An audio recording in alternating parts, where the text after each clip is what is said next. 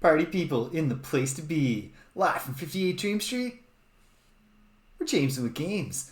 Happy Saturday, everybody. Here we are.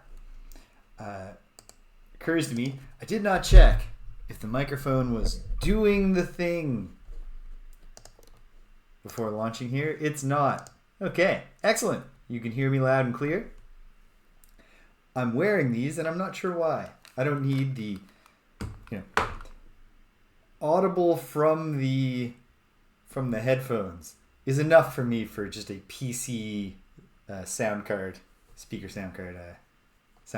Hello, British. Hail. How are you today? Okay, hold on. There we go. Bring that up a little bit. It's probably good enough. All right, here we are. I can hear a cat meowing. Hold on a second.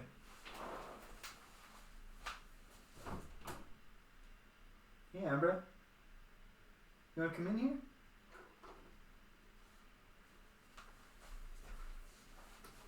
Yeah, she wants to come in here.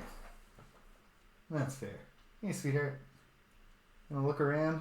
Let her look around. All right, here we are. Session 2, Episode 2. King's Quest 3. To Heir is Human.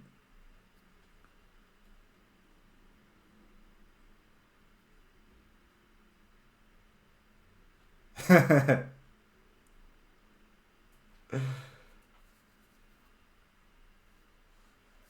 Tashtari, and well put.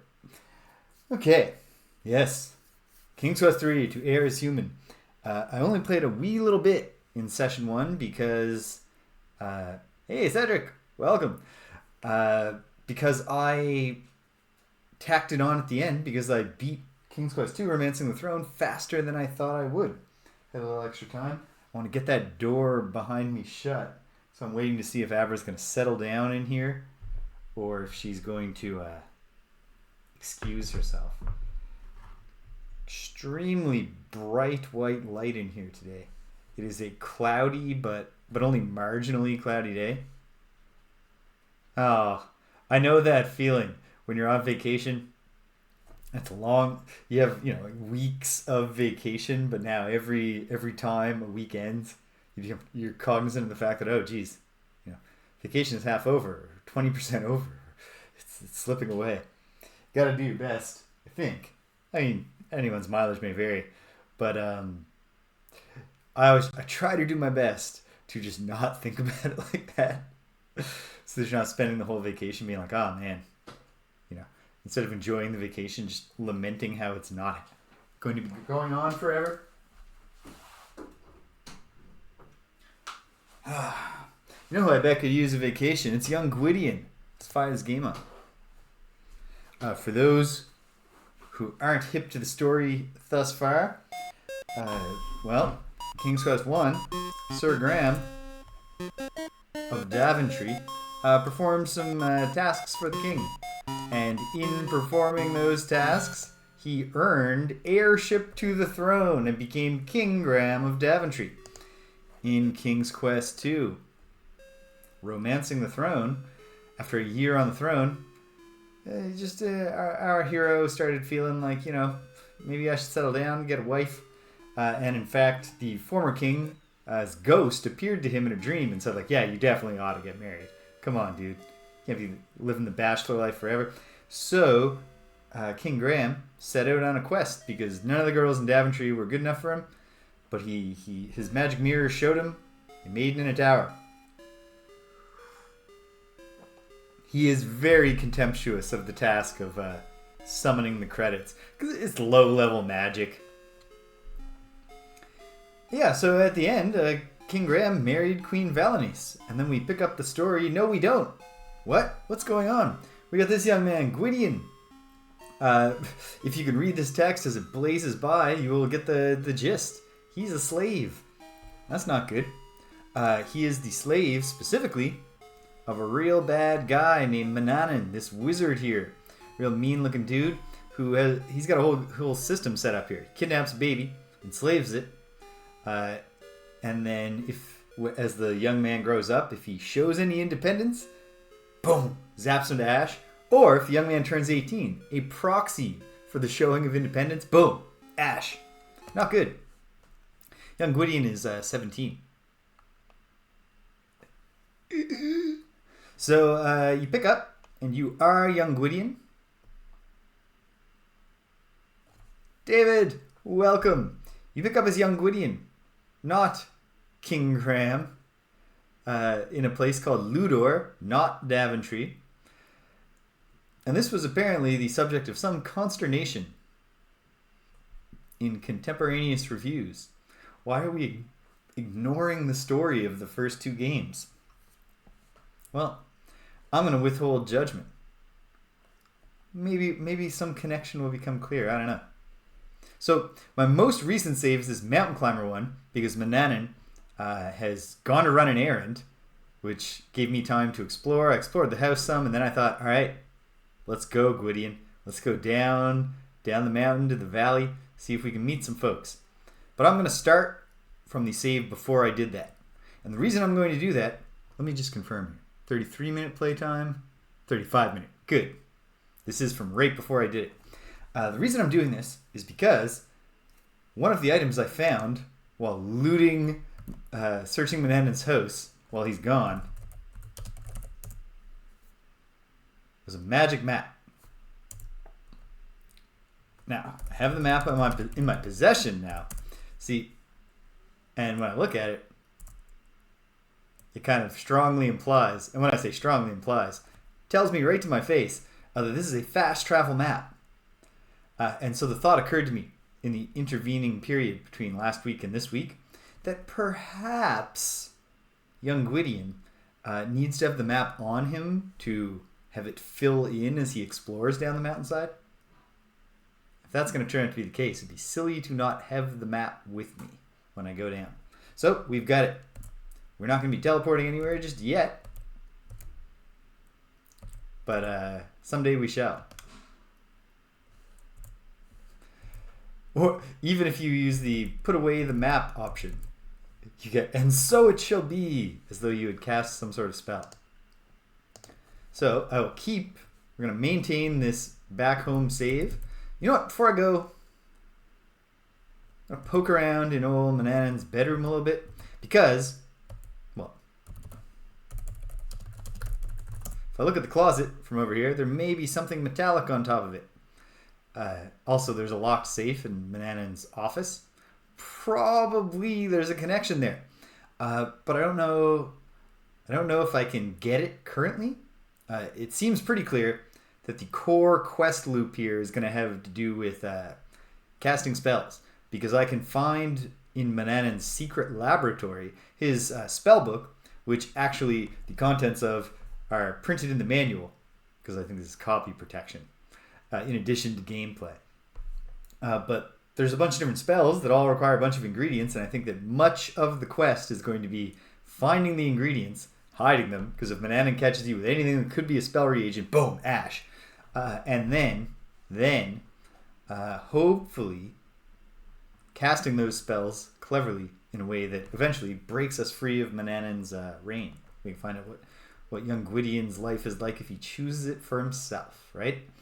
So one thought that occurred to me, because one of the spells is fly like an eagle or fly, and reading the instructions of the spell, I will eventually brew up this flying potion, and I can use both eagle and fly based on whether I dip a fly's wings in the potion or an eagle's tail feather.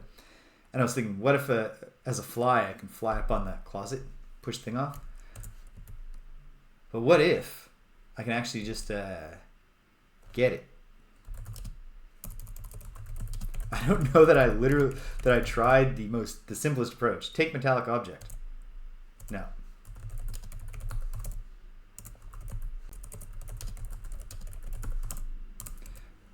Wait, can I look more closely at the object?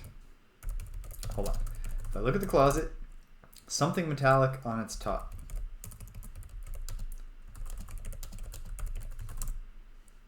Not close enough to reach the top of the closet. Oh, okay. Here we go.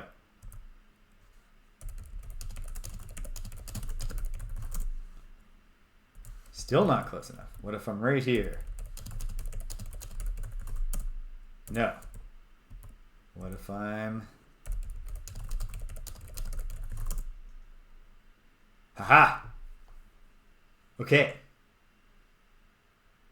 Excellent. This worked out well. All right, so if I... presumably I'll have to transform into a fly at some point, but this was as simple as Gwydion having much longer arms than it looks like he would. Or perhaps we're supposed to picture him stepping, like he opened the cabinet and stepped on its level to reach up there. At any rate, I've got the key. I bet that the key is an asterisk item. The asterisk items are the ones that Manannan will kill me for having. Let's see if this little key works in Manannan's office. Oh, gotta get my numpad here. Oh, this is a pain anyway. There we go.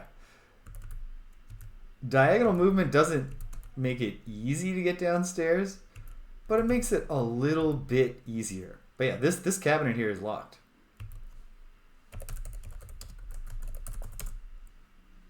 Unlocked.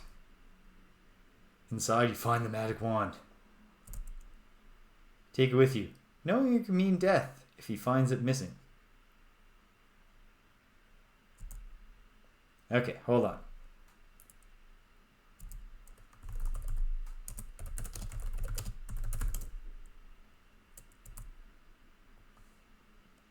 But what if he kills me?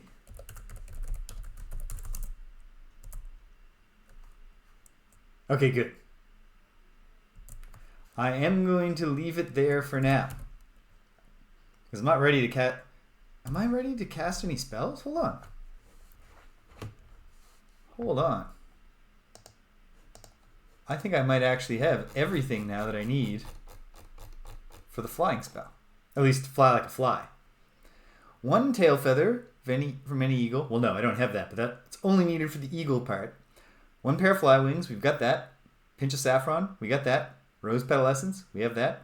Magic wand, we've got it. Well, that's very cool. I don't think I don't know what I would use it for yet, so I don't think I need it just yet. So I am going to return the thing for now.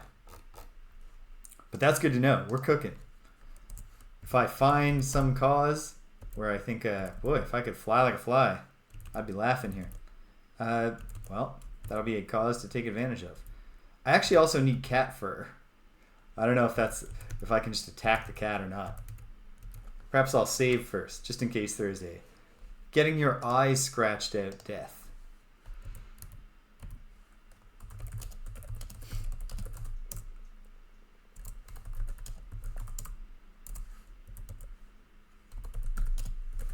Oh, damn it, cat.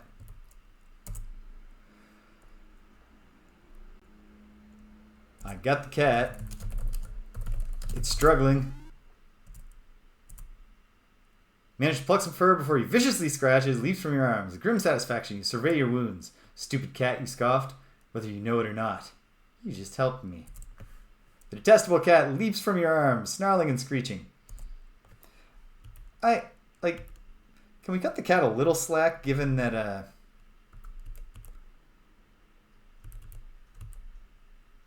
like in this particular situation, like Abra and Astra, both of my cats, are very lovely, well-tempered cats. Oh, the cat's forgiven me. Hide that cat hair.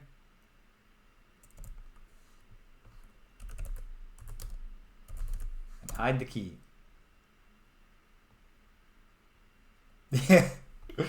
But yeah, they're both well-tempered cats, but if I picked either one of them up and just tore out some of their fur, they would hiss and screech and scratch, and it would not be because they are detestable.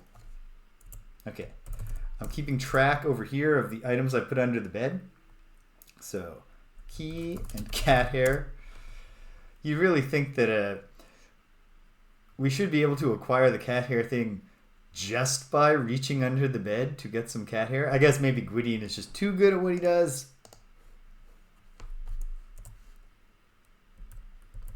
Okay. Nice. We're in a position to cast one spell now. I don't know why I would cast it, so I'm not going to do it yet. Although now that I think about it, from what it sounds like, casting the spell is actually after you do the work of just creating the flying potion for yourself so that you have it. I don't know. It's probably okay. Either way. Alright. Now let's go down the mountain. This might take a little while. Take a few reloads here. But we'll do what we can. Alright.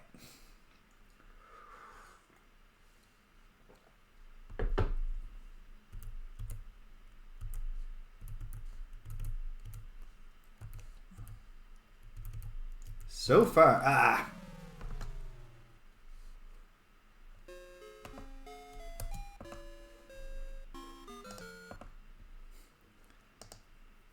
gotta be a little more careful. And actually, I could use a little bit more soundtrack coming out of my headphones here. Everybody at home, let me know how the audio levels, if there's anything, if it's either overpowering or inaudible. Probably neither of those are ideal. So let me know. Totally open to playing with the levels. Okay.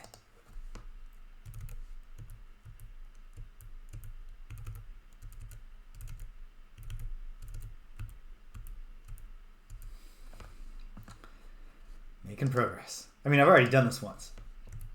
I can do it again. Hell yeah. That's satisfying. When you're just on a long horizontal plane. No, I can't remember well enough from King's Quest V or King's Quest VI, which are the two of the point-and-click King's Quest that I've played, whether that persisted beyond keyboard controls, but it was definitely like, to her, that was an essential game design tool at this time, at least. I fell while I was behind the rock.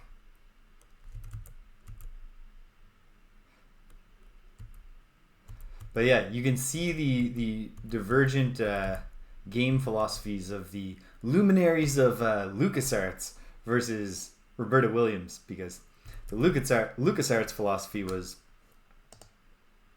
you should never die or get stuck, like dead-ended in an adventure game. And Roberta Williams' view was more like you should literally die every time you try to perform a simple task, like going down the stairs or walking behind a large rock. Okay. I think I need to do some just down walking. I did.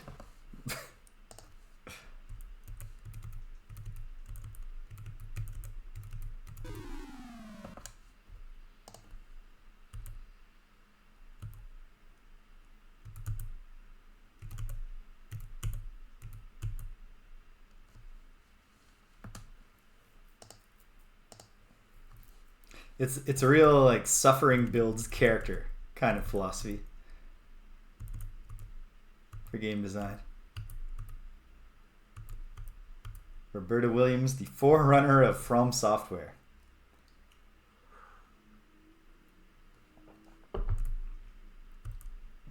Alright. But we're almost there. Then when I get out into the world and I take a look at my magic map, it's also possible that there's, Come on, Gwydion. I guess, you know what? This, in some ways, this is more reasonable. Like, when Sir Graham in King's Quest 1 is just, like, falling off the bridge into the moat, there's a real, like, come on, dude. This is a small footbridge over the moat of the castle that you are sworn to protect. You have surely done this before. You should have the feel for this. Gwydion's actually, like, this is wild for him. He's never walked on uneven terrain, really. He's been on the plateau. Like, stairs are the biggest challenge he's ever taken on. And as we've seen, he doesn't even really quite have the feel for them yet. So the perilous cliff, you can kind of appreciate how a young man might repeatedly plummet to his own death. Okay, we've made it.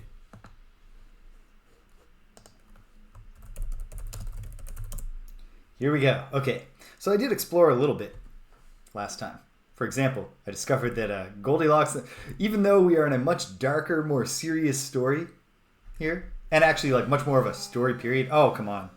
These jerks. Okay. I gotta stop, especially because there's a timer going. If I'm gonna have thoughts where I'm just idling, I have to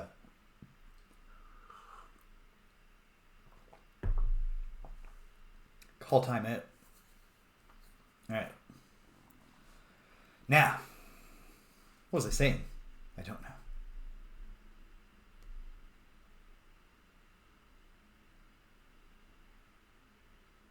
Oh yeah. Even though we're in a like much more of a story and a much darker story, but also we're like immersed in a story. We're also still in a world where just like, yeah, the fairy tale characters are all around, and you're probably going to need to solve their problems for them. Here we are.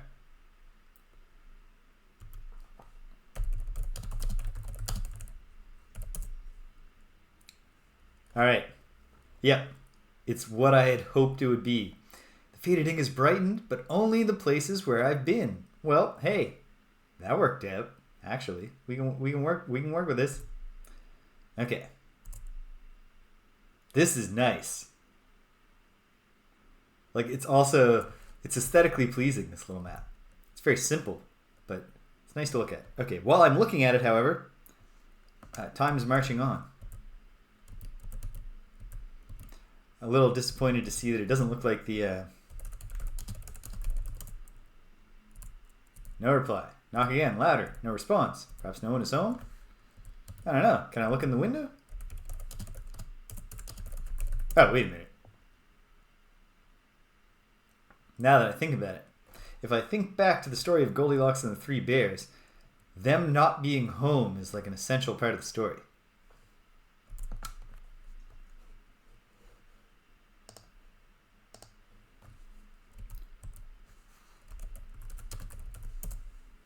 Of course, I also want to make sure I do not get eaten by a bear. The charming home of the Three Bears. Mom Bear certainly does keep her host nice and cozy. So I guess either I'm underestimating the extent to which Gwydion has a little bit of freedom, but I don't think I am. So perhaps just because we know that Manannan has a telescope with which he spies on the people of Ludor. Perhaps that's what Gwydion has snuck in and used the telescope, or just overheard Manannan being like, "Oh, that damn baby bear is happy again because his porridge is just right. I hate when baby bears are happy."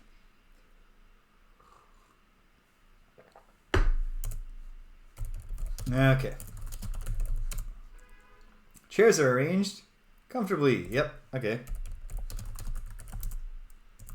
Look at fireplace. Cheery fire, even though it's summer. Okay. Hearth gets me the same deal.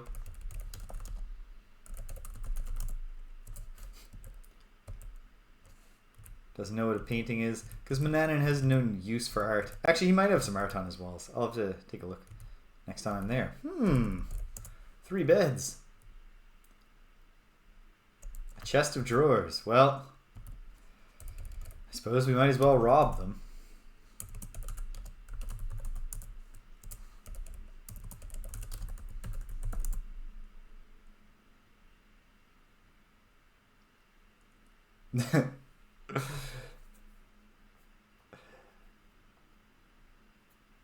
In their house. Is this what we're... Hello, PJ, by the way. Man.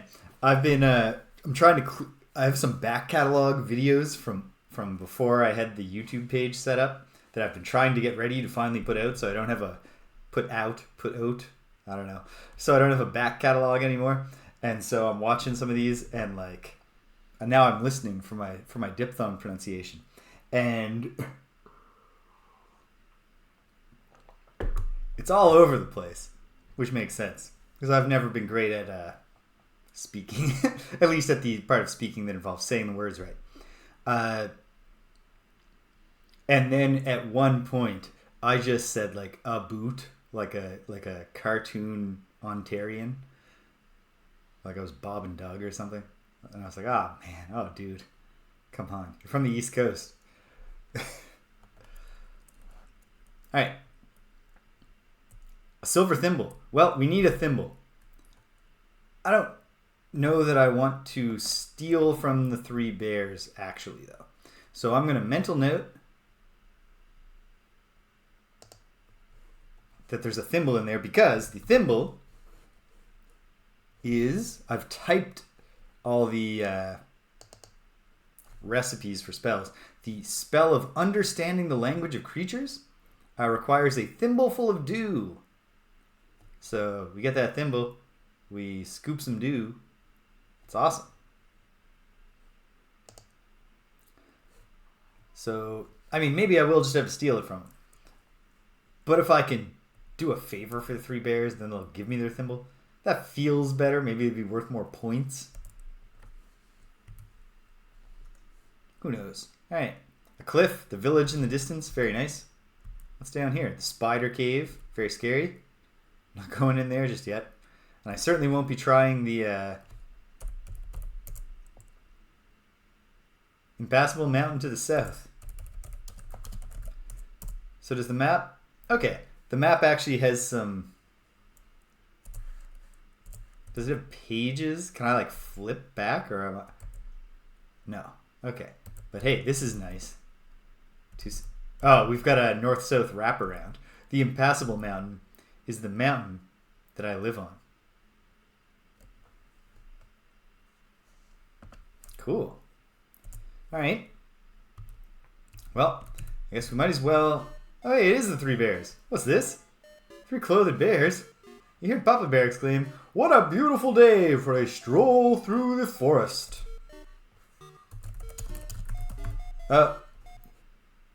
That scene plays out before I get a chance to...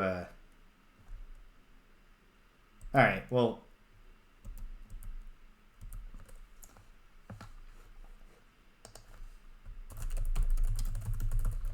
Just in case later I see the way that I could have acquired the thimble without stealing it, or I take the thimble and later on that just means I get eaten by bears. We have a save.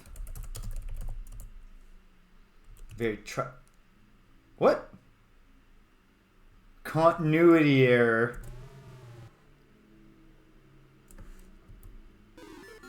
Oof. Alright.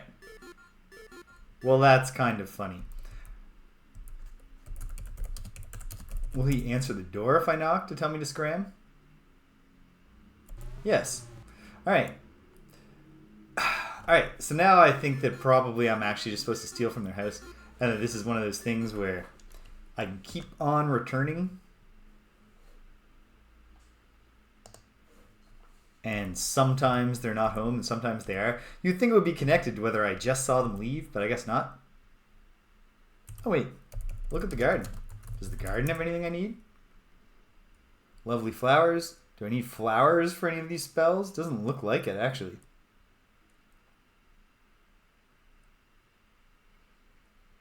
Oh, you know what?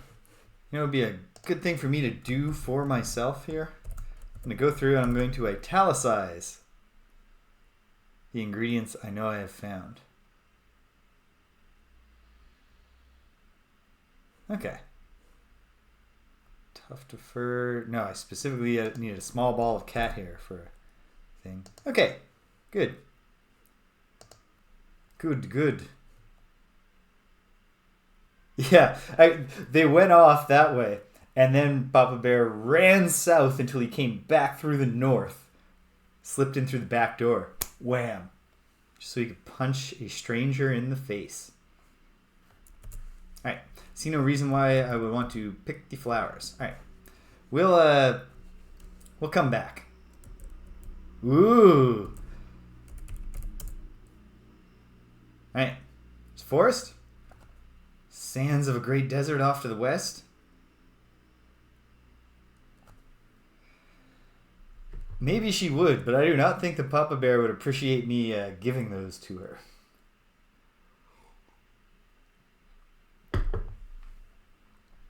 Okay.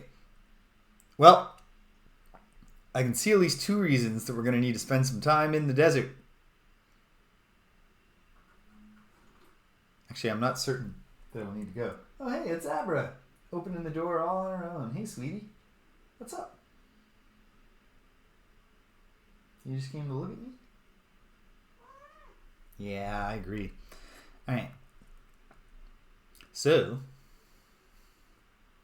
position my head to not distract myself with the door behind me when I glance down in the corner. Okay. Yeah, for the invisibility spell, I need both a cactus and cactus juice, which kind of seem like they should be... Oh, no. Alright, well that's frustrating. All of my possessions have been stolen. That's great. Let's just go back. Right now I don't even have an inkling of where the bandit hideout might be. Obviously there's gotta be I say there's gotta be a way. There's certainly no law that says there must be a way to get your stuff back, but can I just take the cactus?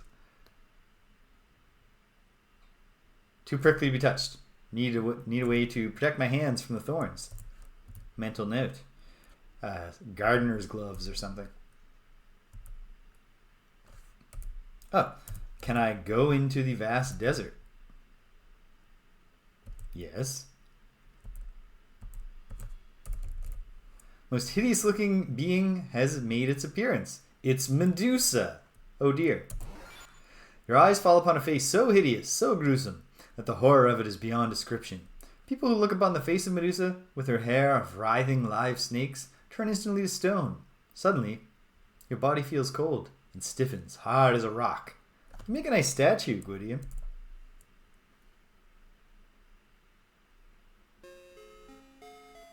Next time, be more careful. Yes. What a fool I was to not prevent that from happening, right? Okay, 1 second. Chilling together for a bit, Abra? I'll leave this door kind of open if you need to leave. Yeah. Okay. Okay. Bring Gwydion back to life. I can go into the desert. Medusa's in the desert. Is she in the desert every time?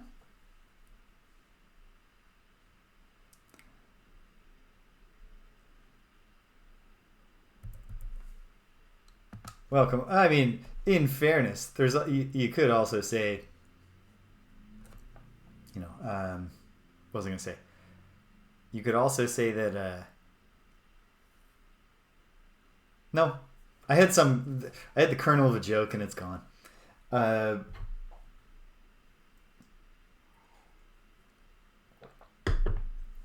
mean, there's an element of like, what were you thinking going on to a new screen, you fool?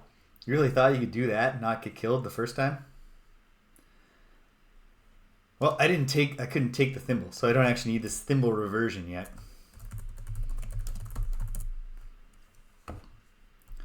Is she there every time?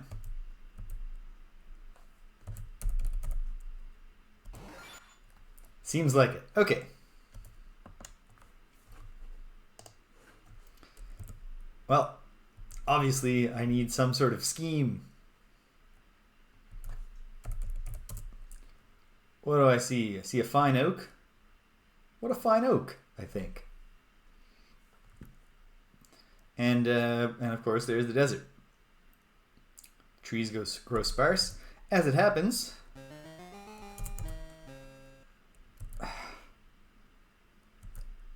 wait a sec. Action. Nope. It's like, do we have a run action? Because Gwydion does not really make haste.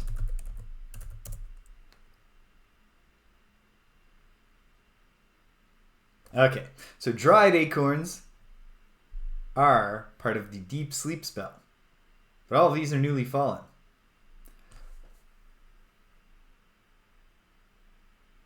But maybe we could just take them and dry them later? Nope. Nope. Okay. How's the map coming? Looking good. All right.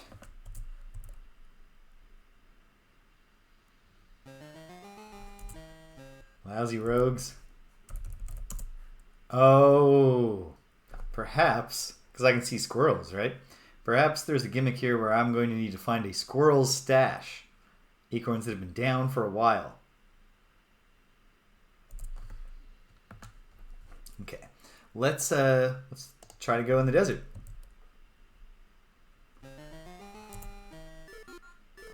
Oh my word.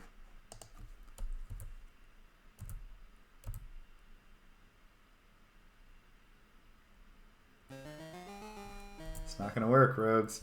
But find yourself at the edge of a great desert, stretching as far as the eye can see to the west. So we do not have a horizontal looping world, even though it does seem still to loop north to south. And it's Medusa. Okay. Noted. Well, wait a minute. Is this a cave here? Is there anything here?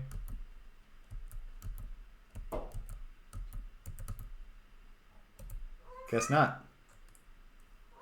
Hey, sweetheart. It's not that time yet, but we're getting there. It's drawing near.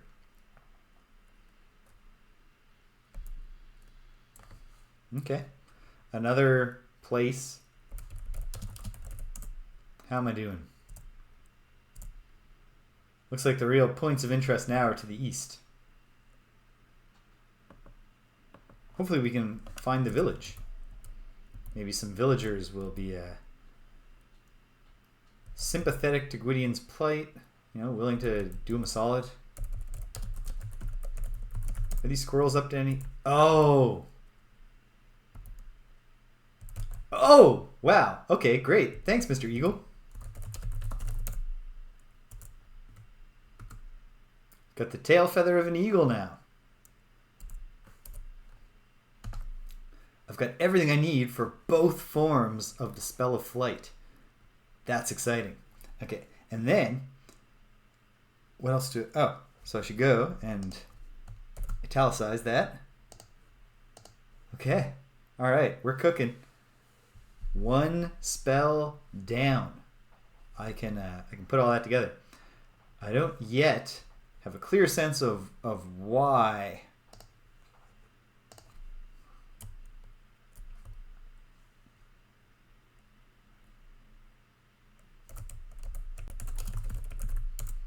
Yeah, this is a beautiful shot from like inside a little enclosure.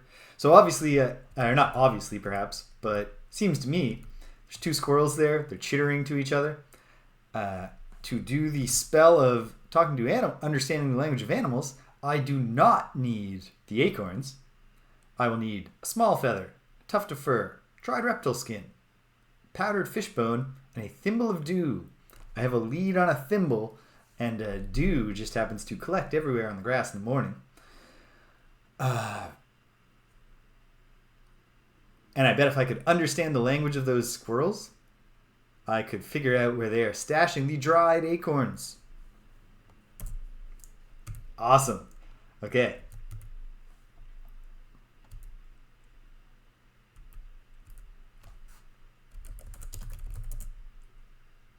We're in.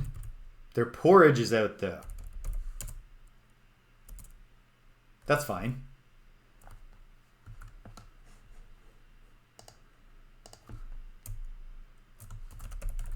I mean, or maybe it's horrible.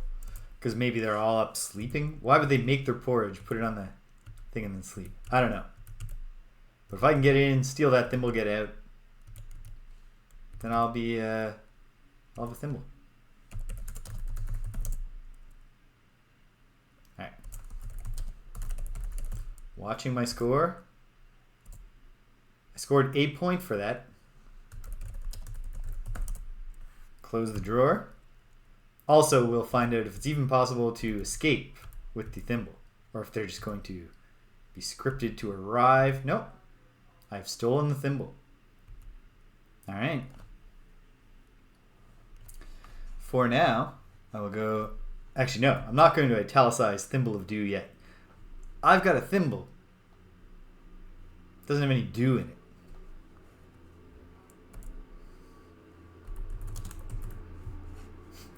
But can I just get some dew in the thimble? Need to move closer. Closer to what? Oh, are the flowers dewy? Drops of glistening dew. Yep.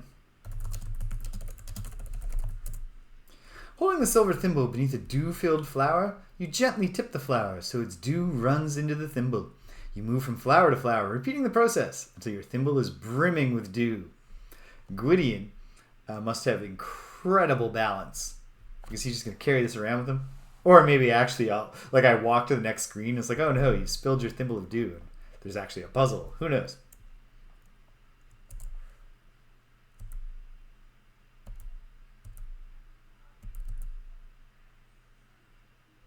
Huh? I have not dropped my thimble of dew. Yeah. Bandit's just come here, beating this kid down. He's got a thimble full of dew.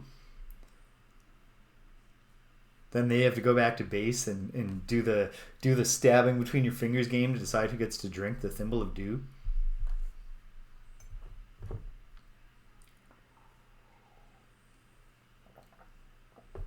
But all right, I'm ready to italicize Thimble of Dew.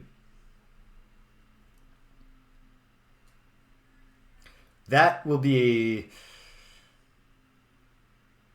I mean, it's not unheard of for the King's Quest games, because at least I know the famous example in King's Quest V. It's not impossible for a King's Quest game to let you create an unwinnable state very early and not make it clear to you until very late. And if that happens, it'll be a shame. I'll be a little frustrated, but it will also be quite funny. And so I'm committing right now to having a sense of humor if I'm escaping Manannan finally, and the bears are there, and they're just like, you just asked.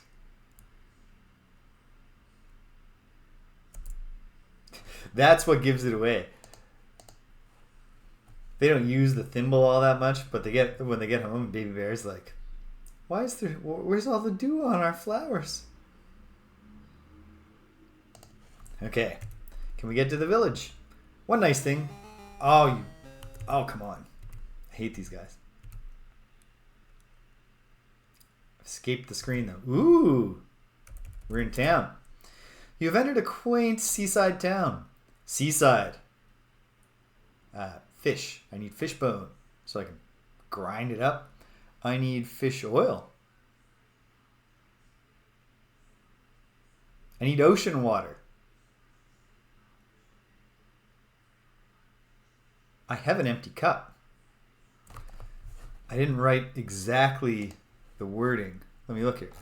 Is it 1 cup of ocean water for the brewing a storm spell? It sure is. Well, we're really going to put Gwydion's capacity to balance open receptacles of water in his bottomless pouch to the test. Hey, Pure goes out to the bay. There's a store and a tavern. I can tell which one is which because of the very clear signage that they use here in the seaside town. Awesome.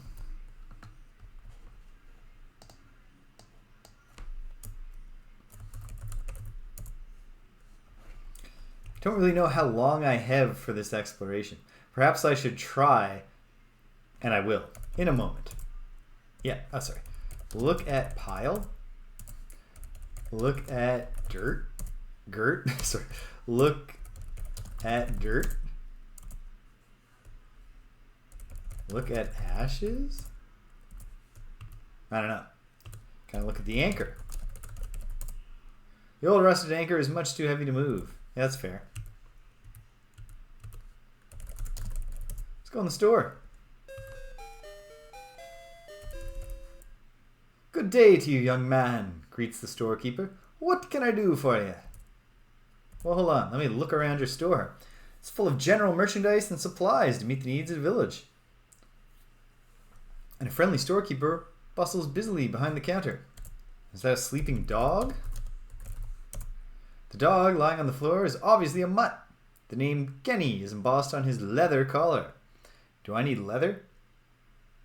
Not that I want to steal Lenny's collar, but I mean, I'm in a desperate situation. I'll do what I gotta do. I can use a tuft of fur, just like a generic tuft of fur, for the understanding the language of creatures spell.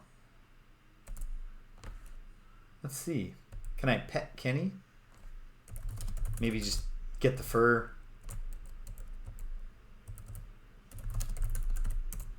As you pet him, Kenny licks your hand and thumps his tail in appreciation. A small wad of dog fur collects in your hand, and you tuck it in your pocket for later use. Yes. All right.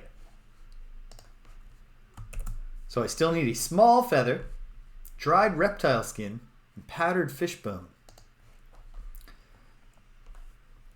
Excuse me, sir. Do you sell dried reptile skin in this establishment?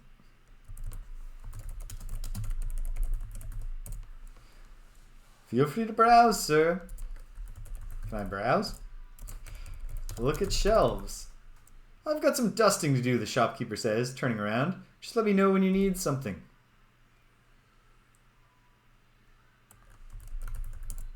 Shelves are filled with all sorts of items. There are a few items of particular interest to you. Leather pouches, salt, fish oil, and lard. Yes, in fact, as it happens, I need a leather pouch. I need salt. I need fish oil. And I need lard. So either there's a mechanism by which I can do favors for the shopkeeper to barter for these items, or I can literally barter, or there's going to be money somewhere, or I got to steal from this guy, and the fact that sometimes he's turning around is going to be relevant to that. Let's find out. This is a business, not a charity. You have to buy the things you want. Okay, stealing is not what we're here for. Can I say anything else? No. But he hopes the day is treating me well. This is honestly, it's quite literally the best day of my life so far. I've never had a more exciting day than this. And I've never had a conversation with someone who said something nice to me. So I'm doing very well, sir. Thank you for asking. Like a lot. Thanks a lot. Okay. I'll come back when I think I've got a lead on buying things. Let's test. Never mind. There's no need to test. You're up to no good, Gwydion, Manannan snarls through clenched teeth. Never again will you discover my secrets. Zap. Okay. Now, probably that means that I'm out of time. But do I have time right now to teleport back?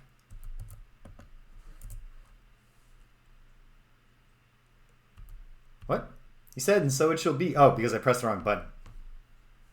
Okay, let's take back those seconds.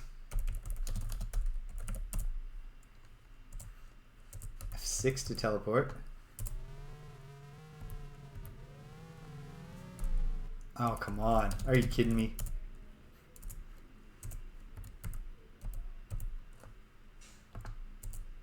Yeah. I mean, no, they're not kidding me. They're quite serious. Just because you can teleport doesn't mean that you can skip the precision walking challenge. Okay. Well, I'm going to try and hopefully succeed at getting home in time to not be killed. But we'll see.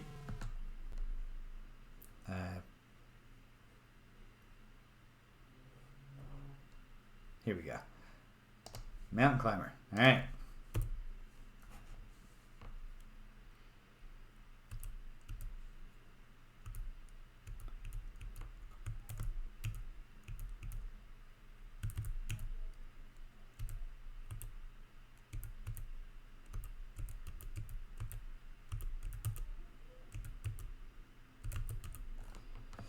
Okay. This might be working, or it might be too late. I need to go to an earlier save and run home and just, you know, remember that anything that I ran out of time to do.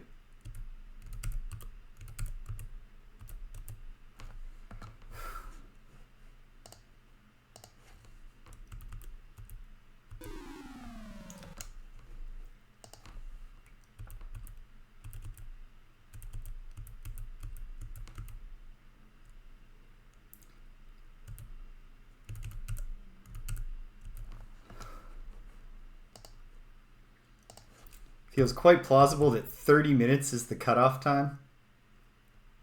30 minutes on the clock.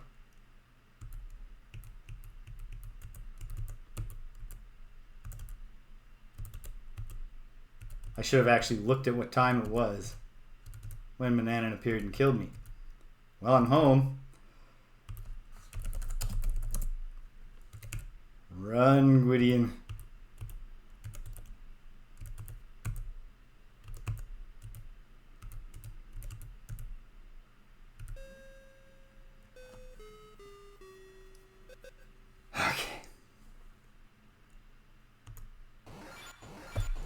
Okay. Not great. So,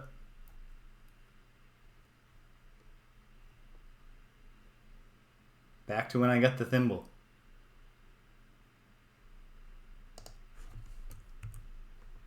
For 3 minutes.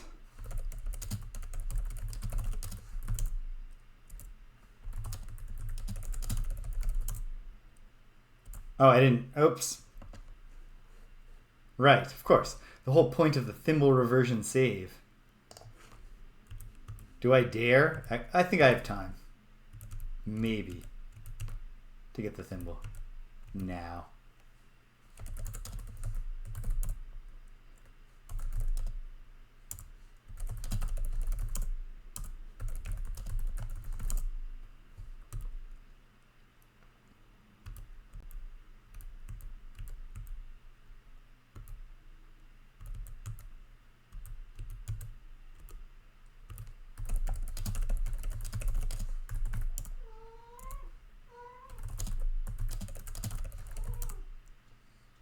Alright, got the do.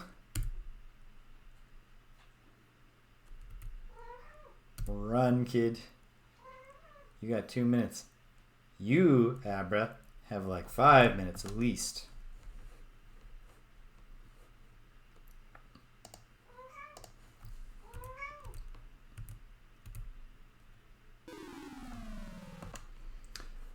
Gotta go fast. But you also have to not die.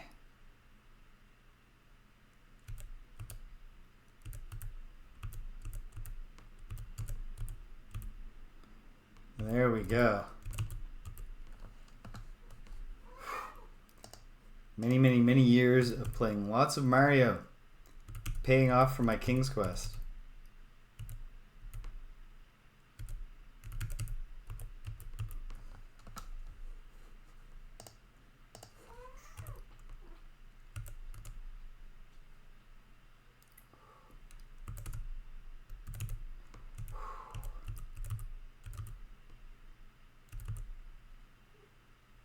Yeah, bro.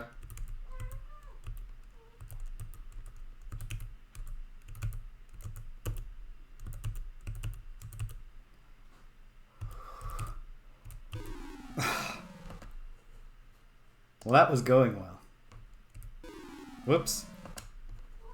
But I did far too much for the saves coming.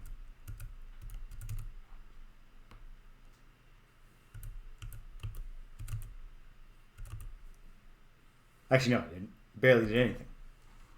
Misread the screen there. Okay. Okay.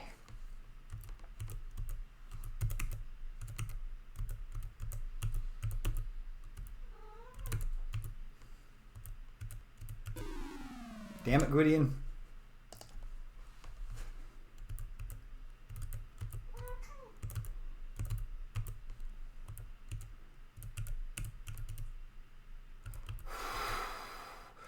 Okay.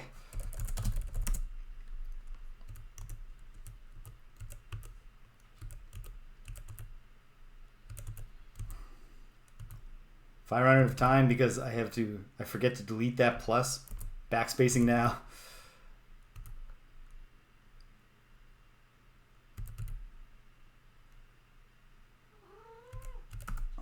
Okay. 3 things to hide. 1. How sharp are the wizard's eyes? Really?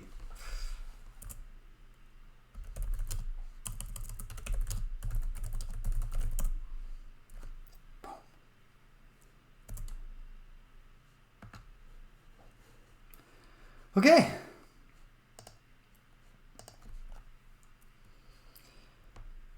Not bad. Not bad. We had a pretty good little trip down the mountain. There were ways in which it could have gone better, but it wasn't bad.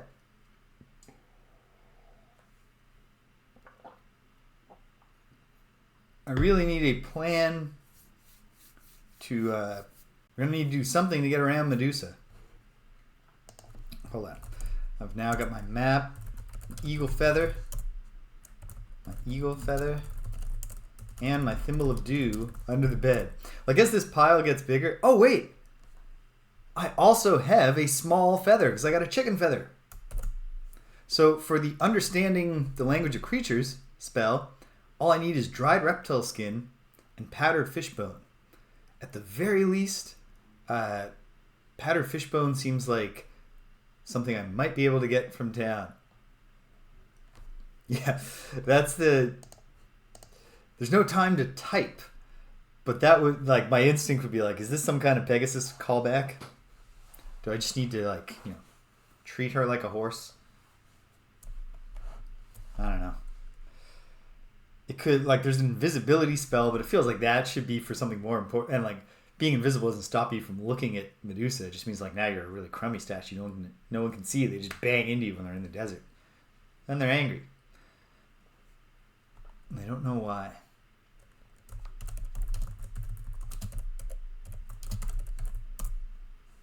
Well, I made it home.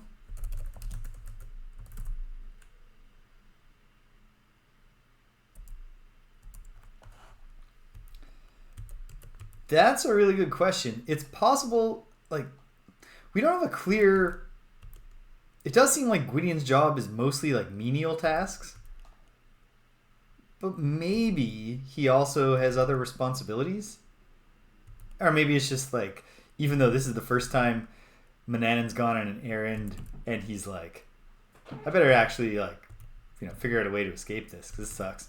But maybe the other times, he's just been like, I want to read. What?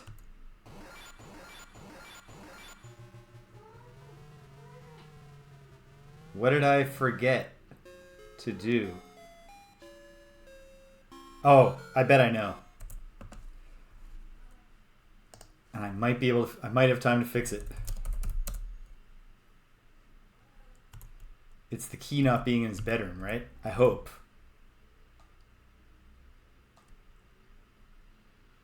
I might not have time to fix it.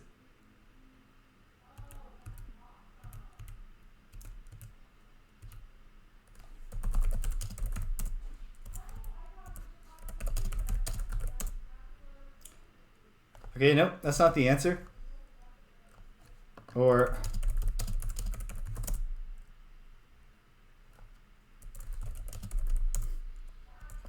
Okay. What am I forgetting?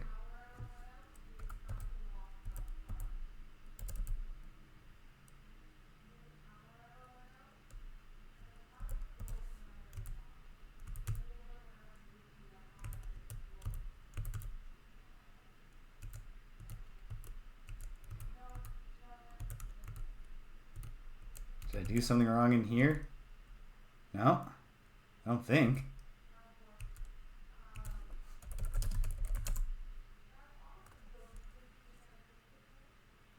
Okay. Okay. There. All right.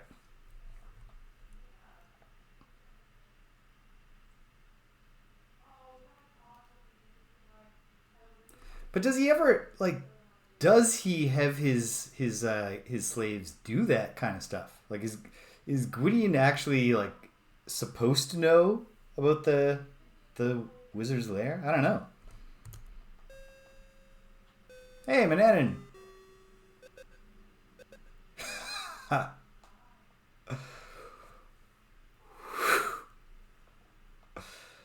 That's Gideon. He gets home. He puts all his stuff on her. He's like, okay. And then he remembers the book. He's like dashing down and put them back. The wizard does not think Manannan does. He doesn't give a shit about Gwydion, so he doesn't notice that he's like, sweating and like out of breath. You're ready to eat? All right.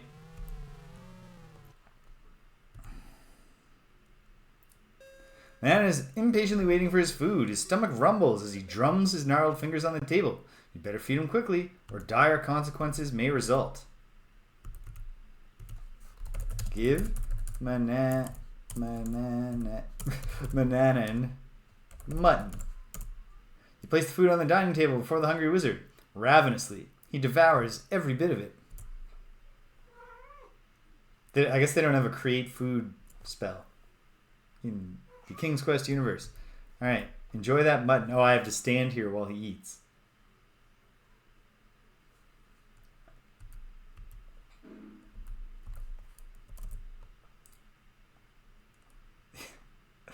It's obvious the wizard enjoyed his meal as he lets out a satisfied belch. He rises and leaves, without so much as a thank you. It really does, doesn't it?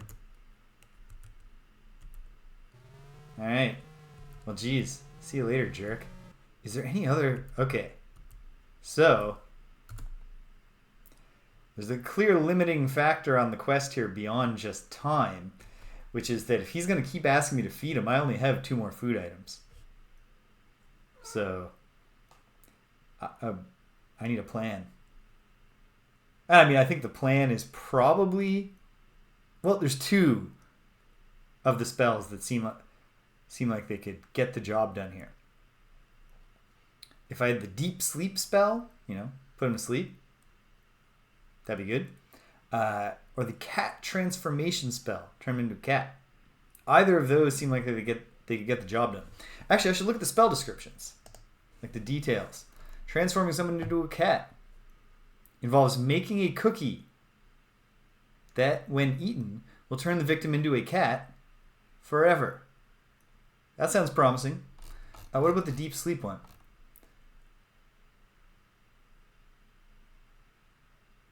Boom. Pour the sleep powder on the ground or floor in a dank, dark place. Then recite, slumber henceforth. Well, fortunately, for the case of narrowing down our concerns, there's nothing dank or dark about Manannan's home. It's like dark in a sense.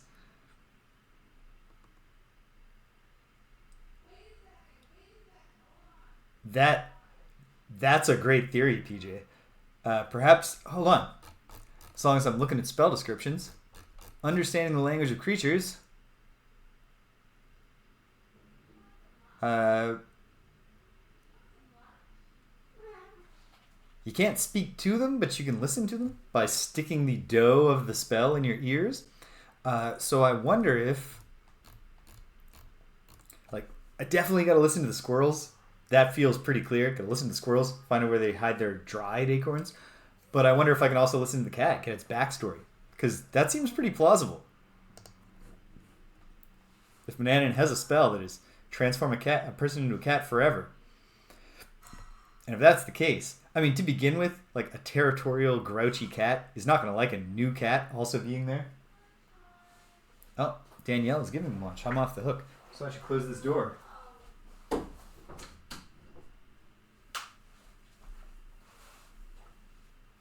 Hey. Yeah, that cat is not going to like having a roommate. But that feels like what we like. Okay, so the Manannan thing might be just like a one and done. Once I can get the pieces of the cat transformation spell. Make a cookie out of them, and then he's like, I'm hungry. That gives me one more chance to feed him. But he goes, oh, I'm so hungry, Gwydion. You're like, all right, have this cookie, man.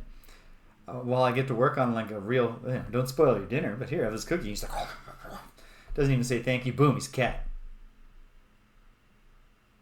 Gwydion gets scratched so much on his way out of the house for the last time.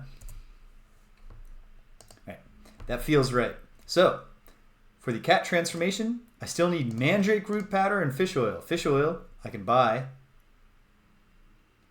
from the town. So mandrake root powder might even be a thing. I wasn't paying attention. I was focused on the saffron last time I looked around in Manannan's lair. Okay, well, I mean, now I'm just stuck at home for a bit until he goes out again.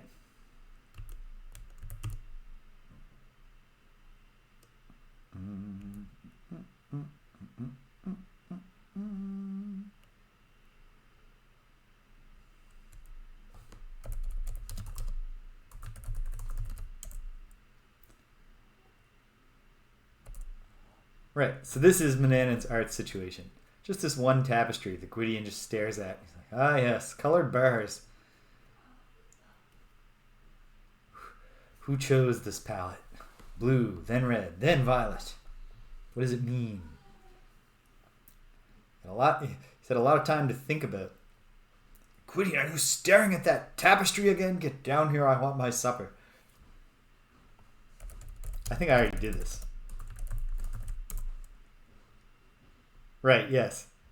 It's an ad for King's Quest IV, which I'm probably playing immediately after I finish playing King's Quest III, or possibly after one interjection, because I purchased a new game, a contemporary indie game. What now, Manannan?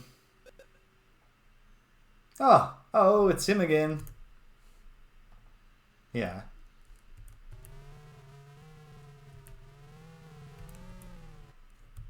Okay.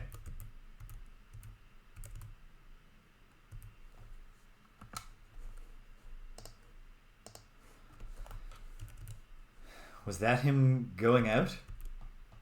I guess there's the only way I can learn that. I guess I could go down the mountain and see if he comes and kills me.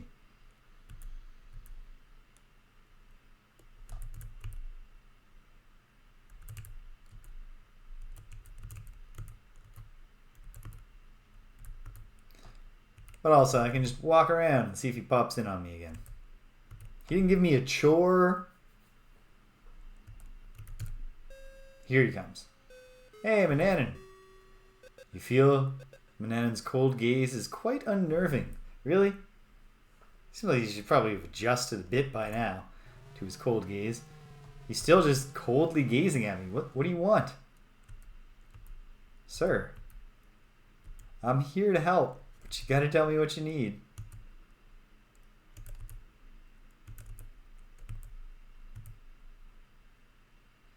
Feels pretty likely that it will be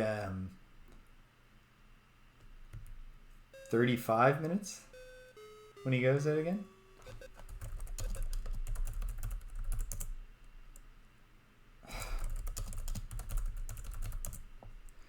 The annoyance. He looks your way. Don't bother me, boy. I've got important things to think about.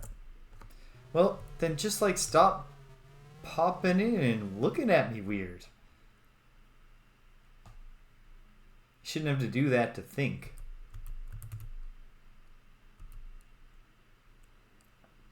Hopefully 35 minutes is when he goes out. And actually,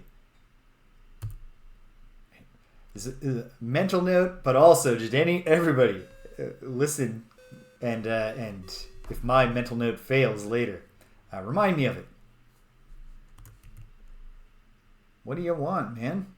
You going out?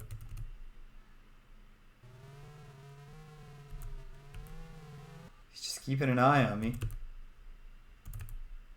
Is he suddenly gonna just get mad that I haven't been doing chores without being asked?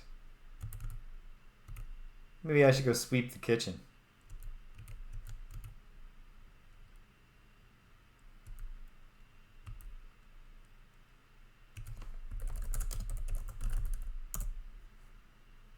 Look at him go. This kid's a pro. This is actually a really bad sweeping technique.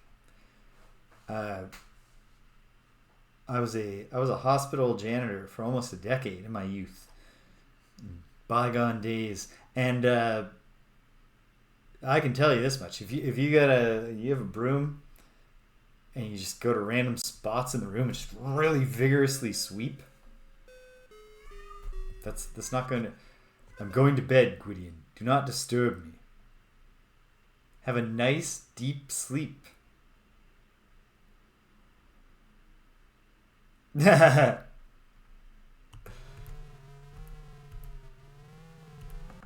know, I think for the sake of like maximizing the evil of Manannan and simplifying the game over the game over when Manannan thwarts you, I think the way they went makes sense. He turns the boys to ash, but wouldn't that be quite a thing if just he actually had like 8 cats all going around? I suppose that you transform them into cats, they eventually die anyway. Okay, nap time began at 35-ish minutes. You sweetheart, did you have good LUNCH? She did. She definitely did. Okay, he's taking a nap. I'm gonna take a brief intermission to run to the washroom, and when I get back, let's dig out the old magic map. And at least that should save us the trip down the mountain, right? Right. Crazy cat conjurer. Alright, hang tight, gang. I'll be right back with you.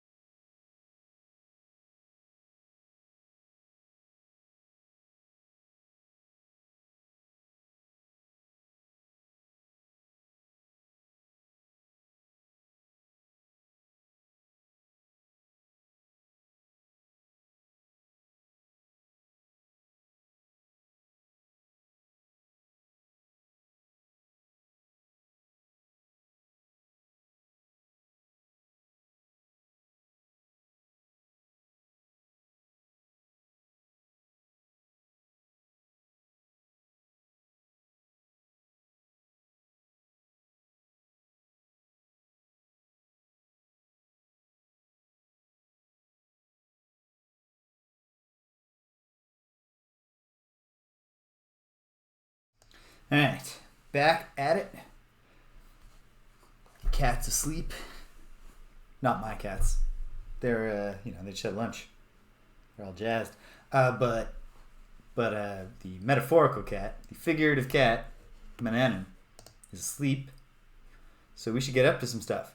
What I would like to try first, just because I can, is I would like to try to do a spell. I have everything I need for the flight spell. Not sure there's any reason to do it, but there could be. Like, the flight might be necessary to solve other puzzles down the mountain.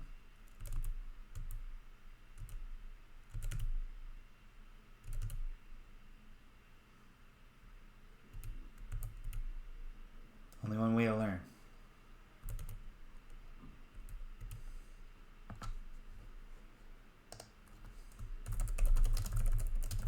But if I find out that I really didn't want to waste this, I didn't want to spend this time on this particular opportunity, there's something, if I had just 2 more minutes, I could get it done down the mountain, just in case. Okay, I'm going to want the map when I go on my trip. I want the key to get the wand.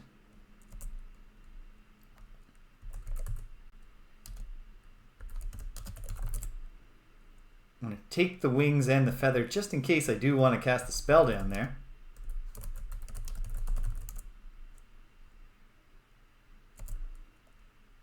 Smokey! Hey, welcome! Grab that essence.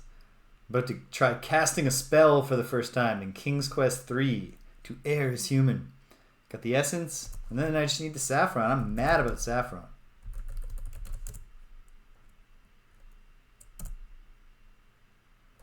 And I took the magic map, right? Yes, I did. Well, thank you. Thank you for saying hi. Glad to have you here, even if you're only partially here, partially attentive. Have fun playing D&D. I hope it goes very well. I'm excited. I got a tabletop session. Our bi-weekly tabletop game is actually happening again. Like, it was last week, but now it's going to be again. So I'm going to be playing Ultima Underworld in the morning again tomorrow. But then we're going to RPG. We're going to role play. And I'm excited because our last session was a real, like, get the lay of the land in the strange place you've wound up marooned in. And now we have a sense of, like, the political conflicts at play and stuff. And now we're going to find out how we get entangled in those. So I'm looking forward to that.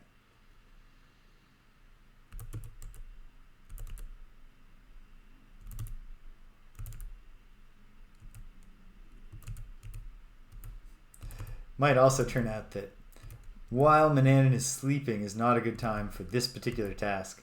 Fortunately, the cat does not seem loyal enough to him. Unlocked. I've taken the wand. Ooh, the cat came right to me when I took the wand. But I think that was just a happy coincidence.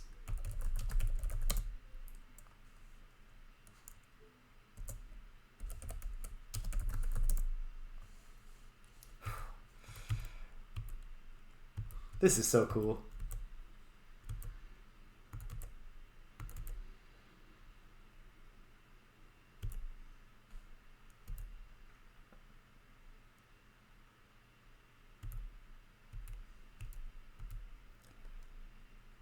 Okay.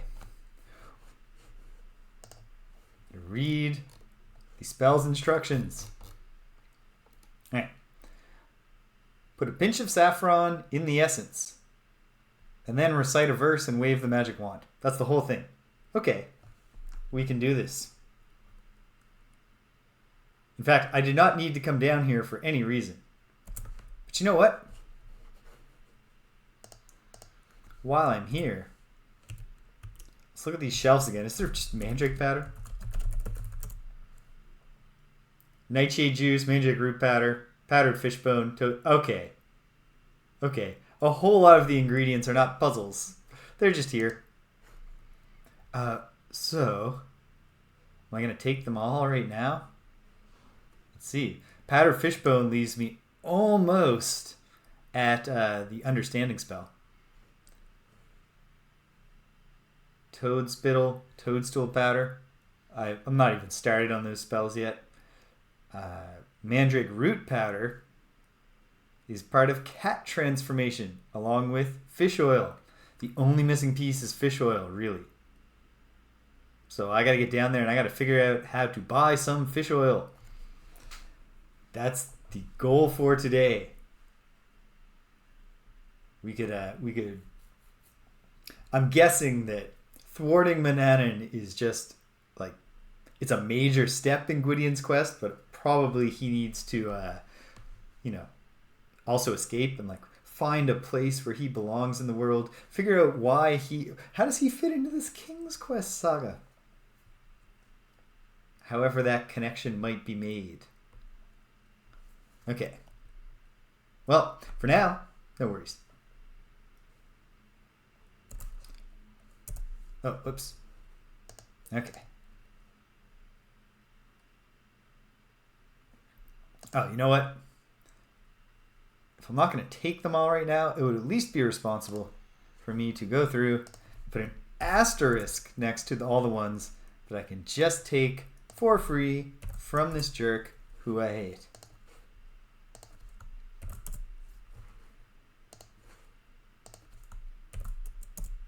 Excellent. Okay, so overall, here are the remaining things that I don't have a lead on yet. Dried reptile skin. Oops, gonna put the asterisk for the fishbone. Dried reptile skin.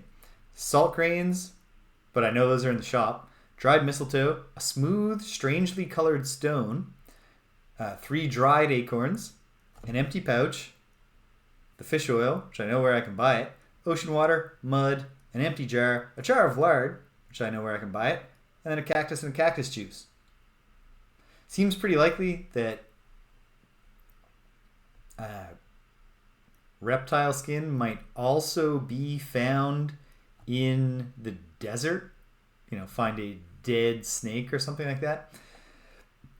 In which case, I need a plan for Medusa. Is it as simple as turning into a fly? Flies would still have flies have eyes, so I don't know. All right, here we go. Put saffron in essence. You might need it. Add saffron to essence. You might need it. I do need it, but this is what I need it for. Okay, hold on. I'm probably supposed to type exactly what it says, aren't I? Put a pinch of saffron in essence.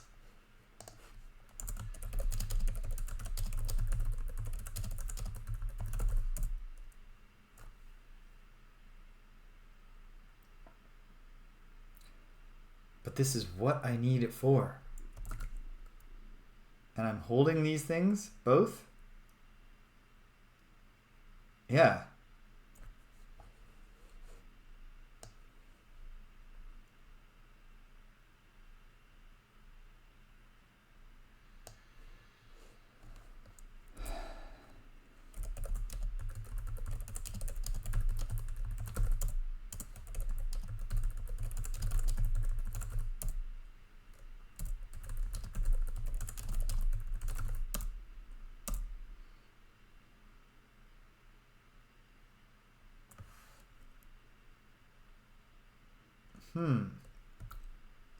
I have an empty cup.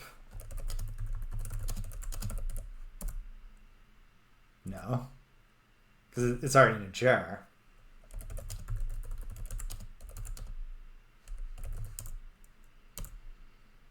Weird. Okay. You know what? Let's put a pin in that. And I'll just take the map. And what else do I need right now? From under the bed. I'll just take the map for now. And we'll have another day out exploring. Now, if I start to get the feeling that I absolutely need to be either an eagle or a fly in order to acquire anything that will give me fish oil, well, we'll deal with that when the time comes. Here we go.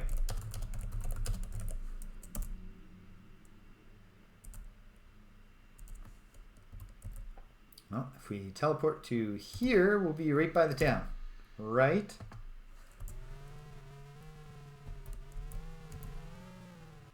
Pays to have a magical teleportation map.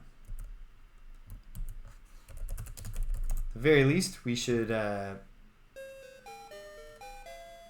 Hey, shopkeeper. Can I buy some fish oil, sir? With what? It's gonna say. No, I don't. Okay, there's money somewhere. Perhaps I need to find the bandit lair.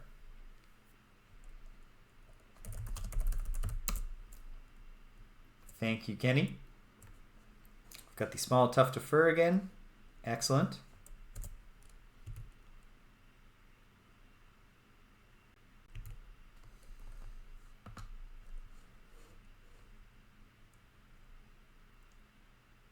Well, I don't need this anymore.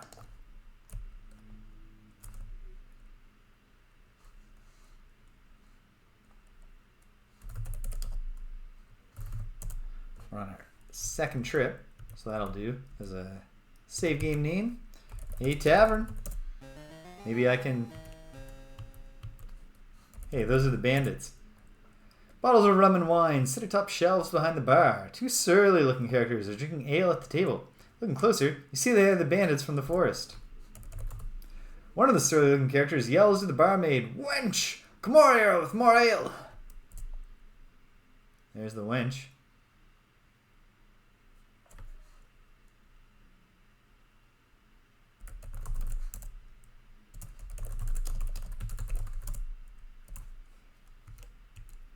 Perhaps if I was invisible, the bandits would have a conversation. But if they're the source of my money, then I can't buy the lard that I need for the invisibility spell. Okay.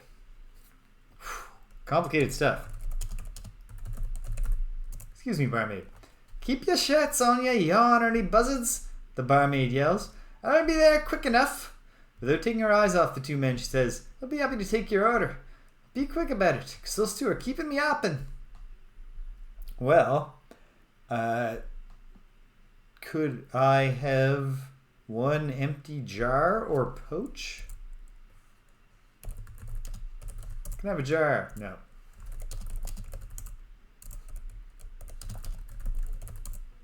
The buxom barmaid has an air of hardened determination. You know, you get the feeling she doesn't take any guff from anybody. And she does give off that vibe already, because we know these bandits are bad news. But she's not intimidated by them. And we can also confirm that she is buxom. She has established that very clearly. Okay. Ooh, it's the same tapestry. What does that mean? It means nothing.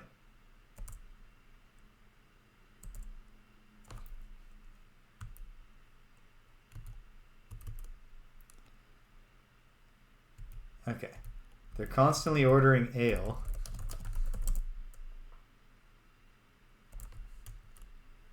I don't know. And I gotta be circumspect with my time. So for now, I know they're there.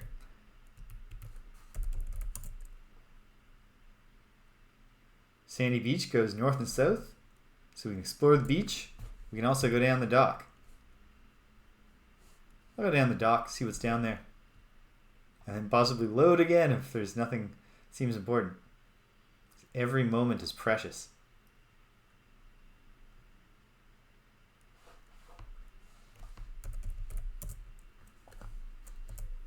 No special dialogue. Now,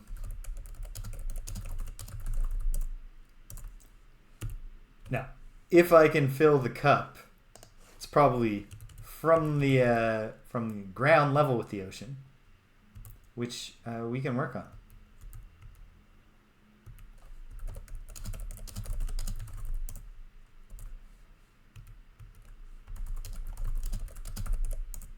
Fill your cup with ocean water.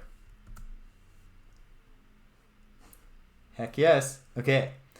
So, we now have part 1 of the Create a Great Storm spell.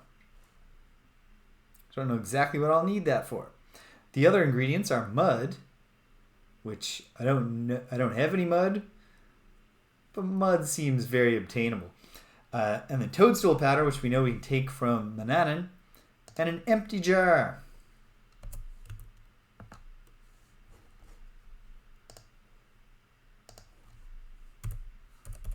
Anything else notable here?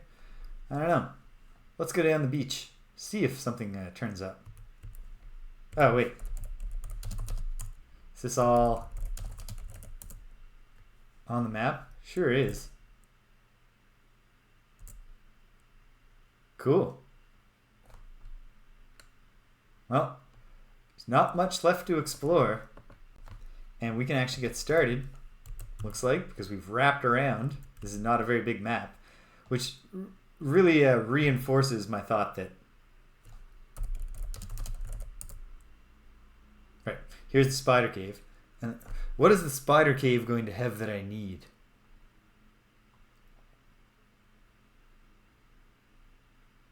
Maybe the spider has a smooth colored stone in there or something.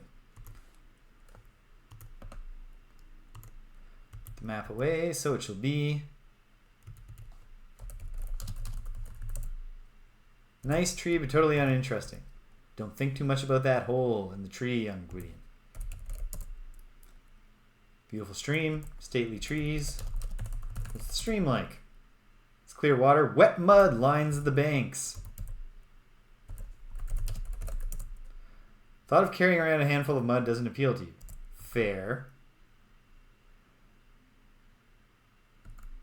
Okay, so I need a mud receptacle. But we have a lead on mud.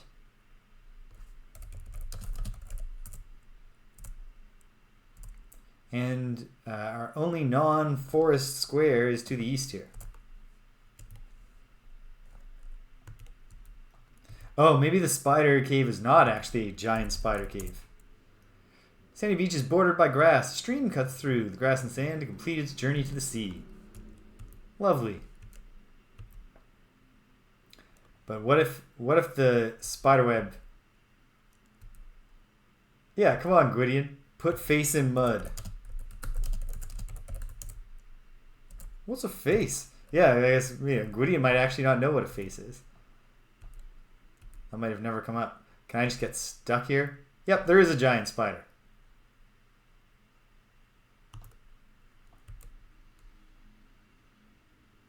Oh dear. And it's not wasting any time, like paralyzing you, spinning, ensconcing you in web. It will just eat you whole. Horrific. Okay. I can't see any way in which Fly Like a Fly could help with the spider. It still could be the case that that is also the bandit's lair, which is what I was thinking. Maybe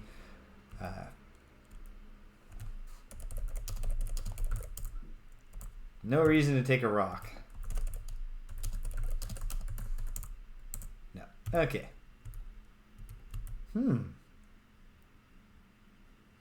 Alright, now the big task is to think.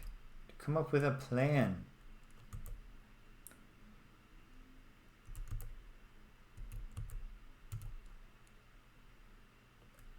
What if the spider does just want a password? So this is a fishing net under here, isn't it? No. Or maybe it is, but... The ground? Soft grass of the forest, placed by the coarse grass of the seashore. Okay, sure. Alright.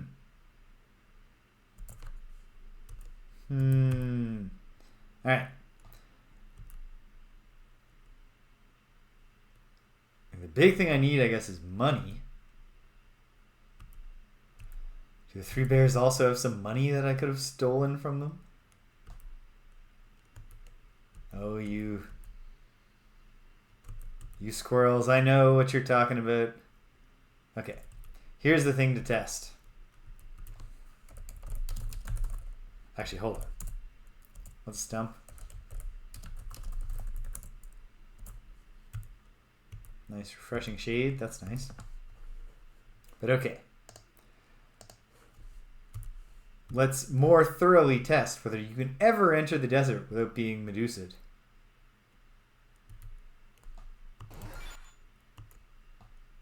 It's not looking good. But hold on. Were those snakes? I'm not even sure. They might be lizards, which are also reptiles. Okay. Not having any luck with that one. I wonder what the birds are saying to each other. If only I had some dried reptile skin. No, those are lizards. And then here comes Medusa. Hold on a second. Let's try some. I'm not super confident in this, but hold on.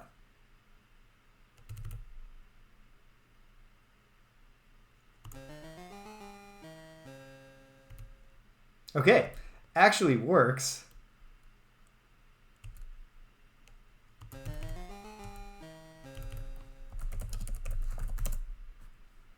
Little lizards are too quick for me. Okay, however, can we use this to actually explore the desert at all? Lizards are too fast. So what else could I do?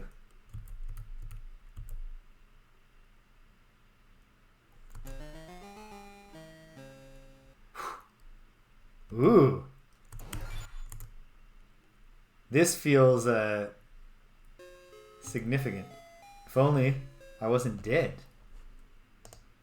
Okay.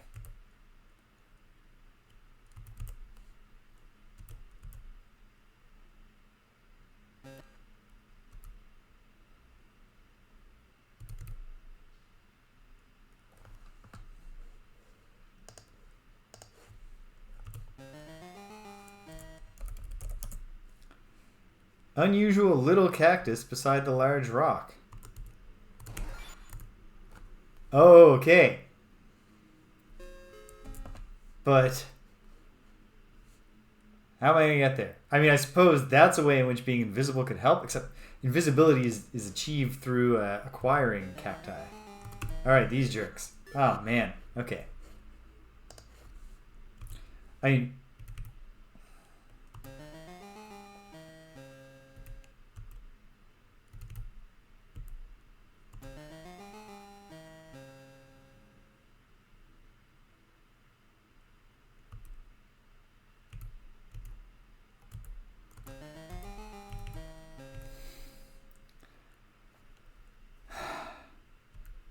I don't know.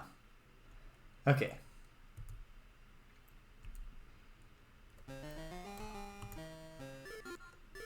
One sec. Let's let it happen. Not because this is good. But what if...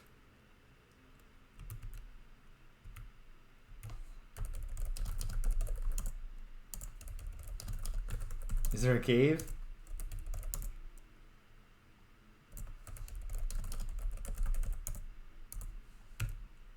No. I really want this to be a perspective trick that's hiding the entrance to the bandit's lair. But I don't think it is. Okay, let's get our stuff back.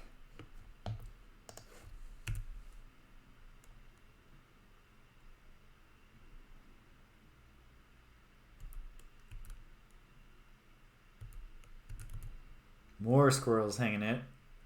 Having a chat. Is it the same two squirrels? They just go between two screens? I don't know. Oh, wait. Oh, those jerks. But okay, that tree actually is quite obviously filled with acorns.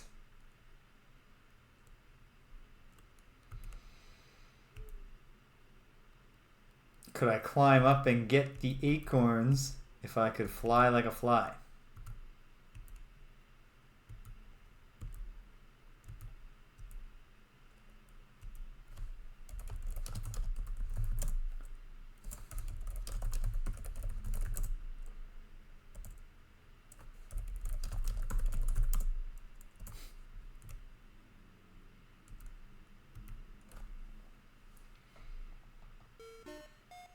Hey, they're home. Mama Bear says, "Thank you, dear. That was a lovely walk." But then do they burst back out enraged that their thimble is gone? I mean, even if they do, they can't prove I took it.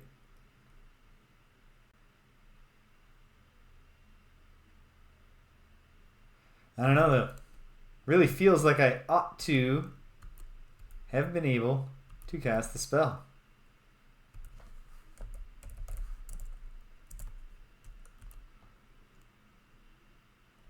You know what? Let's go back. Let's go back to Manannan's lair. Oh, this is the thimble reversion.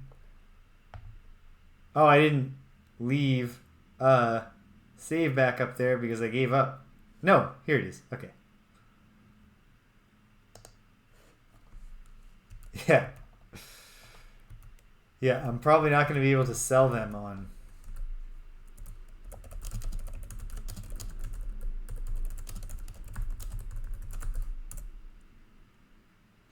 I disagree, though.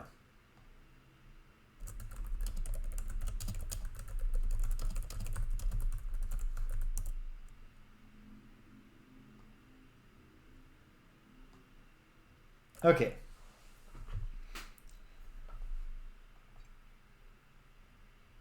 For those who are familiar, I will ask, is this a case where I cannot cast this spell right now for some reason that I haven't figured out that I have to figure out? Or is this a case where I am just failing to wrestle the text parser into submission?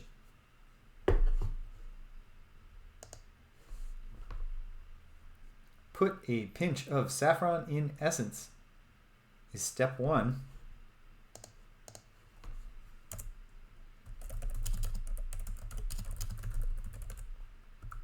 I don't even have that stuff on me. Okay. Okay. Yeah. I feel like flying might be helpful down there. And it won't take me too long to acquire the small number of things I successfully acquired.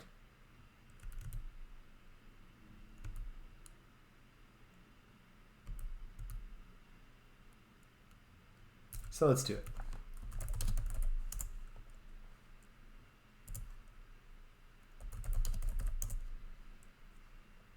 Get the map, get the key. Get the fly wings. Get the eagle feather.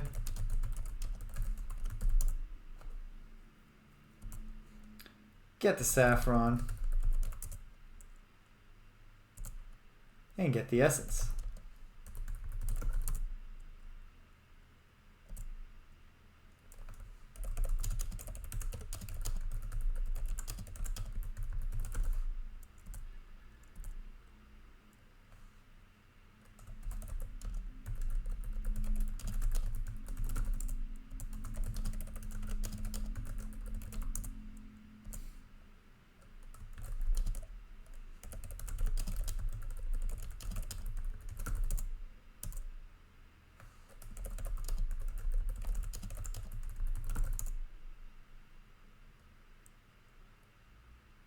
That is absolutely not what I was trying to do. Okay.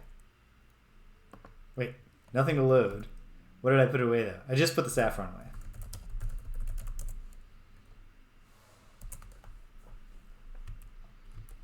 Let's get away from the bed.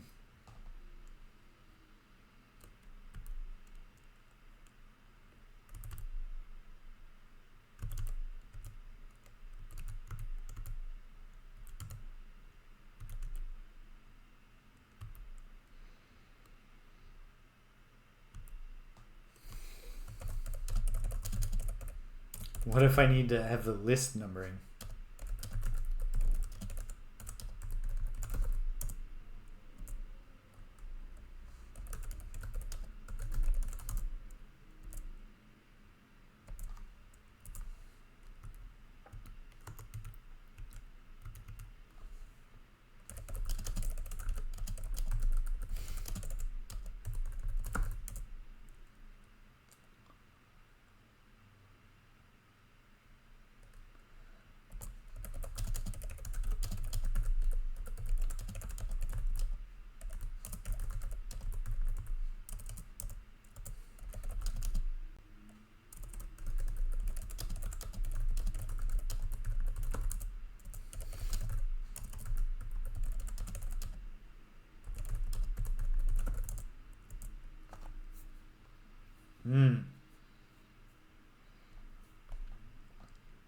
Anything that I'm not seeing in these words.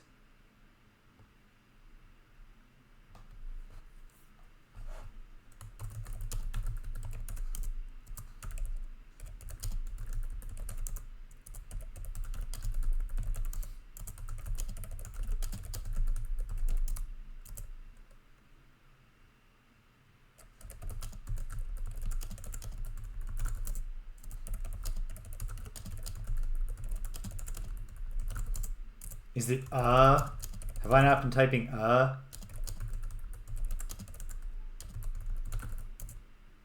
No, it's not that.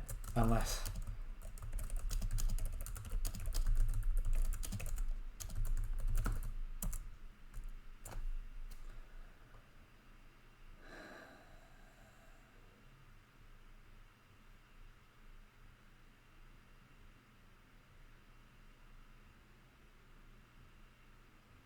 I don't know. Any thoughts, team? Maybe we do need to go to the workshop.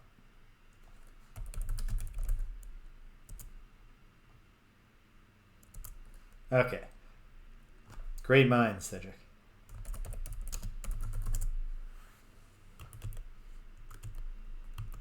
It does seem like, you know, the more appropriate place to go to cast a spell.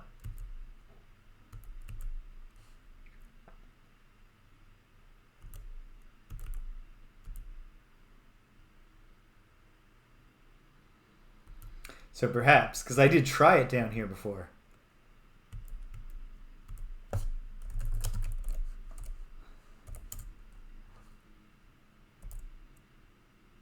Yep.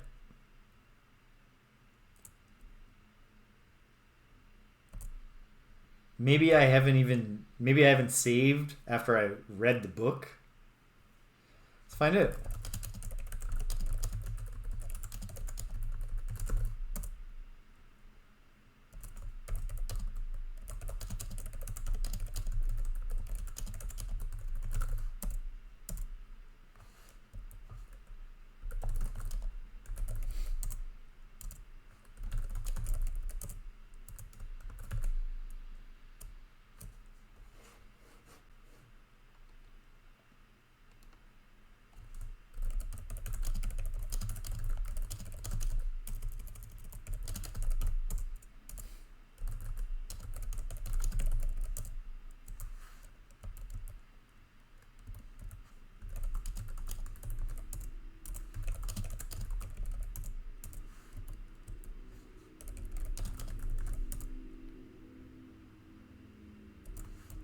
Curiously empty. Okay, what's on this table besides the book?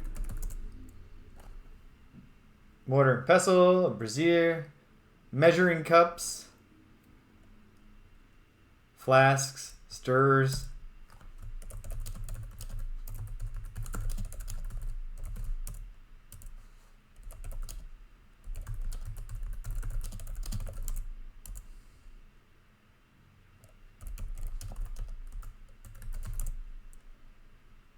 Cups, beakers, put in a beaker, a flask.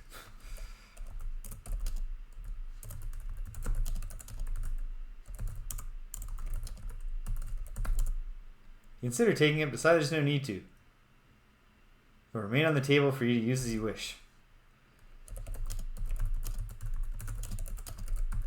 What if I need a flask?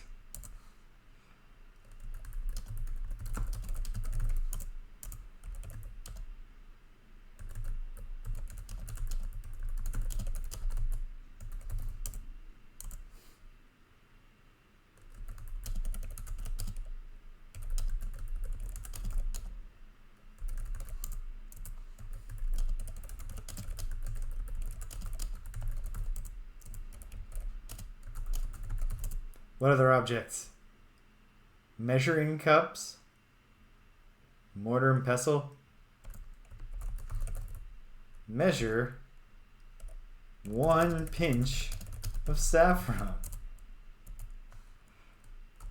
Take cups. Take measuring cups. Use table. Sit at table. Work at table. Add, put saffron in pestle. Sorry, in the mortar. Put saffron in beaker. Put saffron in flask. You might need it as a generic error message. I don't know. I mean, I gotta reload anyway. Should have saved after taking everything out from under my bed. Okay. Think. Think, man. Think.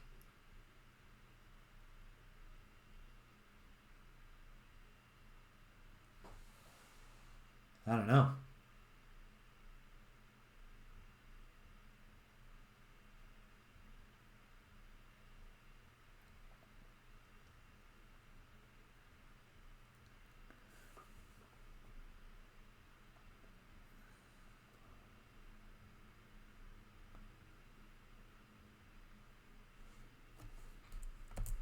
Okay. Let's repeat the task. Wait. Are there any jars? I'm eventually going to need an empty jar. No reason to take it, but I need it.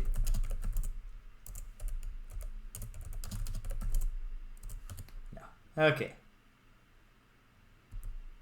Well, I'll go get the things.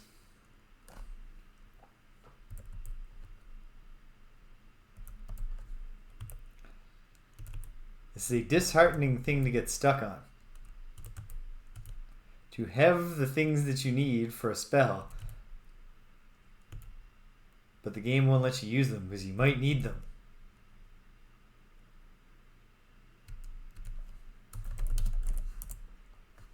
But we shan't lose hope.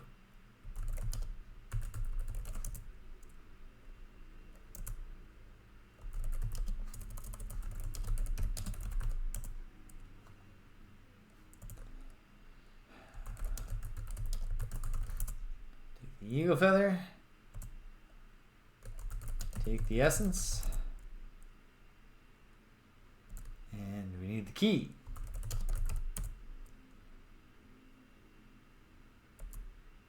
Good stuff. Now I'll save. Update the nap time save. I mean, I guess if I give up on this anyway, I can just go back to the trip 2 save where I've done some stuff down on the ground. Okay. Oh, Danielle's heading out in a minute. So take a brief intermission. Use the washroom. Drink a lot of tea here, and say goodbye to Danielle, and then I'll come back and I'll type the phrase "put a pinch of saffron in essence" 1,000 times, hoping that it just works. Or else I guess we'll go down to the poke around on the ground, see if we can figure anything out. I don't know. Fingers crossed. Hang tight, King.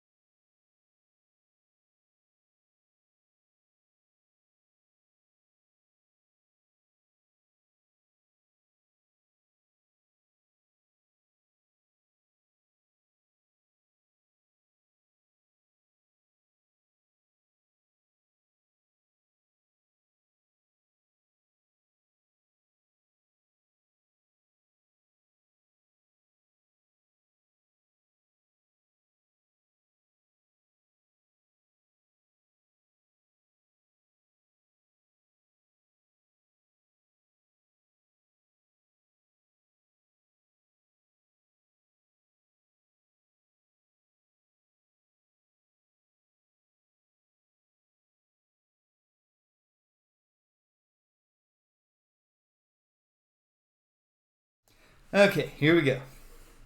I missed Daniel was already gone. But my cats were there. So that was good. Got to see them. Alright. The definition of insanity. Continuously doing the same thing. And hoping for a different result. But you know, Manannan also, actually, as far as art, he has the single portrait of himself. Why would you paint a portrait in black and white?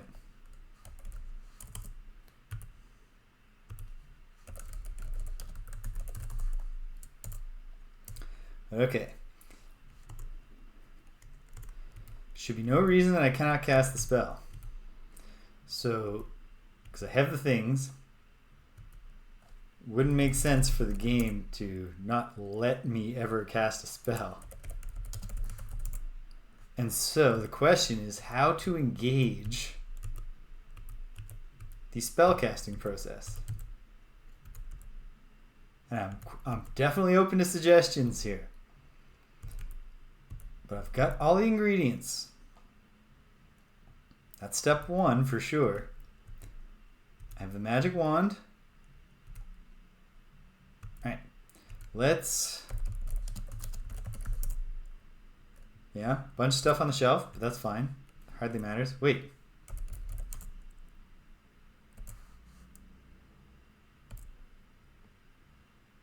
Oh.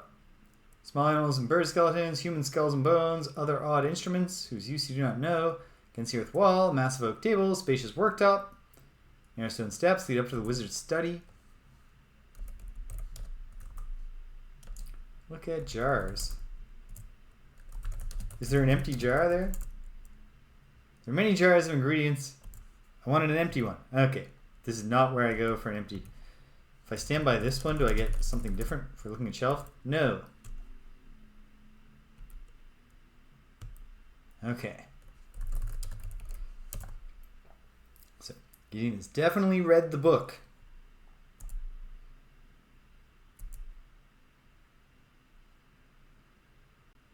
Treat the old book with great care. You can tell it contains recipes for some very old and powerful magic spells. Your hand shakes. You realize this could be the key to your escape from the evil Manannan. Okay.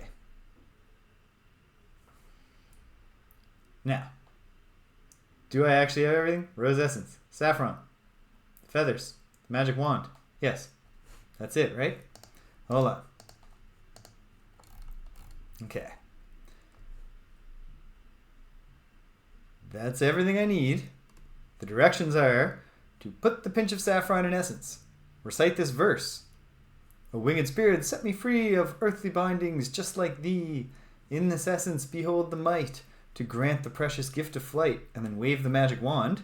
You now have a potion, which will allow you to cast the transformation spells. Just read the whole page. To cast the spell anytime later, dip the... Hold on.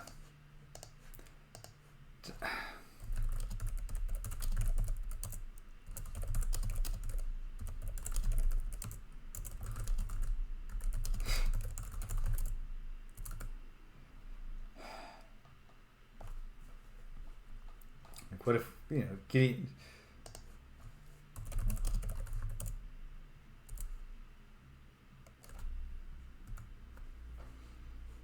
Alright.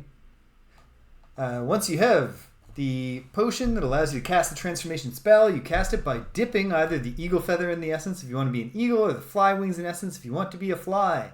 You'll turn into an eagle or fly. If you're not transformed back into yourself, the spell will wear off after some time has passed. You can use this spell... Oh! Can the eagle catch a lizard? Seems cruel. But that might be a way to get into the desert, catch one before it goes. Alright. Which is meaningless if I can't brew this potion. If you do not transform back into yourself, the spell will wear off after some time has passed. You can use this spell until your rose petal saffron potion is gone. So, I will, if I manage to make the potion, first thing we go down when we go down is I'll just cast it till, so I know how many casts I have. Because like you would hope that you get at least one cast per time that you need to be an eagle or a fly to solve a puzzle. But why would we assume that Roberta Williams has done that and not made it so, like, you know, on one of these transformations, you gotta be efficient, solve a few puzzles. Okay. To return to your own form before the spell wears off, recite this verse. Eagle be gone, myself return, or fly be gone, myself return. On page 4. On page... It's copy protection, right? So...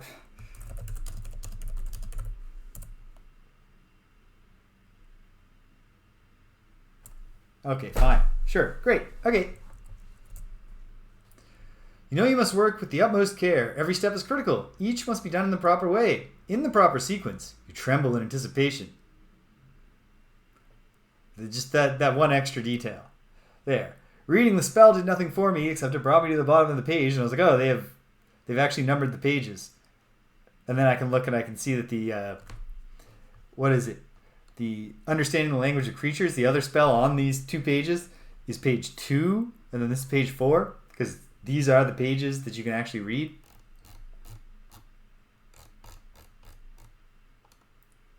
Is it not enough, though, to just require you to type all of this stuff I'm about to type?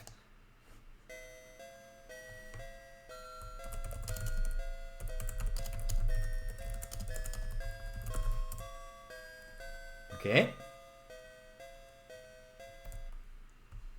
Oh, winged spirits, set me free of earthly bindings, just like thee. It makes sense. Like, but you know, like, yeah, it makes sense. It makes sense.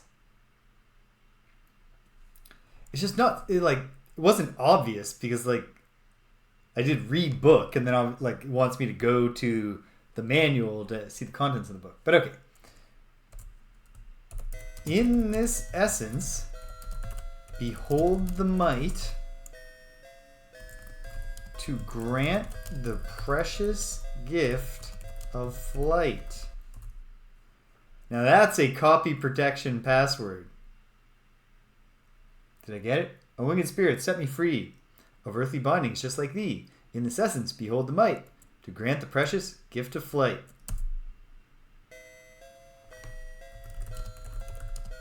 Wave magic wand. You wave the wand over the vial of rose petal essence. Successfully completing the spell, you again look at the wizard's laboratory. Okay, now we're cooking. And so now,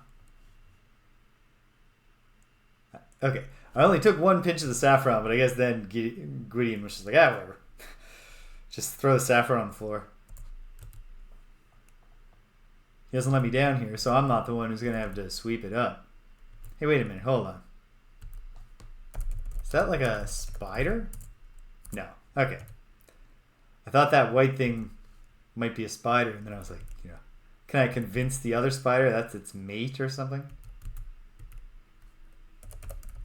Alright.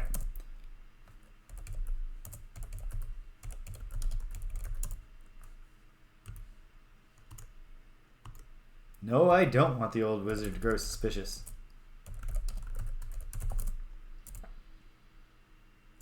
Okay.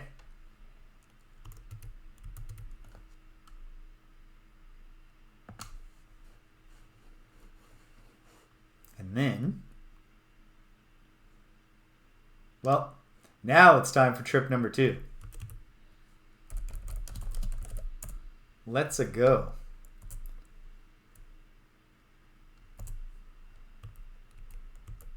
Okay, so start at south of the town, so it shall be. Here I am. Very good. Update that, and now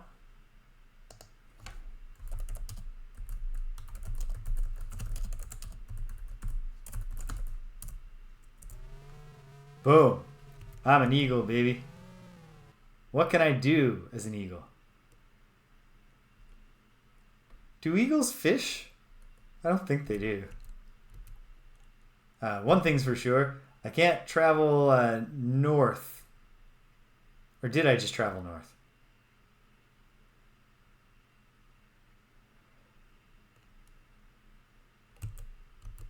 Hold on. If I go back down...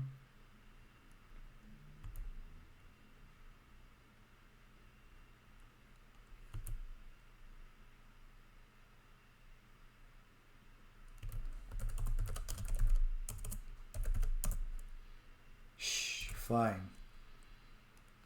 Okay, so there's fish.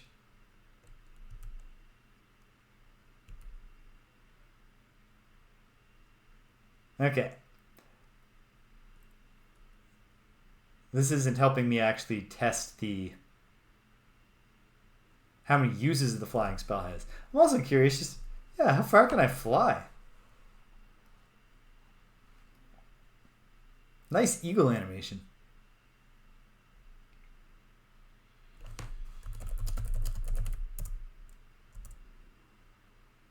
Maybe I can't do anything while I'm in eagle form and it's just a traveling spell.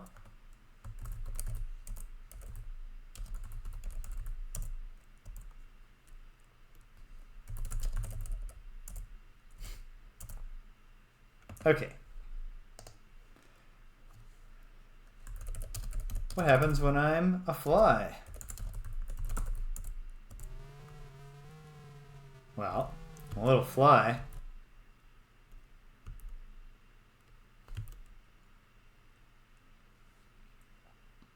I can move around.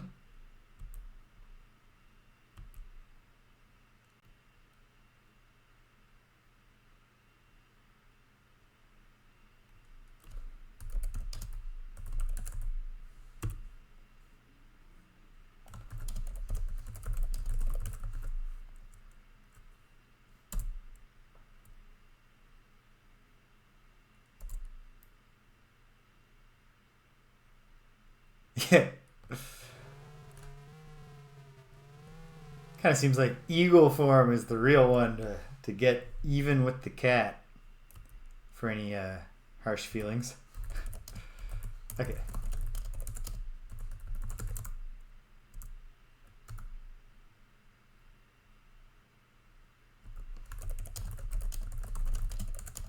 Gotta remember, there's chicken feather and eagle feather.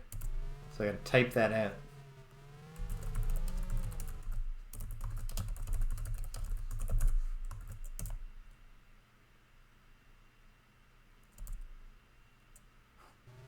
Alright, land again. I still have the fly wings and the essence.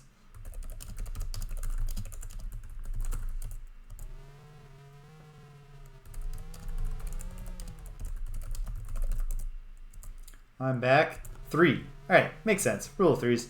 Okay. I can fly 3 times. Definitely want to make them all count.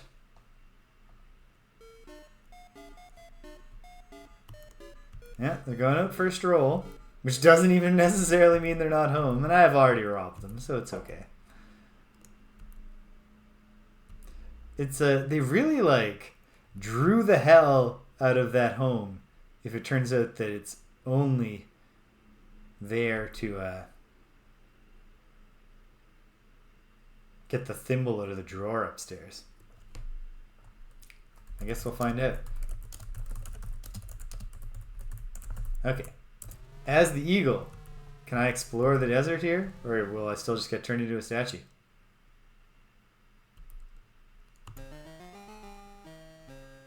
What you gonna do, Medusa? Nothing. Ooh. That's a thought. Hey, look. Things didn't work out well for this guy. Ooh, what's that? Oh, it's just a rock. Can I look around as the eagle? No. Eagle eye? No, not so much. Well, let's find out. How far can I fly into the endless desert? Probably forever.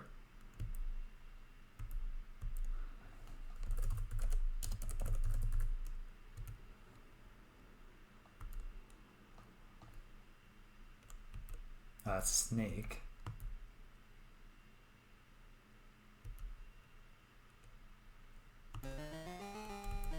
Haha, sucks to be you, Medusa. Oh, but this... So Medusa's a real edge of the desert kind of lady. But are all the lizards just like scared off because I am an eagle?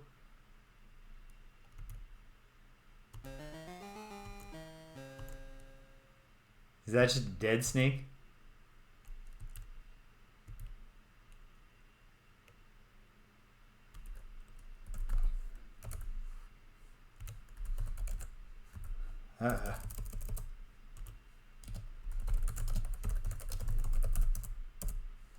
If I land because she's come and left, will she come back?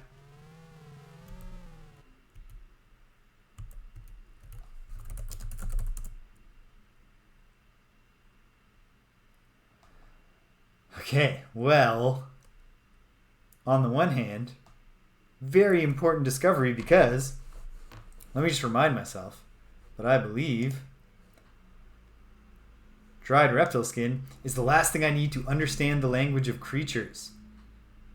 That's good, but if I've used up one of my flyings to get it, and I wasn't supposed to, that's bad.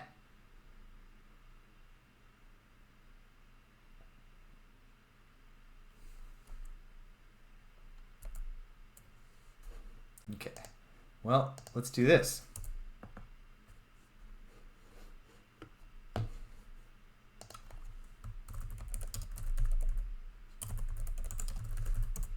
Temporary snakeskin save. So I can go back to trip 2 and see, is it possible to get into that screen? Oh, hey, baby bear or mama bear. She growls. Oh, stay. Uh-oh. I did not mean to do that, mama bear. Oh, okay.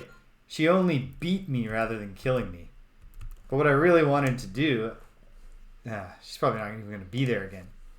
I meant to stop before I trampled her flowers and just see if I can talk to her. Guess not. There's them coming home. Yeah, it seems like an awful lot of coding if it's really just take their thimble, fill it with their dew from their flowers. But who knows?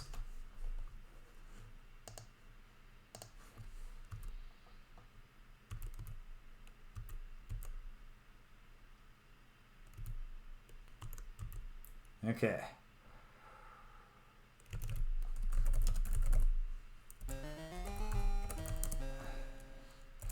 Run, Gwydion. Okay. Whew. We're in the snake skin. A little frustrating because, like, I wish I had found that the first day. But hold on. Can we work with this? Do we have time? I'm optimistic.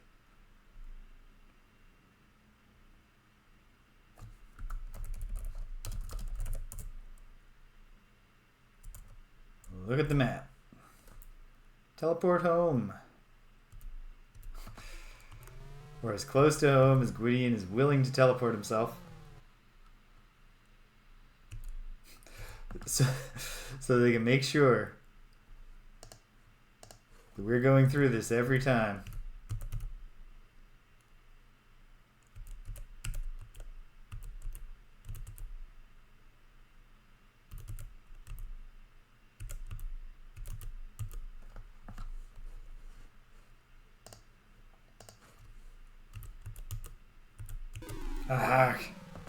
Forgot that the page flip there just kind of happens before you feel like you've actually made it.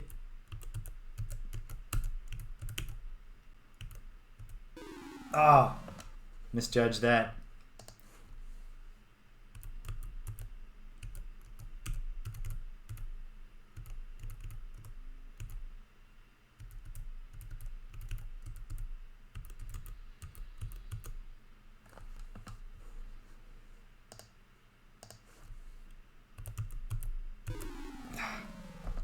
That's why we save a lot.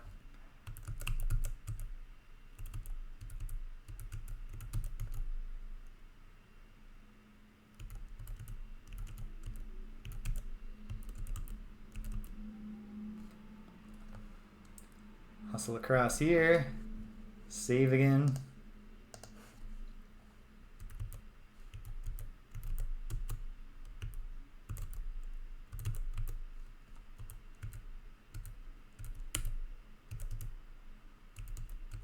Okay, here we are.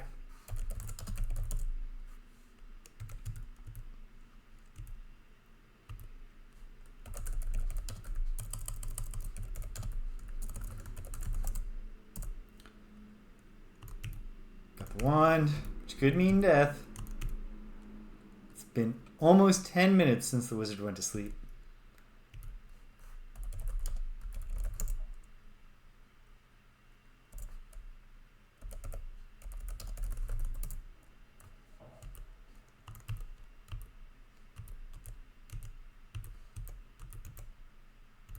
Oh, hey, kitty. How'd you get trapped down here?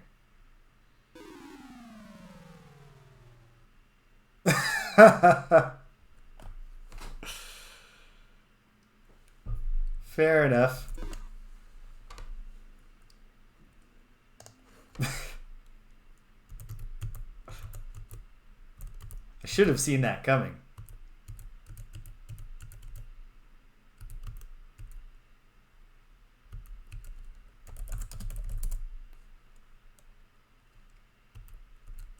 That darn cat.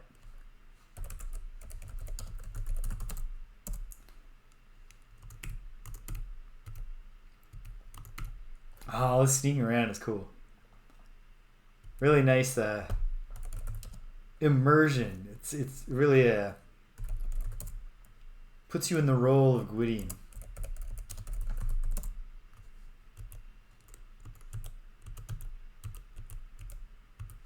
All right. Oh, good. The cat's just not here this time.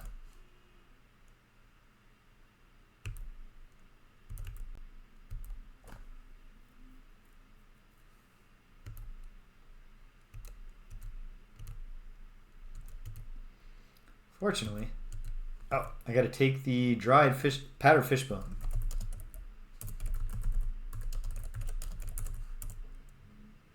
Boom. Okay. Only had to suck. Once you've done this once, you get the idea. Understanding the language of creatures? Is that what I'm doing? Yes. Page 2.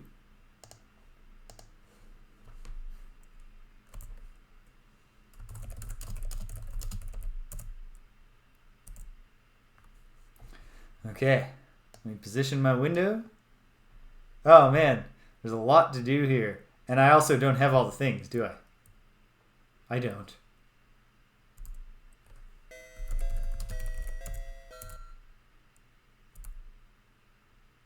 Uh-oh.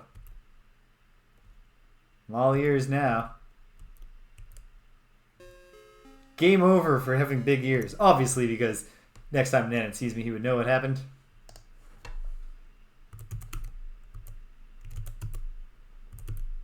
Yeah, these spells, you gotta be careful. Okay. Gotta be careful. Gotta be careful. Gotta be careful.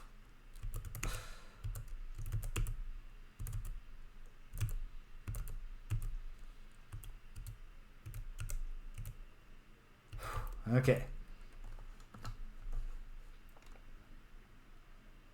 Oh, I don't need the temporary snakeskin save anymore.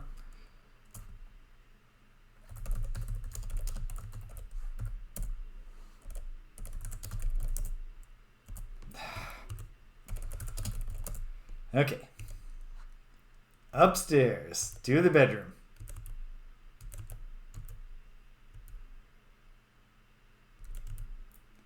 Really gotta get my hands on some money quick, because I can only feed Manannan 2 more times, which means this is my second last trip before I need to be in position to kill him, I think.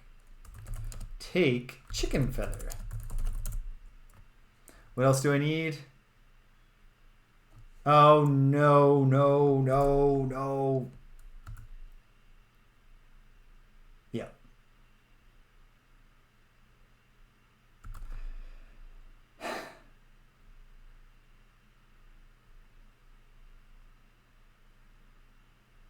It's okay.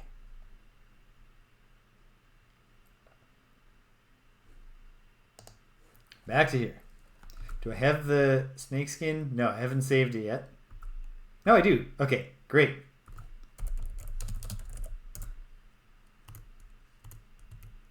So obviously, if I haven't gone to the town yet, stands to reason I do not have Kenny's fur, which is one of the ingredients. Hello, Mr. Shopkeep. I don't have any money, so you're just gonna have to wait.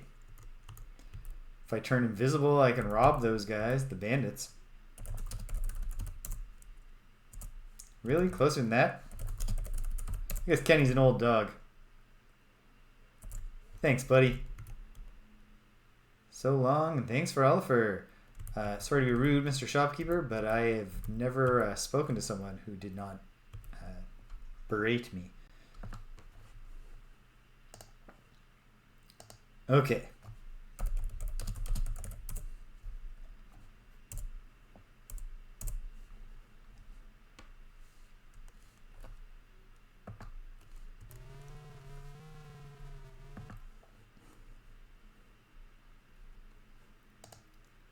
Here we go. Man, if only the rose essence was unlimited. If it wasn't actually running out, then the eagle would be a great way to go up the mountain. Not just because it would be convenient from a gameplay perspective, but because I think that that would it would feel great for Gwydion. He would feel very, like, paradoxically free, given that he's returning to the to his lifelong prison.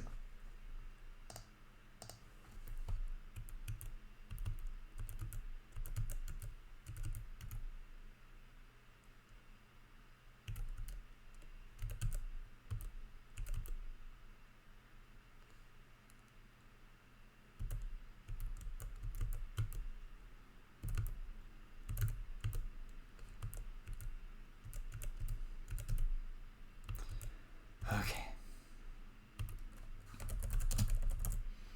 Open the door. Sure hope, well, just in case this is only a 10-minute game time nap, I'll throw down a save because I'm home just in time if that's the case. But just in time.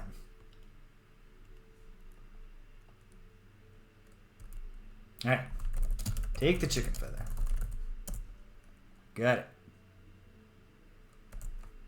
Need my thimble of dew.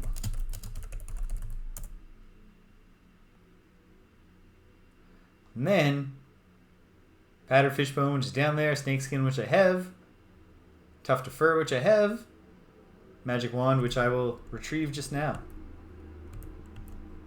So now, as long as we have time to do this, pardon me, we will gain the ability to talk to the animals, or not to talk to the animals. In fact, the manual is very clear. We will not gain the ability to talk to the animals, but we can listen. And quite possibly that's more important. Or, given that this is a designed game, it is almost certainly more important to listen than to speak to them, since they gave us the power to do one and denied us the power to do the other.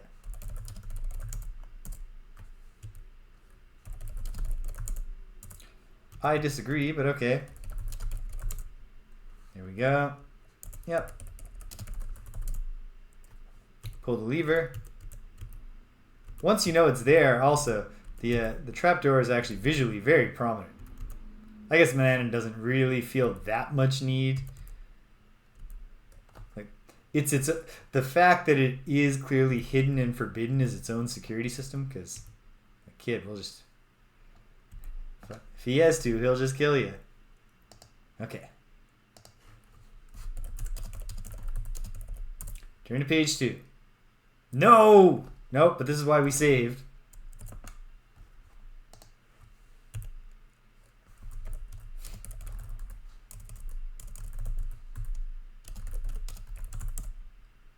Got it. Okay.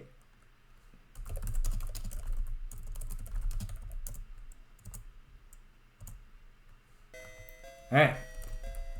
Put the small feather in a bowl. Is the chicken feather not small? Or is it just that I had to say chicken feather? Probably that. It's probably not type the exact words, but do the exact... Okay.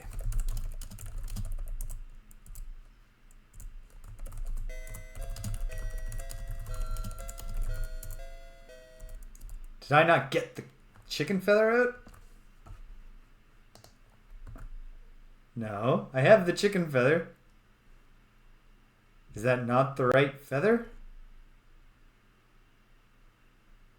Is there another small feather? Why? Why would there be? Let's try this. Let's not give up just yet.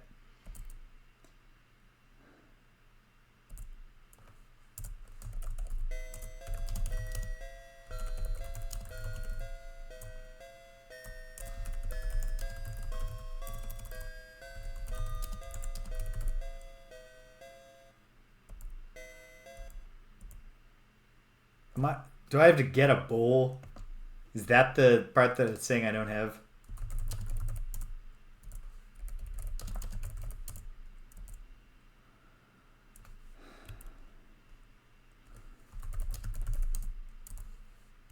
Hold on. Is there a bowl in the kitchen that I can grab?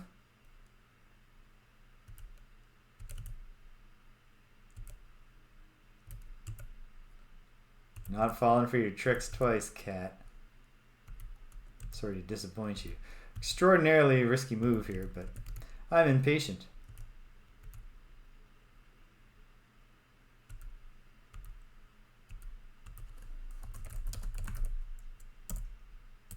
Okay. I don't know where a bowl is. Okay. Ta-da! Quit looking at me, cat. I know. I know. I'm gonna get ashed. Smug, stupid cat.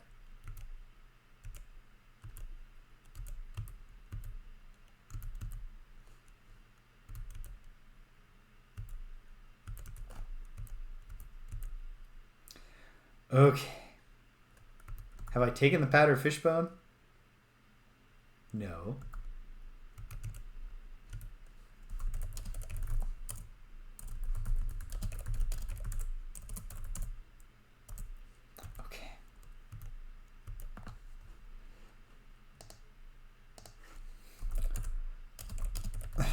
Fingers crossed.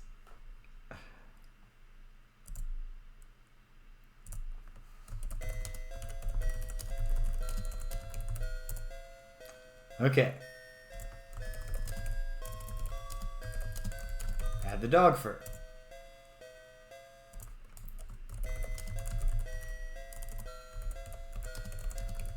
Add the snakeskin.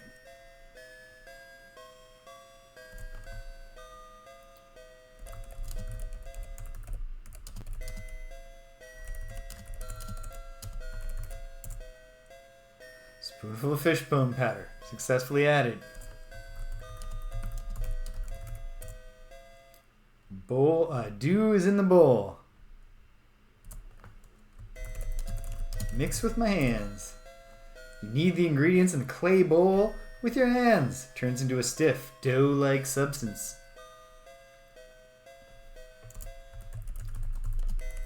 Separate mixture into 2 pieces.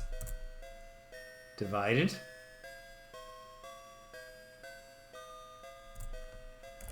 Put dough in ears. Very gently put the dough in your ears. Pull your hair down over them.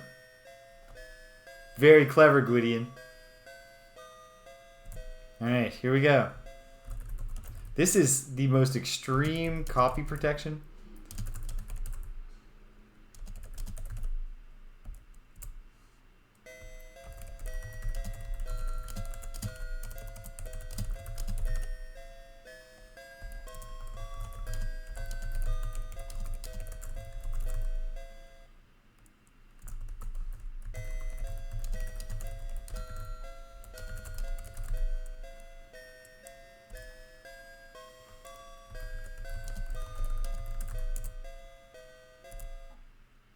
Boom.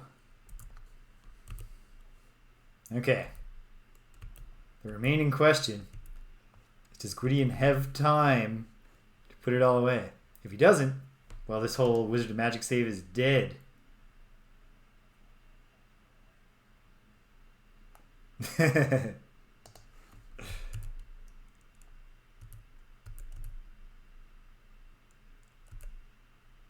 Well said, Cedric.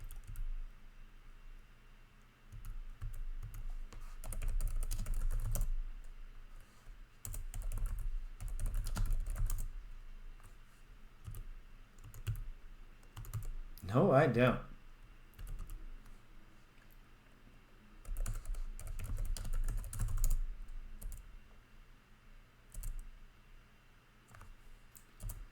Magic wand is put away.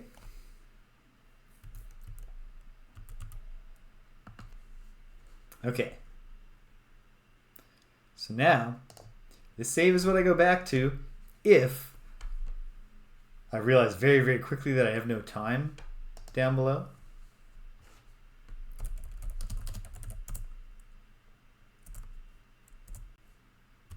All right. Hopefully, the animals will be there. We'll see. Oh, it's birds this time.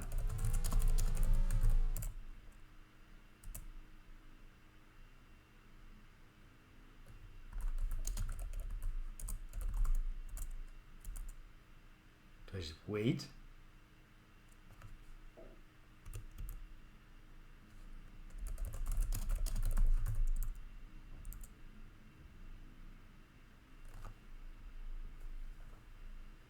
Given that the game has a timer and there are already aspects that rely on keeping track of time, I'll remain open to the possibility that there are puzzles that are solved by waiting.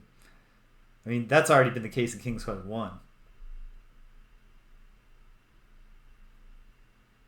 Or maybe I need to be closer to them.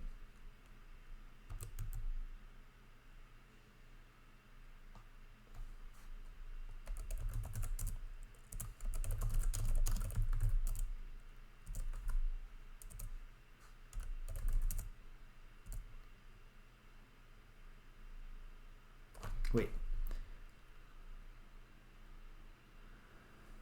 Yeah.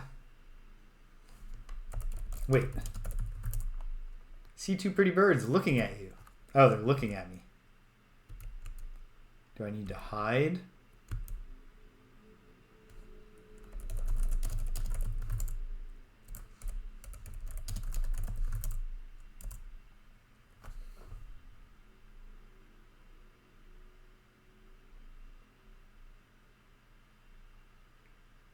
Well, let's try the old waiting solution.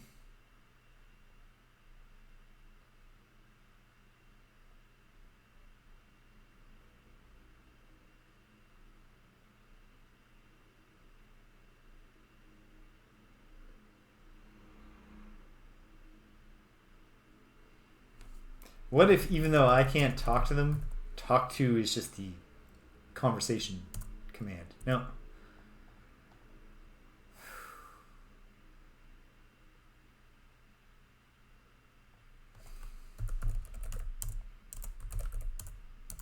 No. Okay.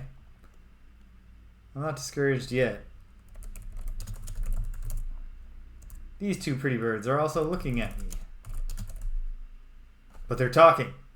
Hear when the birds speak to the other. See what that young fellow over there? That old wizard Manannan kidnapped him. I had to tell his real parents were heartbroken over his loss.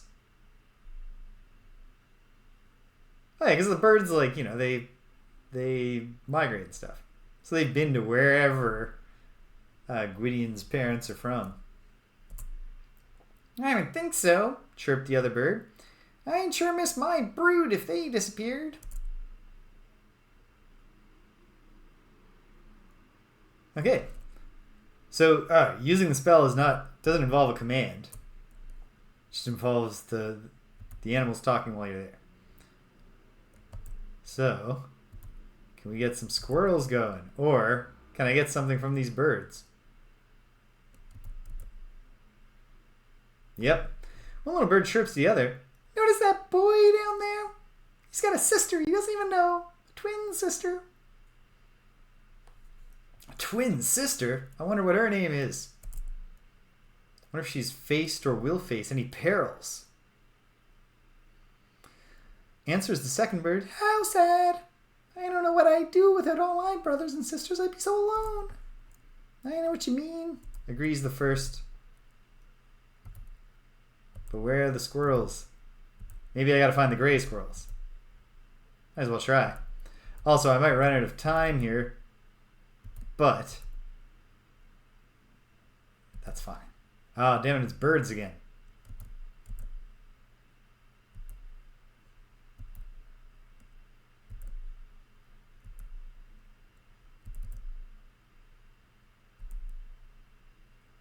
I'm getting so frustrated. One little bird twitters to the other. No matter how early I get up, I just can't seem to ever catch that darn worm. Well, one thing the Gwydion now has to be on the lookout for is if he meets a beautiful girl. Like, until such time as he has confirmed the identity of his twin sister, he's got to play it. He's got to be cautious. Can't catch a worm, no matter how early you get up. Poor dear, says a friend. I know you can do it. You can't let a dumb worm outsmart you. Ah, the first bird laments. That's easy for you to say. I bet you've never even tried. Listen, birds. Oh, damn it. No. I had them. I had my shot.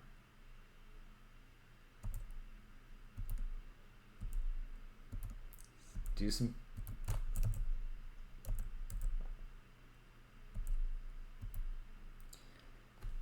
That boy over there lives with the terrible wizard, one scampering squirrel remarks to its companion.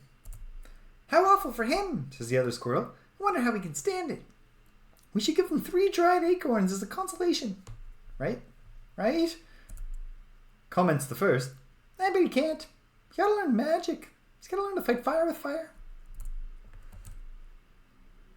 Yeah, that's true. So I'm working on it. Okay, I've heard those birds. I assume same birds and same location, same conversation. So there are 2 other spots where I've seen squirrels. Damn it. Well, hold on. Is it going to be the same conversation?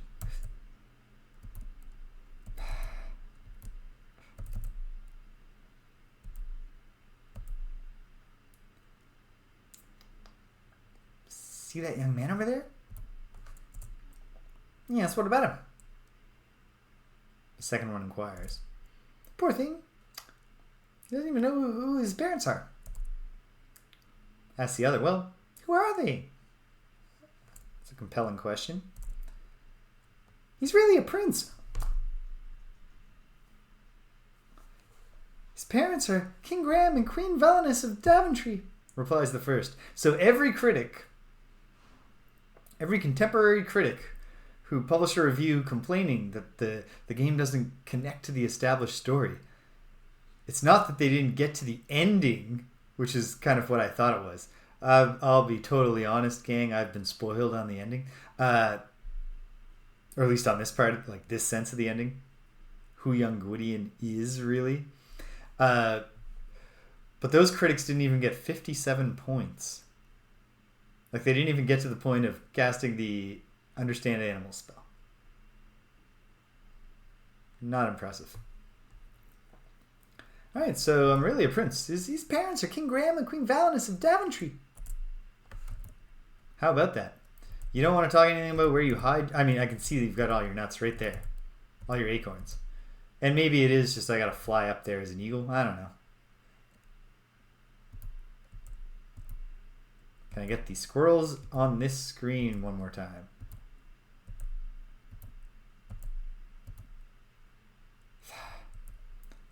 Now it's all coming up birds. Okay.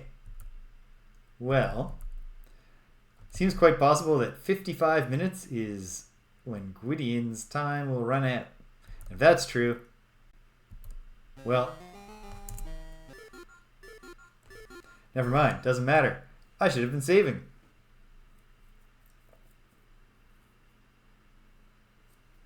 Yeah, they had typed up their drafts.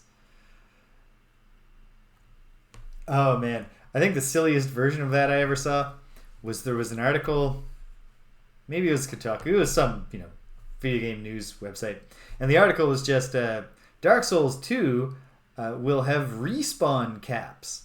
If you kill an enemy like 10 or 12 or 15 times, something like that, in Dark Souls 2 it stops respawning. And the very first comment just it canceled my pre-order. Really? Really, sir?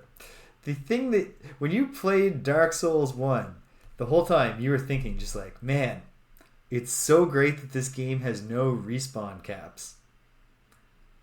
Nothing else about this game appeals to me. So if the enemies ever stopped respawning, I would stop having fun. Stupinski! Hello! How are you today? We are subverting the wizard. Manannan. Oh, there's the birds.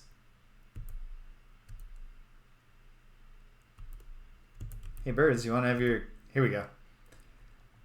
Yeah, they've heard that my parents were heartbroken over my loss. This time I think I'll save every time I get one of these conversations. And I'll try it. Because, is it necessary? Oh man.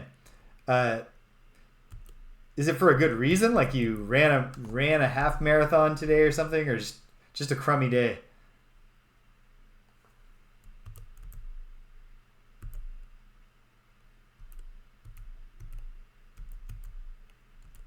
Squirrels, come on.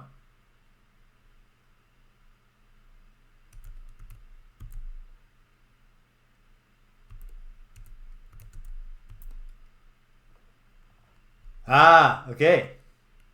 There's the explanation. You're down in the cellar killing 10 rats.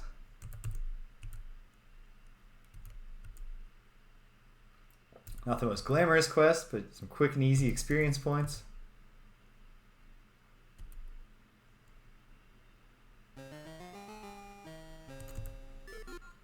Damn it. I don't understand what is involved in triggering the overhearing of the conversations. Oh, could have had the birds, the bluebirds.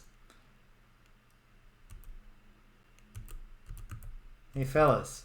There we go. Ooh. Anything exciting at the medieval fair? Should you engage in any single combat, contributing to your sore back? Clear the cellar and then go wave a mace around? Or a morning star? Alright. 2 conversations overheard. Not sure it matters for Gwydion to have heard them officially. Oh, these squirrels, finally. See that young man over there? Yeah, what about him? He doesn't even know who his parents are. Well, who are they? He's really a prince. His parents are King Graham and Queen Valenus of Daventry. Okay. I was less shocked the second time, and not really all that shocked the first time since I knew that. I had absorbed it through cultural osmosis. But yes, here we are. Turns out this Gwydion is intimately connected to the King's Quest saga. He is the twin brother of Princess Rosella. He is the son of King Graham and Queen Valenus. Look at all those goddamn acorns. Okay.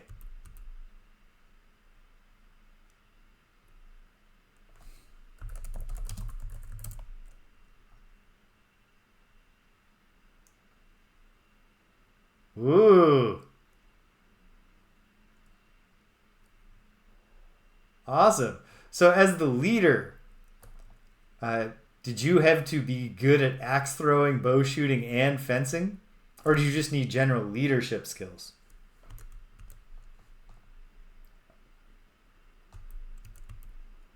Yeah, that definitely sounds like fun. Okay. I'm going to try. Nice.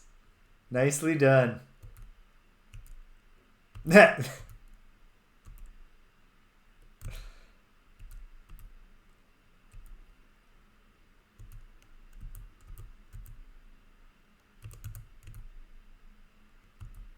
Sapinski used to be the leader of a great medieval troop, but then he took an arrow in the knee.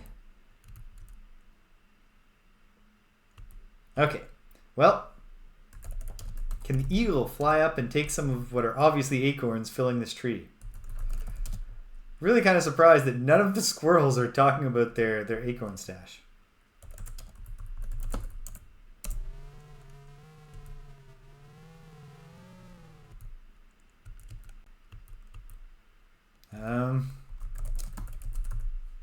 It's just going to tell me I can't, though.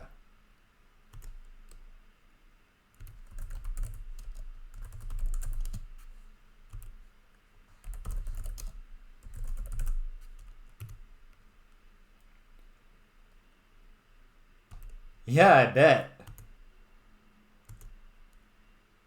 Okay, no, the eagle will not land in the tree for me. So, let's, the big thing I need is money. I need to be able to pay for the fish oil.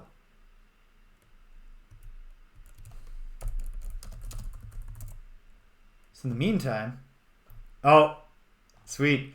One of the trees has a light green colored plant growing on it. On closer inspection, I see that it's mistletoe.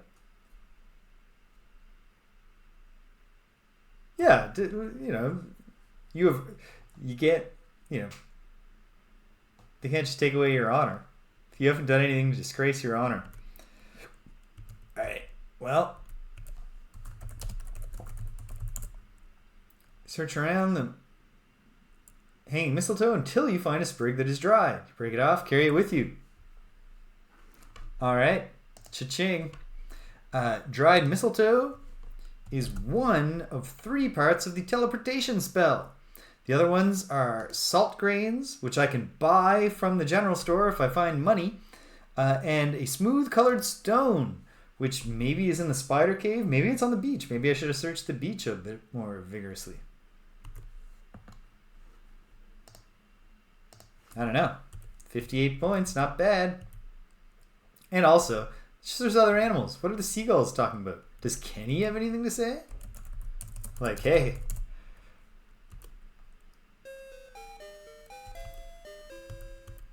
I did not know that. I actually just came to listen to Kenny. Well, hold on. If I pet Kenny again, pet him. Kenny's got... Okay, he's not going to talk to me because why would he think I can understand him? I got to find pairs of animals. Interesting. Even knowing that there's a dominant eye, I still would have assumed that the way you shoot the bow is all based on your dominant arm. Ooh. Hey, buxom barmaid. What'll it be for you, sir? A good pull of ale? Or rather a dram of rum? My, aren't you the handsome one? Right-handers with left dominant eye who have to shoot from left side.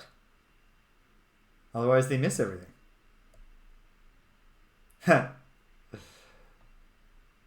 Well, hey, that's cool. I'm glad you think that I'm handsome, madam. Rum, please. No. Buy rum. Go on, you deadbeat. Drinks cost money, you know. Yeah, that's fair. That's fair. I just thought maybe you would think I'm so handsome.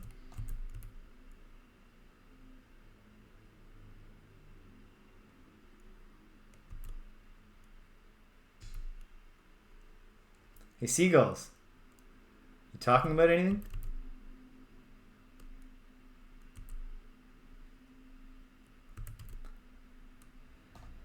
Doesn't seem like it. Okay. That's fine.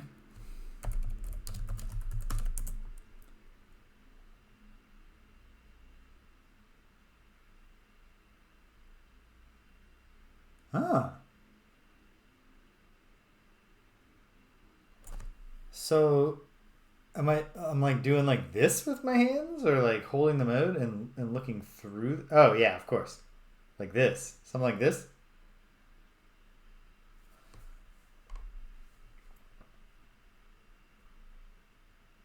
Yeah. I mean, if if Gwydion has never seen a woman before, I can imagine that particular barmaid is a pretty compelling sight for a first go.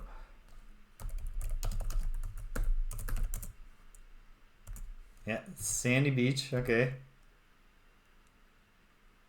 I like that there's knee-deep water.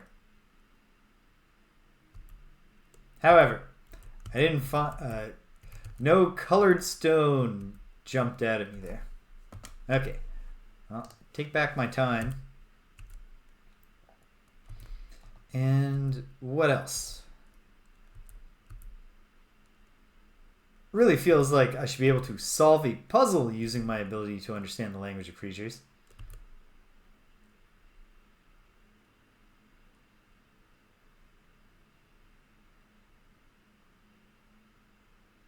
Is rhomb supposed to say rhombus? Oh, hey, more squirrels. Manannan's terrorizing the countryside again. I'm afraid for my life. I know how you feel. I understand he's fond of squirrel tails. Rogues.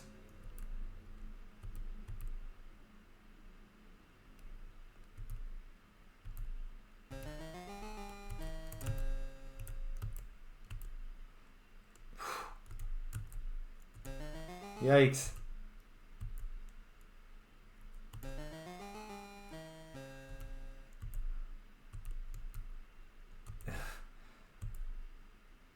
Want to overhear the lizards if possible. Probably not.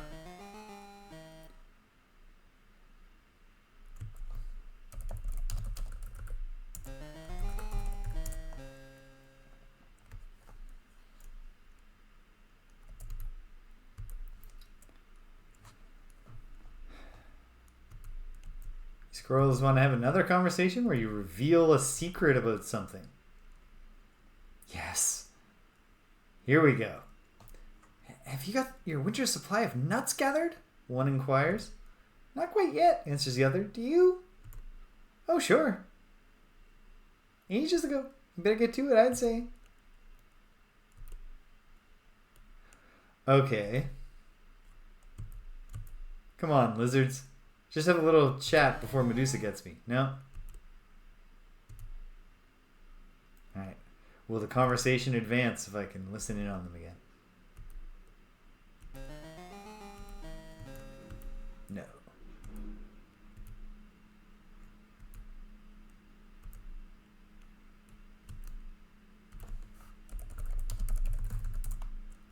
Flowers are pretty, but otherwise uninteresting to you.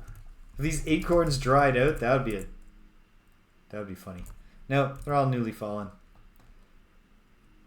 I mean, like, I can see the acorns in the tree. I've been robbed. Okay. What if... Can the fly go up the tree and land and do anything? Probably not. But what if he can? The fly can go up and push 3 acorns out of that tree. Probably don't want to go up there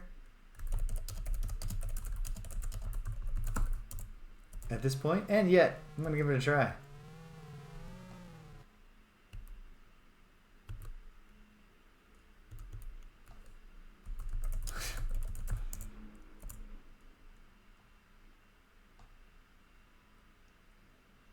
No.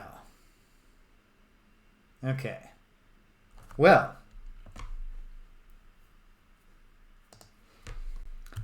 I've yet to, accomplish anything with the flying spell. Either of the 2 flying options. So, are the bandits here? No, they're not. But will they be if I keep coming back? Yep. If I may fly on the wall. Probably not. Not an ale. But okay. If I take flight.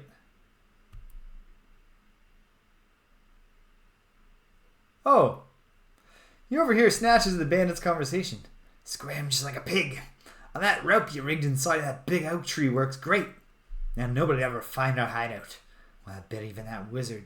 Oh, hey, thanks, guys.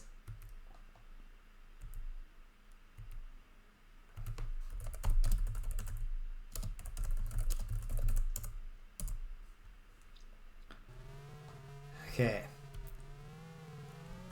I can turn into a flea or an eagle 3 times using my magic enchanted rose petal essence. Okay, so to the oak tree and look for a rope.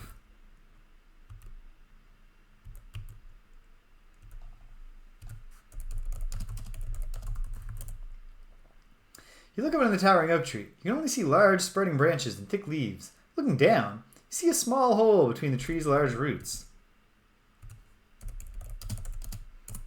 I should have just looked in a tree hole anyway. But there's a rope in there, isn't there? It's too dark to see anything. Reach into the hole. You lie down on the ground and reach into the small hole. Feel around inside the hollow tree and discover a rope stretching up into the tree. You pull it and, to your amazement, a rope ladder falls from the branches above. Now, this might not be the thing to be doing right now, but who knows? Because if these dudes have money... What do you mean, how can I... Oh, because it's not a command, it's just it's movement. It's just a treehouse. Oops.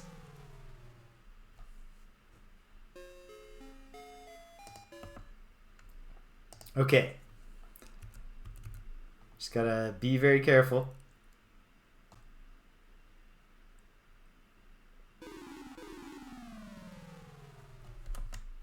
Very careful. Okay, come on.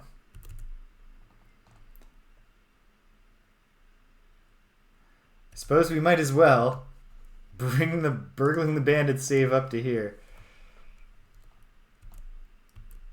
Okay, it is that simple. You've entered the bandit. One of them is sleeping at a small table. Oh dear.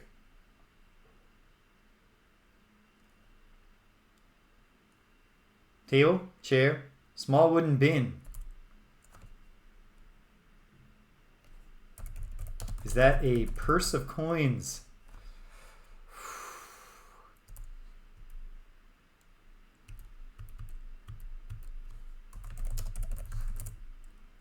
Very carefully lift the coin purse off the table, practically out from under the sleeping bandit's nose. Shabby wooden bin is built into a corner. It is covered by a hinged lid. Well, we might as well experience this, even though obviously the hinges will creak. They will awaken the bandit. He will murder me.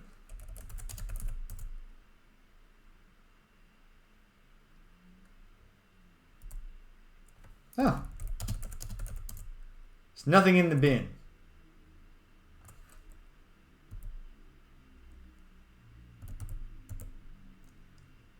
Well. Haha.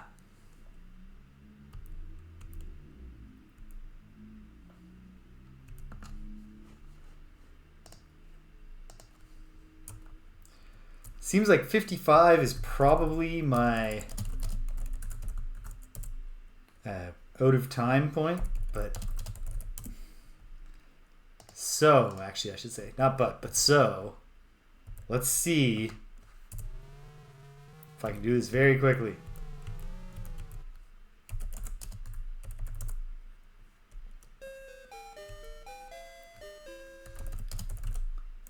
Good day to you. I would like to buy some fish oil. Could you, please, though, get it much, much, much faster? It's just I don't want to be murdered. Is that that's what I needed, right? Hold on. Oh, wait.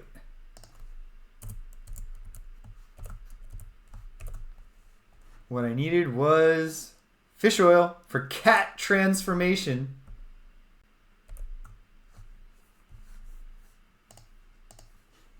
Things might be about to get real satisfying. Or I might not have time.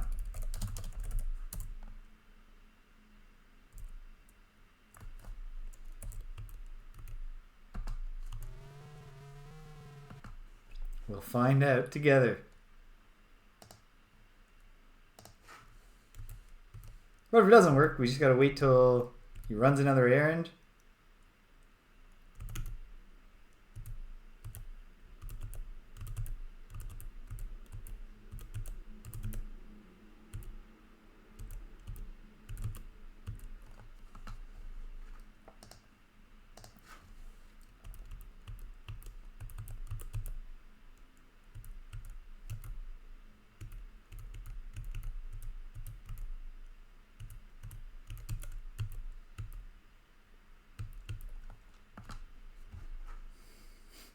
It's 55. We're cutting it awfully close.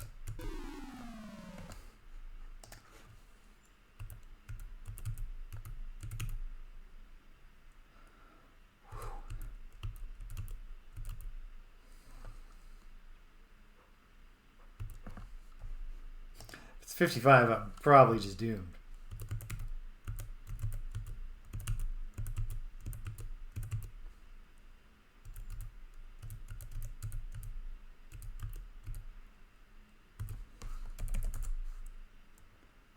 Poor boy, clucks one of the hens. He thinks his name is Gwydion. Wouldn't he be surprised to find out he's a prince? Replies the other hen. Yes, cackles the first hen. He's really Prince Alexander. Star of King's Quest III, To Heir is Human, and also King's Quest VI, Heir Today, Gone Tomorrow.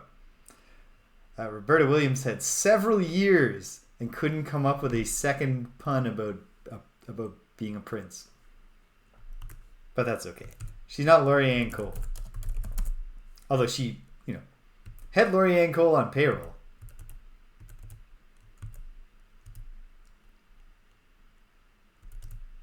But there's probably some, informal competition.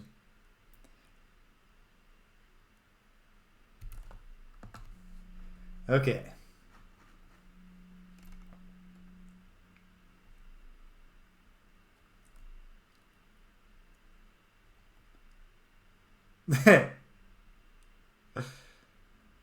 Indeed.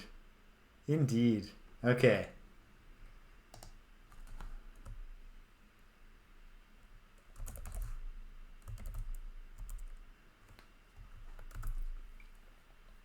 If it's actually 60 minutes, well, geez. So I'm going to, just in case, I'm going to try to grab that cat hair and see if we can cast this third spell.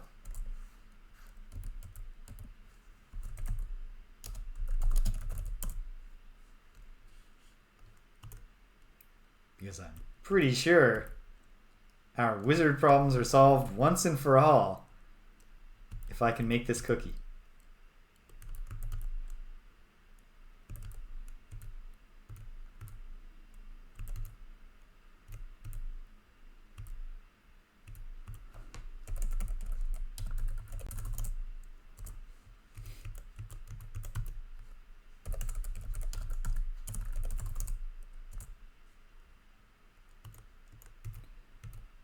Okay.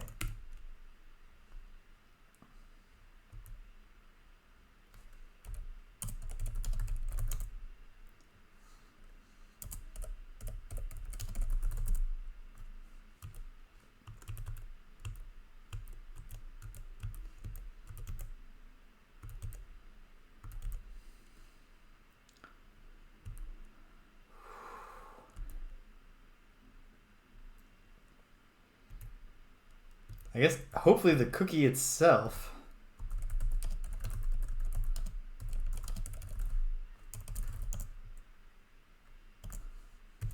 hopefully the cookie itself that we're making here, the transform into a cat cookie, gotta kind of hold out hope that that is not itself a contraband item, because then we have a whole how do we trick Manannan into eating this problem. But okay, here we go. Transforming another into a cat is on page 25 of Manannan's book.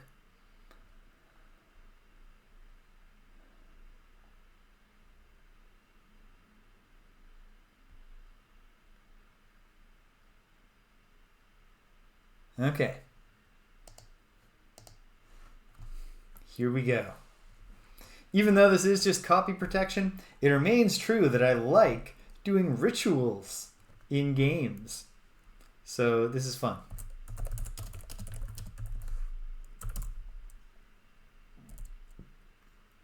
Here we go.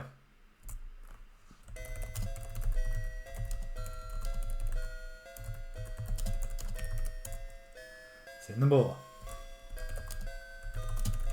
Had the cat hair. What's next? 2 spoons of fish oil.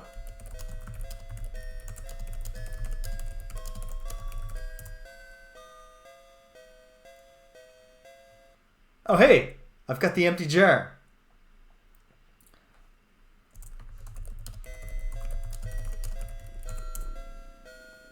Spooned. An oily, disagreeable dough with cat hairs sticking out of it. Okay. Put the dough on the table. Scrunching your nose in distaste, you grab the oily dough from the clay bowl, put it on the oaken table. Next,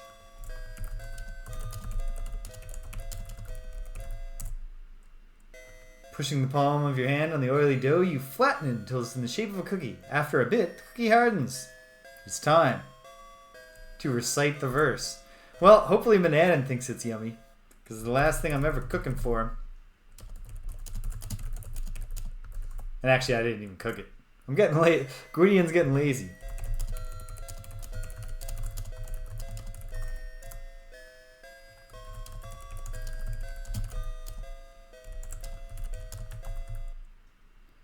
A feline from the one who eats. Oh, I get it. This appetizing magic treat.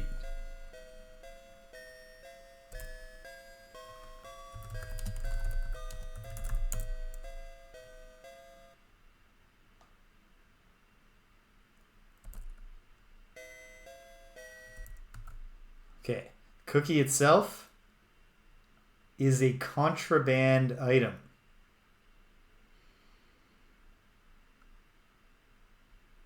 Okay.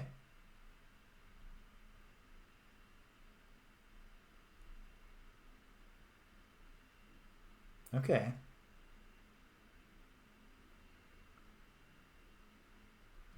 Can I crumble the cookie up or something? We'll try. Cat cookie turns whoever eats it into a cat forever. So, if I could just get Manannan to eat that cookie, my Manannan problems would be solved. Manannan demands a meal every time. Like, it's a time limit on the quest, I think, because the kitchen had mutton, bread, and fruit in it, but those were the only food items. So if after every time he takes a nap or goes on a trip, he wants me to feed him, eventually I'll run out. And presumably then he'd just be like, wow, what are you good for? Boom. Get another baby. So if when he asks for food, I can get him to eat the cookie, I'm free. I feel pretty strongly about that working as a solution, but we'll see. All right. Right now, I think young Gwydion has got to run.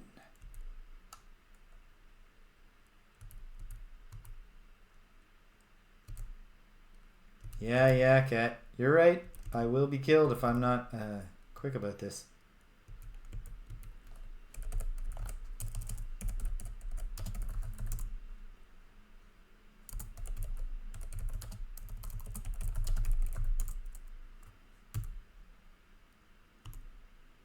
No, I don't want the old wizard. Especially not now. Not when we're this close.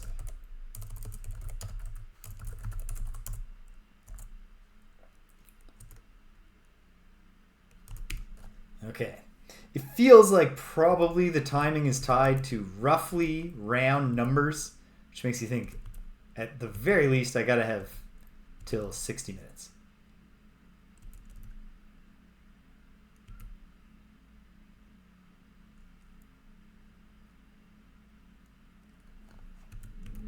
Okay, I've made it back to my room. Do I have time? Well, I did have time. Oh yeah, I definitely have time to put item away a bunch of times, right? Yeah. Put it all on the line. Okay. Here we go. Hide the map. Hide the purse. Hide the essence. What else? Thimble.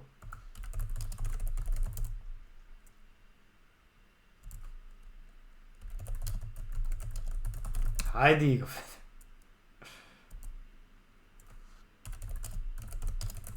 Hide the fly wings. What's left? Mistletoe. Still 4 things. Oh, the jar. Right, because the jar is a spell ingredient. Hide the jar.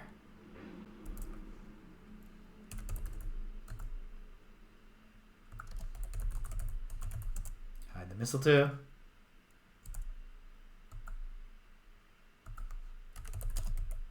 Hide the key. And then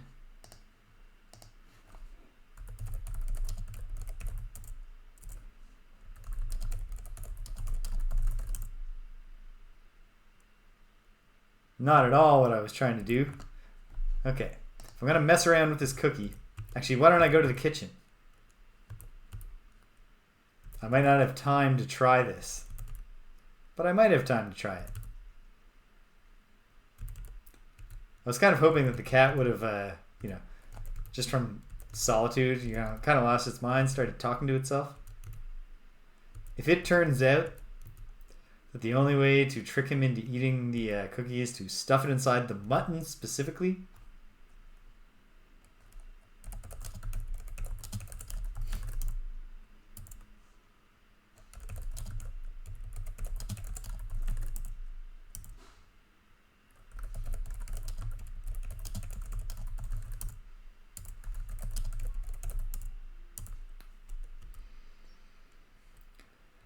I don't know.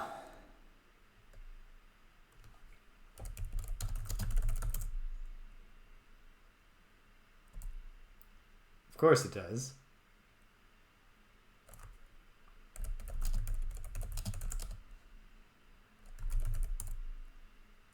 Don't need to put a cookie in the bowl.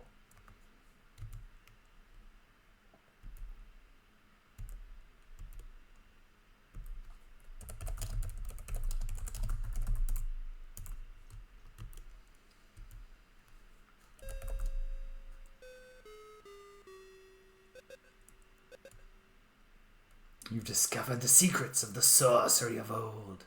Never again will you disobey me, Gwydion. Zap. Okay, so, yes, right around 1 hour. So, okay. How am I going to trick this jerk into eating this cookie?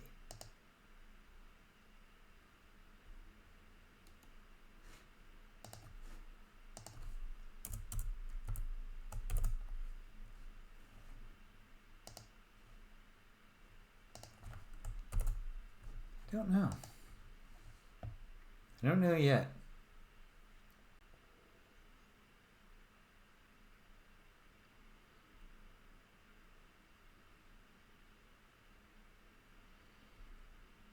I mean, maybe I'm wrong too. I got to keep that possibility in mind. It could be that it's actually the deep sleep spell, but it really feels like cat transformation is the way to go. I'm nowhere near having the deep sleep spell. I don't have an empty pouch. I don't have 3 acorns.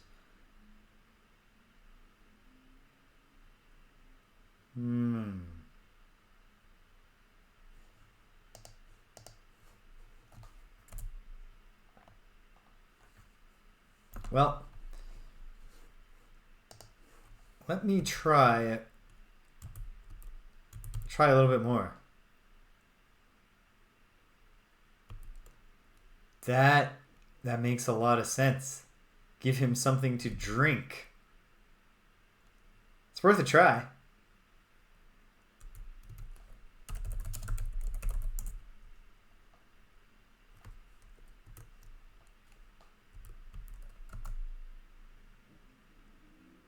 Contraband free.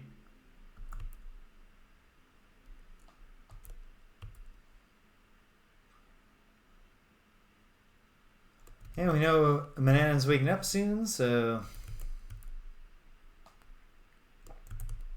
there's nothing to do but walk around a bit. Wait. In fact, he'll probably be appearing any moment now.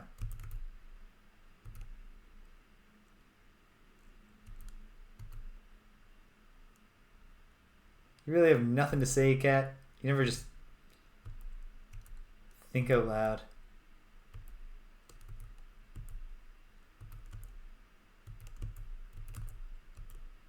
What is this little, like, brown thing?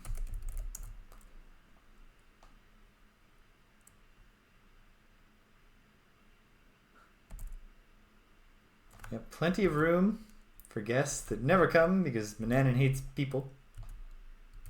Just likes a nice sized table. Here we go. Hey, Manannan, what's up? Gwydion, I have awakened. I'm ravenous. Fix me something immediately. Okay. Manannan is impatiently waiting for food. Here, have some fruit, buddy. Gobbles up the fruit. Juice all in his beard. Disgusting.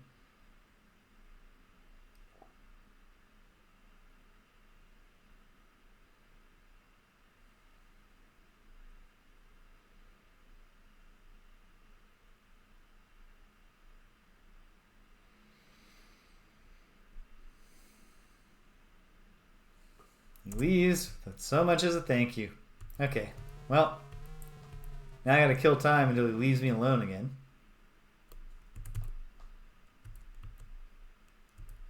And then we gotta figure this out.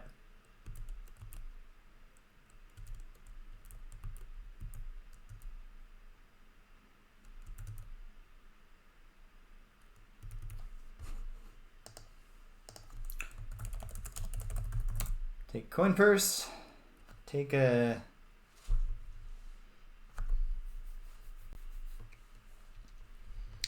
coin purse. Not take coin purse. Just reminding myself what additional things I've brought home and stuffed under the thing there. Mistletoe.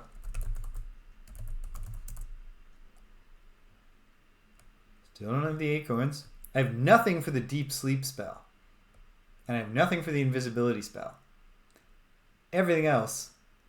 Well, I mean, nightshade juice and toad spittle I have for those spells because those are the ingredients that Manannan keeps in his home.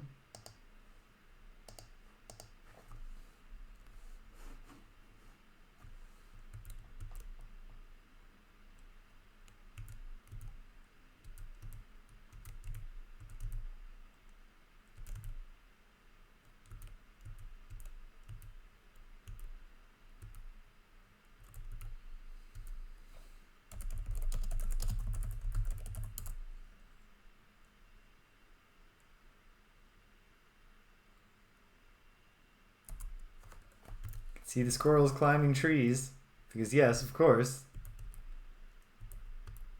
that's where their acorns are.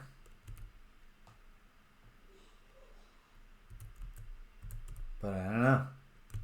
Probably at 1:05-ish, Manannan will, be doing something. Running short on time here. It's my night to cook. And a little hungry too. I feel hunger approaching. So I ought to start fairly soon, but I would like to at least start the third and I guess second last possible excursion, since presumably, I hope, well, one of two pastas. We've got a HelloFresh subscription, like a meal plan kind of deal, where they send you recipes and ingredients. And so there's like a linguine with a kind of lemony sauce, and then there's a rigatoni with a spicy red sauce or something. They both sound very good, and Danielle's already made her two for the week, so I am making one of those today and the other of those tomorrow, I guess. Or possibly Monday, since Monday's a Lou holiday. I'm not sure we'd be getting next week's delivery. I don't know. But yeah, I'm leaning towards the lemony linguine dish. I just need to find some gloves because there are some chilies to be cut. And I am not the kind of person who is going to successfully not touch his own eye. There's no chance of me pulling that off. Come on, Manannan.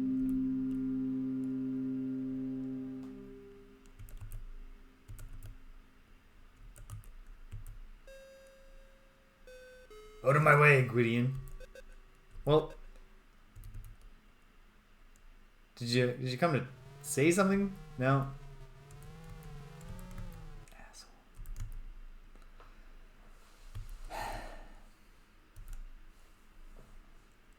No, it's not.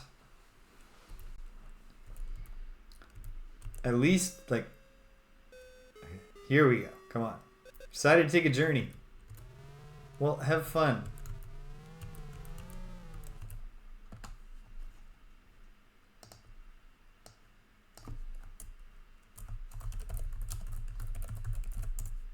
Okay.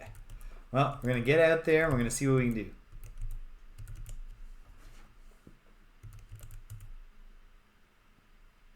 Yeah.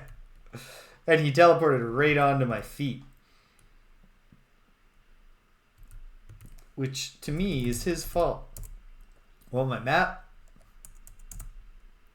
I want my purse. I want my essence. I want my eagle feather.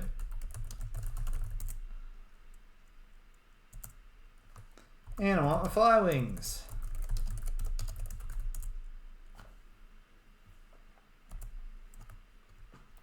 And actually, let's take the cookie, so I can see if I can mix it into anything down there. Okay, ready to go. I think ready as I'll ever be.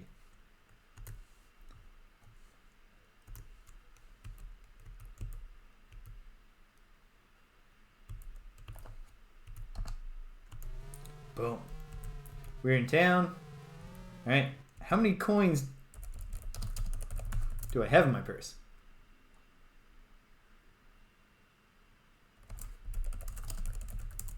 7. Okay. I mean, I know that I need to buy all of these items, right? Well, hold on 1 second, sir. Poach, salt, and lard. 1 poach, sir. Finest poach in the land. Hopefully everything costs 1 coin. Do you have any lard?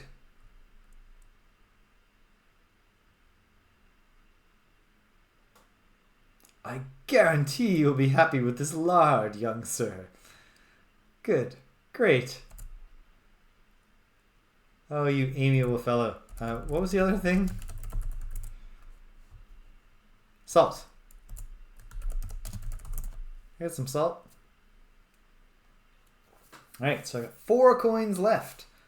And obviously, I want to buy probably 1 gold coin to get some ale. And we'll...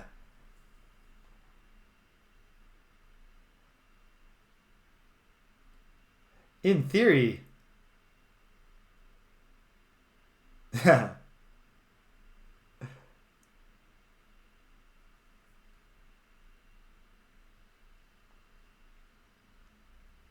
just need some acid and some heat. And we got it. Salt, fat, acid, heat.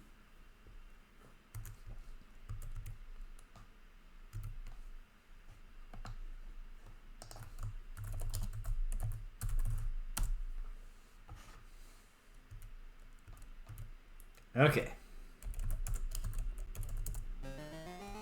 Oh, hey guys.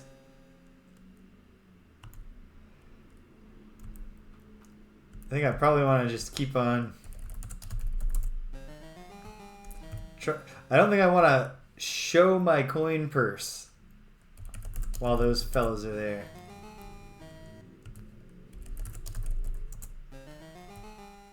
Not sure. It might be a timer thing, though. Well, you know what? Let's find out what happens if I show my purse while these guys are there.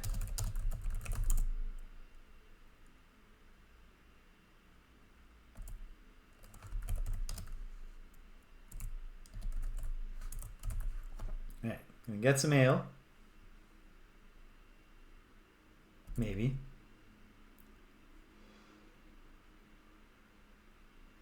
Okay, wait.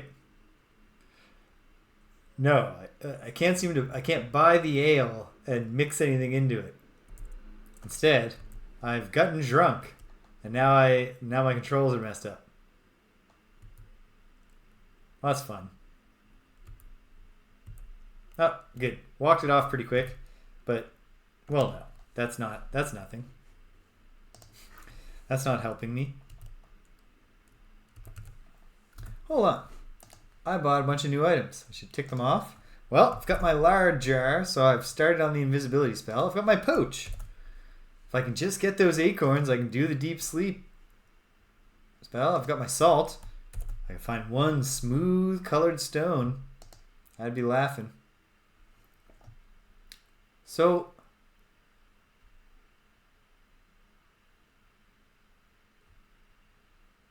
yeah. I need mud, and the thing with the mud is just I gotta figure out how to transport that mud. I should look at the recipe, actually, the spell commands for a moment, because if the...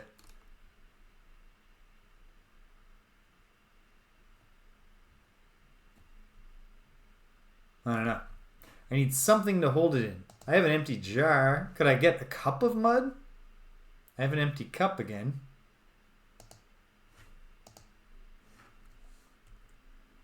Or did I? No, I've never obtained ocean water in this game.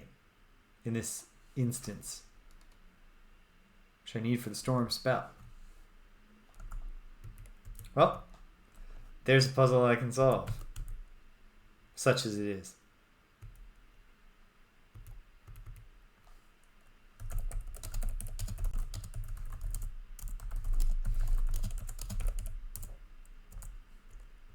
Okay. Wait a moment. Let me double check something. Okay, yes. I did get 1 point for that. Okay. I thought I'd already hit 86.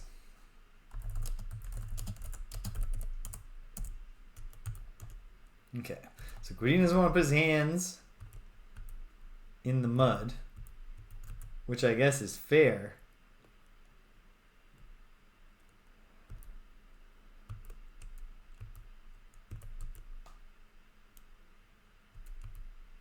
It's an essential part of the spell.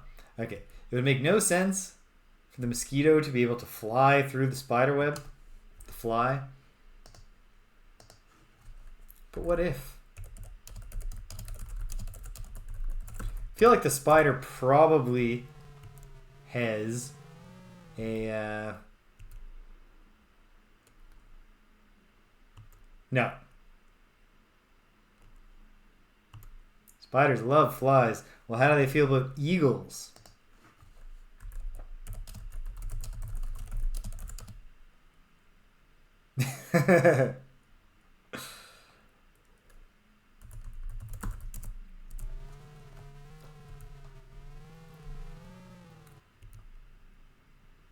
Okay, there's the spider appears.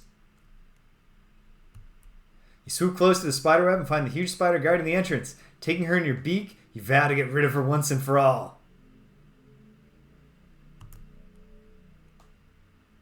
Oh, sweet. Well done, Prince Alexander.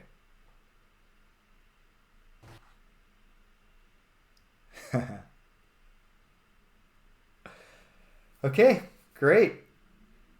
I was thinking maybe that you can like dive bomb through and like cut the web. But awesome. Spell's wearing off. Spider.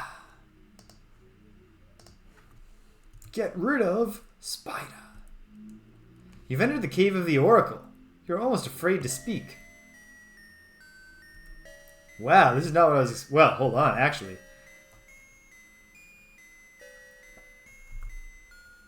Hello, Oracle. The Oracle remains silent for a long time. Finally, you hear a hollow voice that seems to come from far away.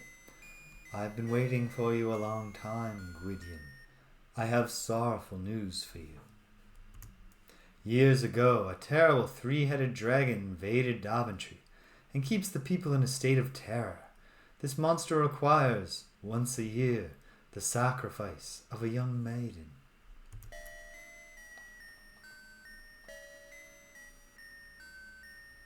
Sadly, your own sister, Princess Rosella, is the chosen one this year. Time is running out for her, your parents, and Daventry. Well, now we have much more of a quest than just get home. Or, it's the same quest. Get home. But, well, I'm gonna slay a dragon.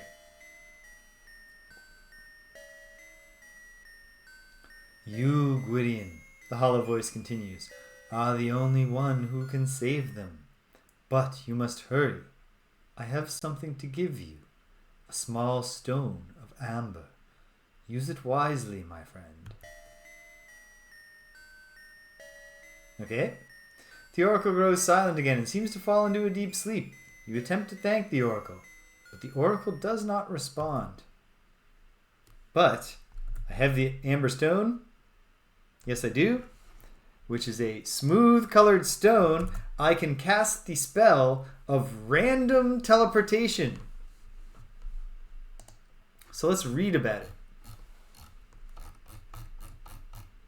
Teleporting at random. Grind the salt in a mortar. Grind the mistletoe in. Rub the stone in the mixture. Kiss the stone. With this kiss I thee impart power most dear to my heart. Now take me from this place hither, to another place far thither. Wave the magic wand. You now own a charm which will allow you to cast the random teleportation spell. To cast the spell, rub the stone. It will instantly whisk you away from where you are. Remain alert, however. Even though you can use the spell to run from danger, nothing guarantees you will not arrive in a more precarious situation than when you left. The power remains as long as you retain the stone. Okay. I mean, that can definitely do some stuff for me, I bet. But what precisely? What precisely?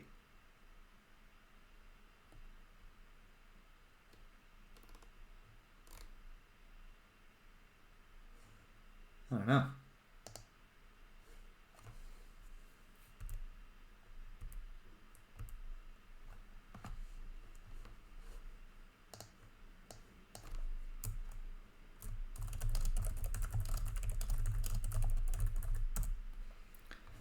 Right.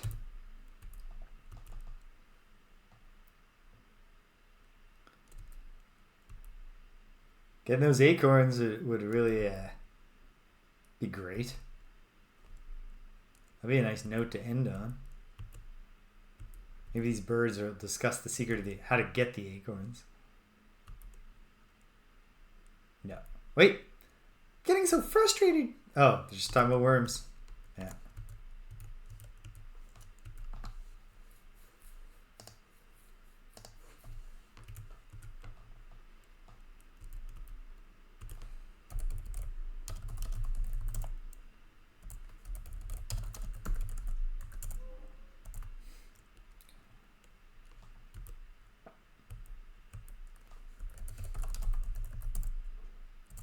The trees are suitable for climbing.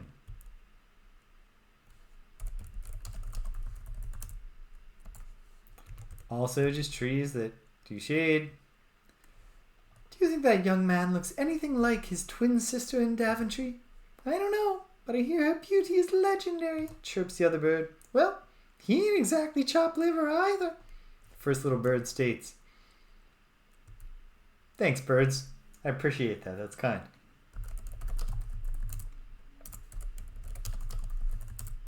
Yeah? No? Okay. Review the you know what? Not sure. Oh, maybe the squirrels have one more bit of dialogue, though. Really bring it home. No. Okay.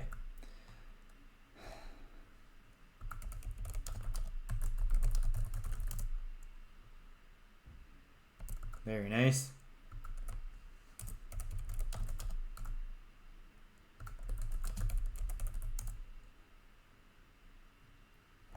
The only resemblance to a real cookie is its flat, round shape. It's hard. There's cat hair sticking out of it. It's definitely non-appetizing. Could I crush it up in the mortar and pestle?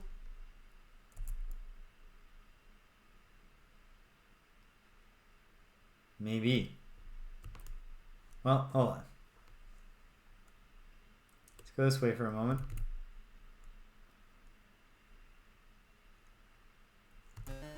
Here comes Medusa. Okay. Doodle-doo-doo-doom-doom.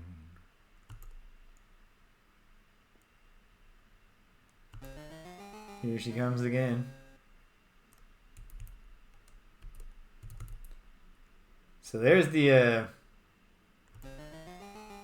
little cactus there that seems to be different from the other cacti.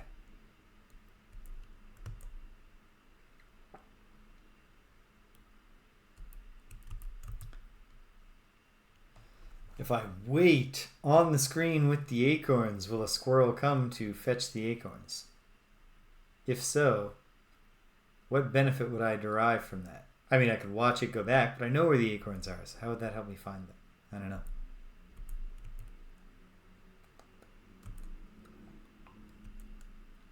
One more use of my power of flight. Oh, I know why the wooden bin was empty. I've been trying to think, why is there a wooden bin that's empty in the bandit hideout?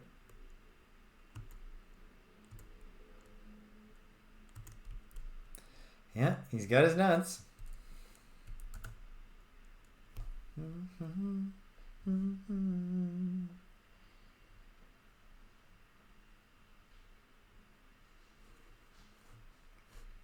Okay. What don't I have? I don't have mud because I don't know how to hold it. I also don't think that the storm kind of feels like... Hey, Smokey, thank you. Here's the subscriber pitch, which I should make every now and then. Someday, I will make some actual good subscriber perks, but right now you just get the emoji set that includes the whole Friday Night Frosthaven crew. So if like making Greg's face appear in the chat is appealing to you, there's a pitch. But the real pitch, I think, is to say that I don't have... Hey, look, I even like Danielle did appear once on a non-archived stream, twice or thrice on non-archived streams, but she's never actually been on the show. She's the one all the way to the right there. Lauren actually is real, although you may not believe that because she hasn't been on in a while. And Rich and Greg, you all know and love. But yeah, the rest of the pitch, though, is that if you have an Amazon Prime subscription and you are not aware that that gives you a free Twitch subscription every month, well, it does. So if you're just finding out that you've been sitting on a Prime subscription and not using your free Twitch subscription, well, you could repay the favor of me teaching you that by linking your Twitch account and giving me the first one. And then after that, go find a streamer that you know seems like they could really use the money or that you support more than me. But for now, you owe it to me because I told you how to do it. That's the hard sell. And also, you can just hang out here and not pay me, not buy a subscription. And that's fine too. Whenever the payouts come, I spend them on things for the stream. So that, you know, I'm not just going to be running around living the good life. Okay.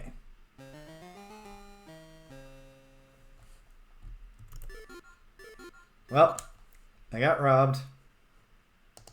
Even though, now I realize they have that bin because the bin in their hideout is where they'll put all my things.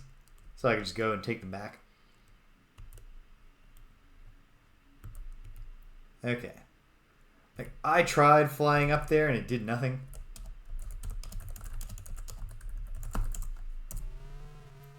But who knows?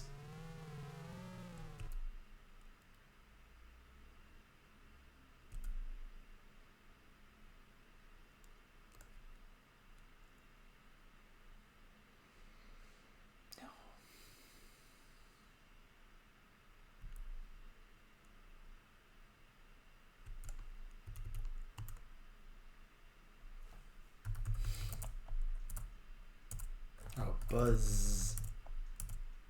Yeah, that's a buzz. Don't tell me you don't know what a buzz is and then buzz in my face like that. Okay.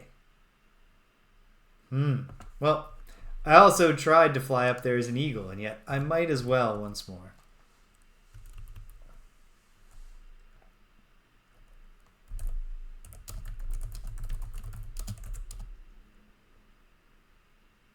Yeah. Or like, why does he have a cookie full of cat fur? It might be worth something. Just get it all. Pick that dough out of his ears. Scoop the dough from this young man's ears.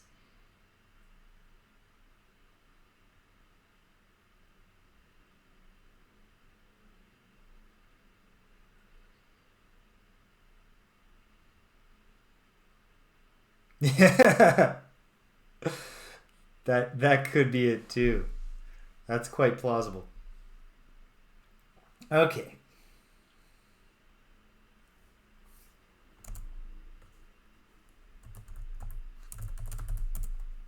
I mean, getting the eagle to do something with the spider was just a matter of having it in the area. Now,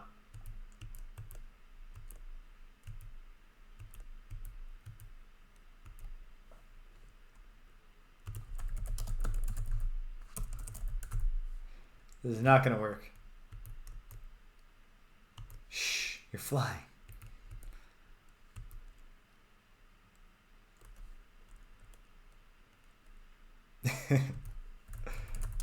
I can tell this is high quality lard. Any consumer would be satisfied with.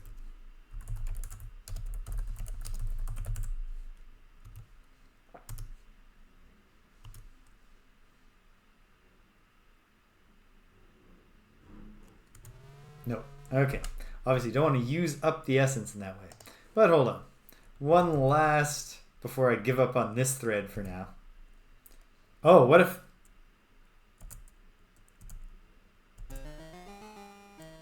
Damn it. Okay. What if the gray squirrels are there, but the bandits don't immediately get me, and I fly up and the eagle scares them away?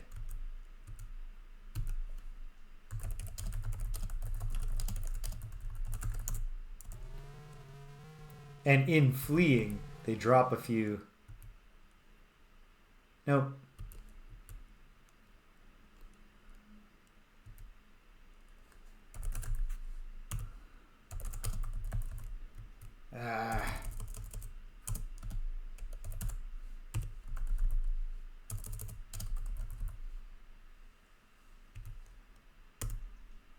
No.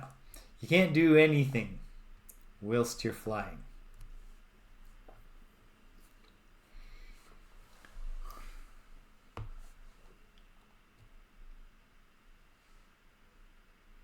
I have bread still,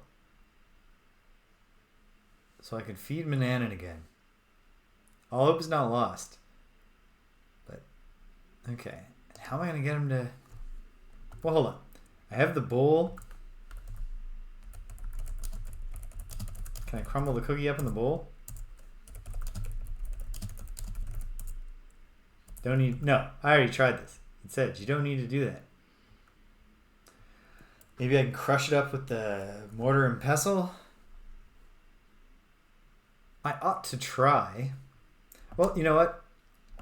We can do that by briefly reverting, just to find out if it's possible. I have a cookie, right? Yeah.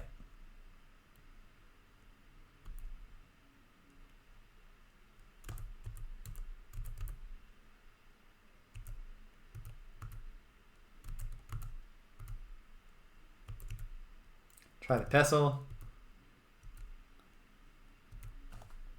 And I'll see if I can do anything in the kitchen.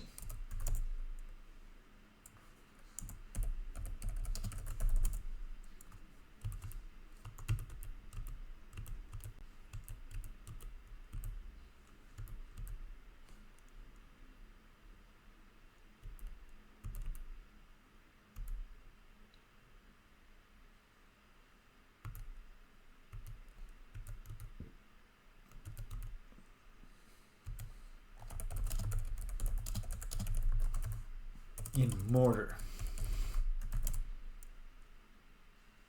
Why wouldn't it? What else is on the table? Remind myself. Beakers, flasks, stirrers, measuring cups.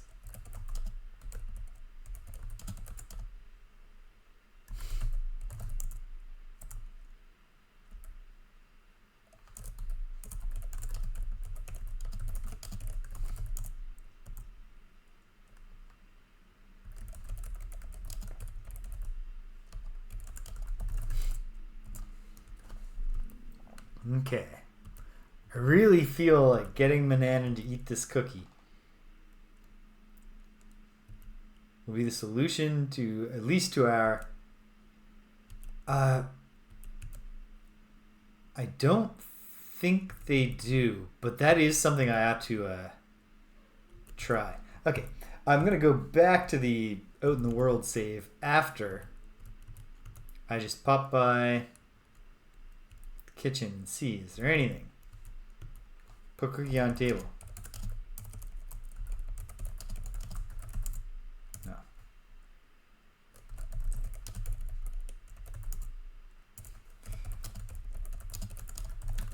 Put the cookie in the bread. No. Okay. Alright. Just about out of time here, but before I give up,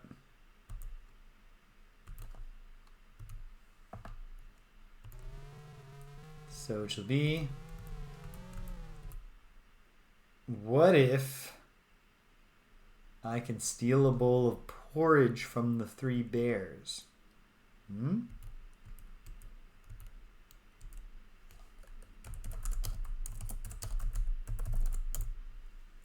Oops, open door.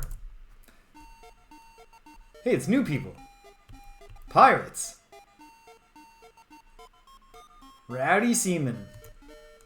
But they like rum. Pirates like rum.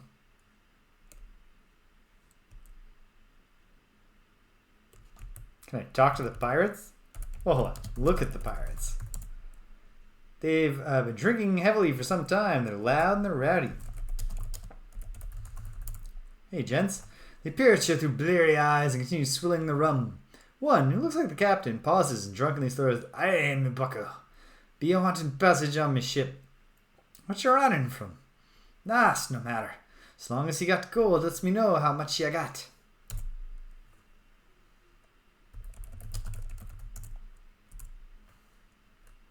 Okay. Well, I don't think I want to secure passage on the pirate ship yet, but that feels like a thing that will happen.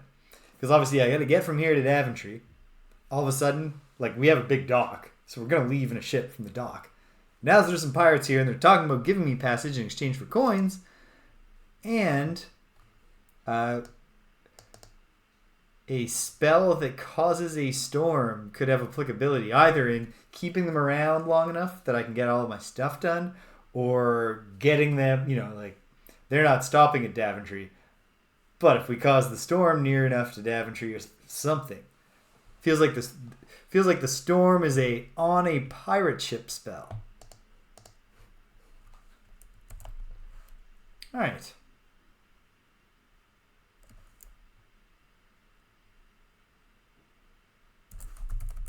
Tell him. Okay.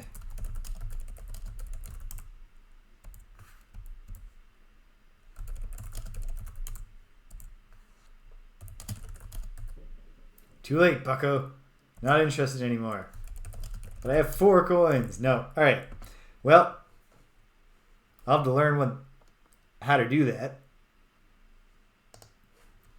But put a pin in that for now. Let's see if we can steal some porridge.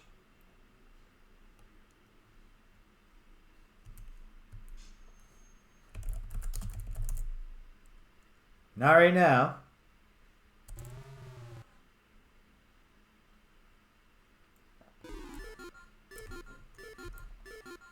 Oof. You know what?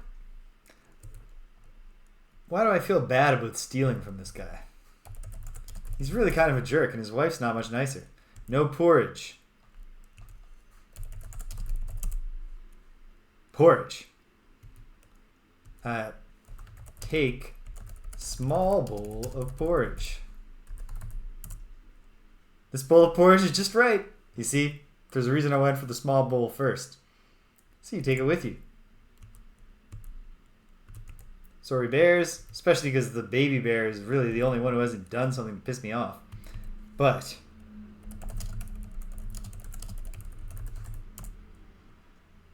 the porridge conceals the crumbled cookie. Still looks as appetizing as ever. Alright, so here's the thing though. Because I would love to end this episode by defeating Manannan, which I now believe that I can do. But yeah, it's an important life lesson. We're all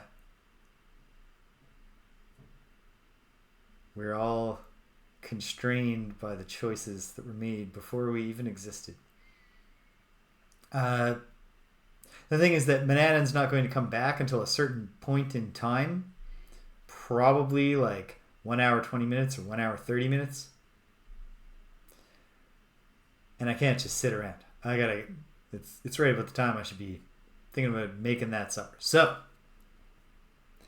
while it would be a great way to end this session, it's also not a bad way to start next session. So we get our revenge on Manannan, turning him into a cat so he can be hissed at by his own cat and get in horrible cat fights.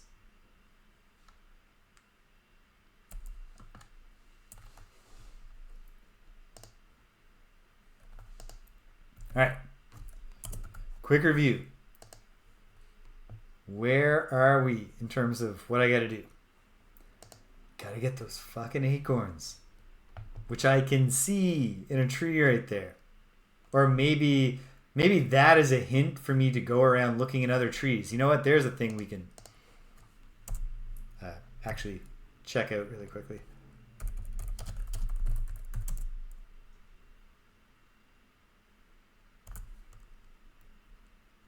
Like here's a split open tree. Kind of like the other split open tree. I don't know, but maybe.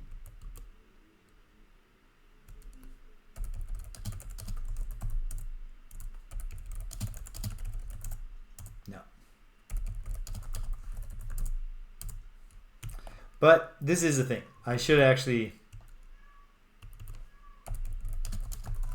And I might as well, right now, just run around. See, is there another... Come on, birds. Just toss some of those acorns down. No. Okay. I'm just going to run around. See, is there another obviously split open tree? Well, this is the hideout. That is a tree I can reach in the hole of. Sorry, dudes. I'm moving too quick for you. Hey, different spot with some squirrels? No. But all right, hold on. Refreshing shade.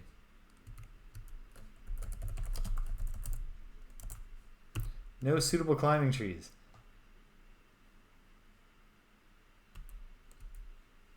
Well, hold on. Can I climb any of these? Probably not.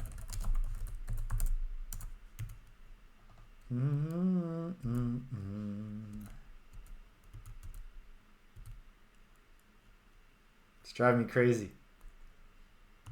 Yeah, I'm not going to get in your flower bed. By the way, I did steal your son's porridge. Sorry about that. The mistletoe tree. Hey, there's the pirate ship. Makes sense.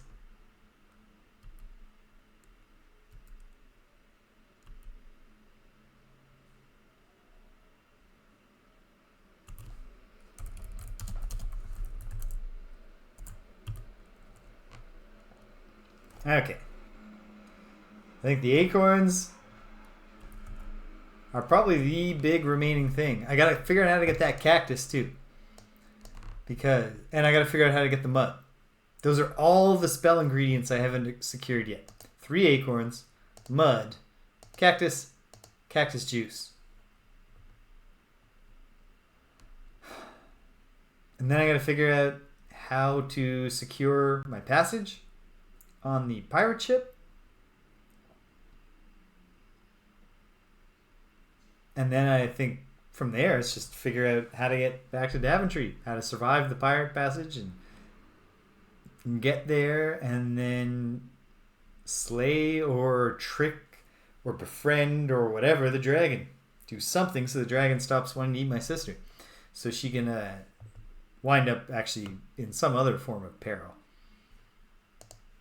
Multiple forms of peril. The Perils of Rosella is the subtitle of King's Quest IV. All right. I think I just did this. Yeah, there's no point. Actually, there is. Because probably most of the time now for this period, I just want it to go by until I can trick him into eating the poisoned porridge.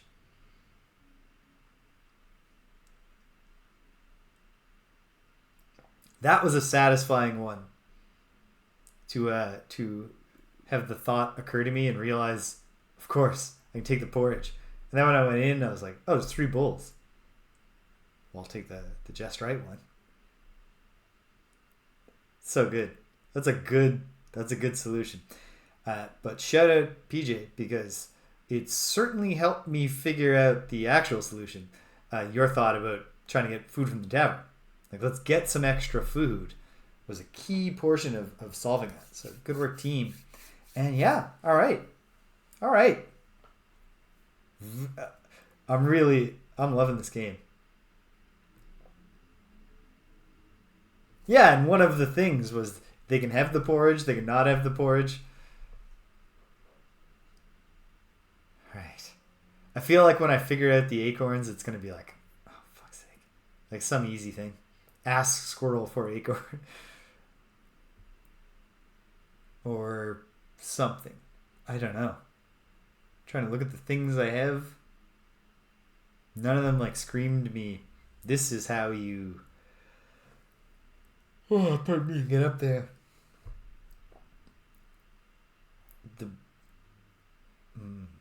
I don't know. But I'll work on it. Hey, so check it out. Tomorrow, another early session to continue my nascent Ultimate Underworld 2 Labyrinth of Worlds playthrough. We will continue exploring the sewers under Castle British. I think primarily because the goal is going to be, or not the goal, but my goal as a player, not my goal as the avatar in the story, because the avatar is just trying to figure anything out.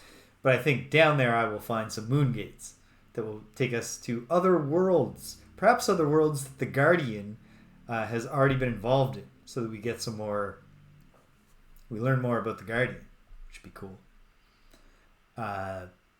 Yeah. Looking forward to that.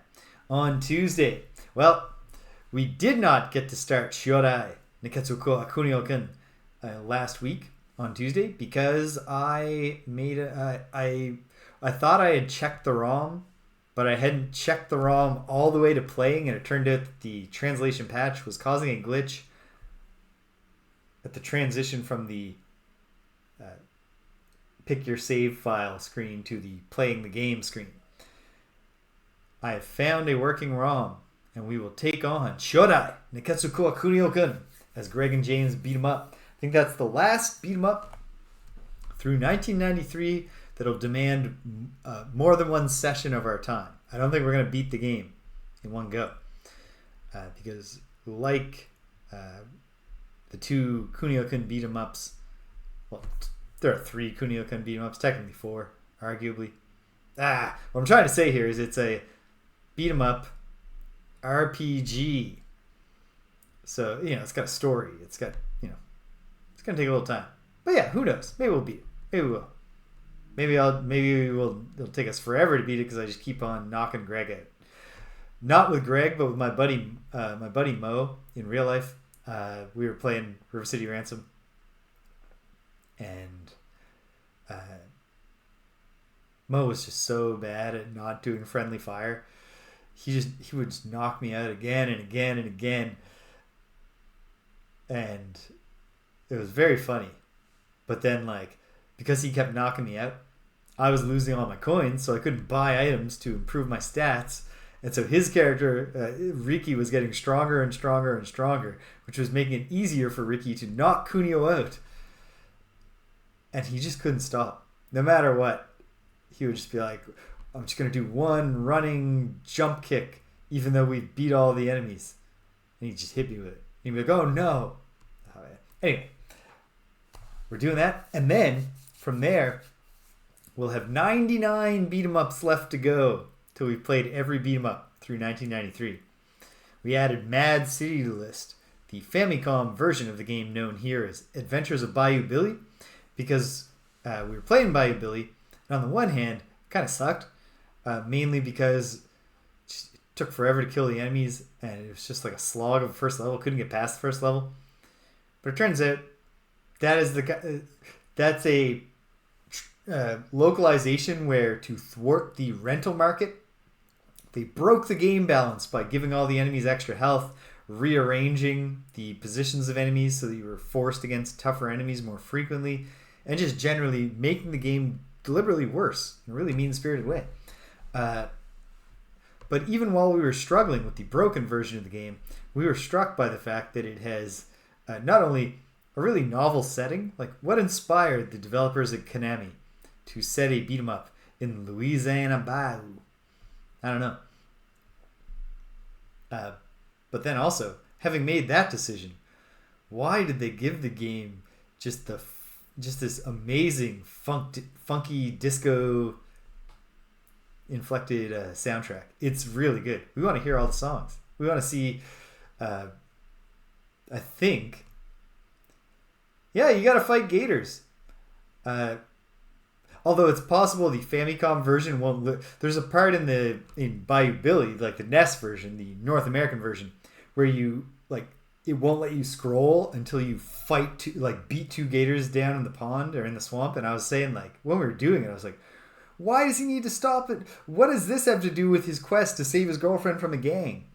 I can understand he has to stop to fight the gang members because they'll come after him. But these gators,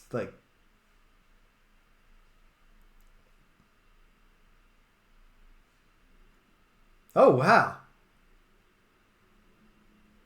That's an interesting connection. Bayou Billy led you to Ultima. I suppose in a very, very indirect way. Ultima, which is what I started as my first thing I ever streamed, and because I had fun and because some people stuck around and watched it, I kept going, which eventually led to me being like, hey Greg, what if we did a show where we played all the beat-em-ups? Ultima brought us to Bayou Billy eventually. I had played Bayou Billy when I was a kid, but I didn't really remember it. We're gonna hopefully not have to kill all the gators, and hopefully we can beat level 1 and find out what's going on. Hear some more of the music. Play it's a beat 'em up for most stages, but there's also driving stages and shooting stages. That's cool. We'll find out. Cool. Friday Night Frosthaven's back on. after a week off. So we'll be completing the glowing catacombs scenario. Hopefully beating it, because I don't want to have to try it a third time. And then it'll be Saturday again. And we are going to... Oh, man. King Graham wishes he was as tough as Bayou Billy, that he could just get in there and just, if he can land just 15 punches on these, maybe fewer punches in the Famicom version. But if he could just land 15 solid punches, these gators would be belly up. We'll be back here. We're going to poison Manannan. We're going to get those fucking acorns somehow. And we're going to pay the pirates. And we're going to scoop some mud into some kind of receptacle. All those things. And then we're going to get on that pirate ship. We're going to go to Daventry. We're going to slay a dragon. We're going to save Rosella. Then I have to make a choice about whether I want to go right into Perils of Rosella or if I want to play the Chance of Sinar, and then go back to Rosella. And I'm not prepared to make that decision now. So we'll see how I feel. Or if I'm aggressively cajoled by the chat in any direction, I'll be guided thus. So that's it. That's the whole story. If you stuck around to the end, thanks for sticking around to the end. If you came and you left, you can't hear my voice, but I'm glad you stopped by anyway. So thanks for stopping by. And until the next time that the wizard's asleep and we can all meet up for at least 20 to 30 minutes, take care of yourselves and be kind to everyone you meet.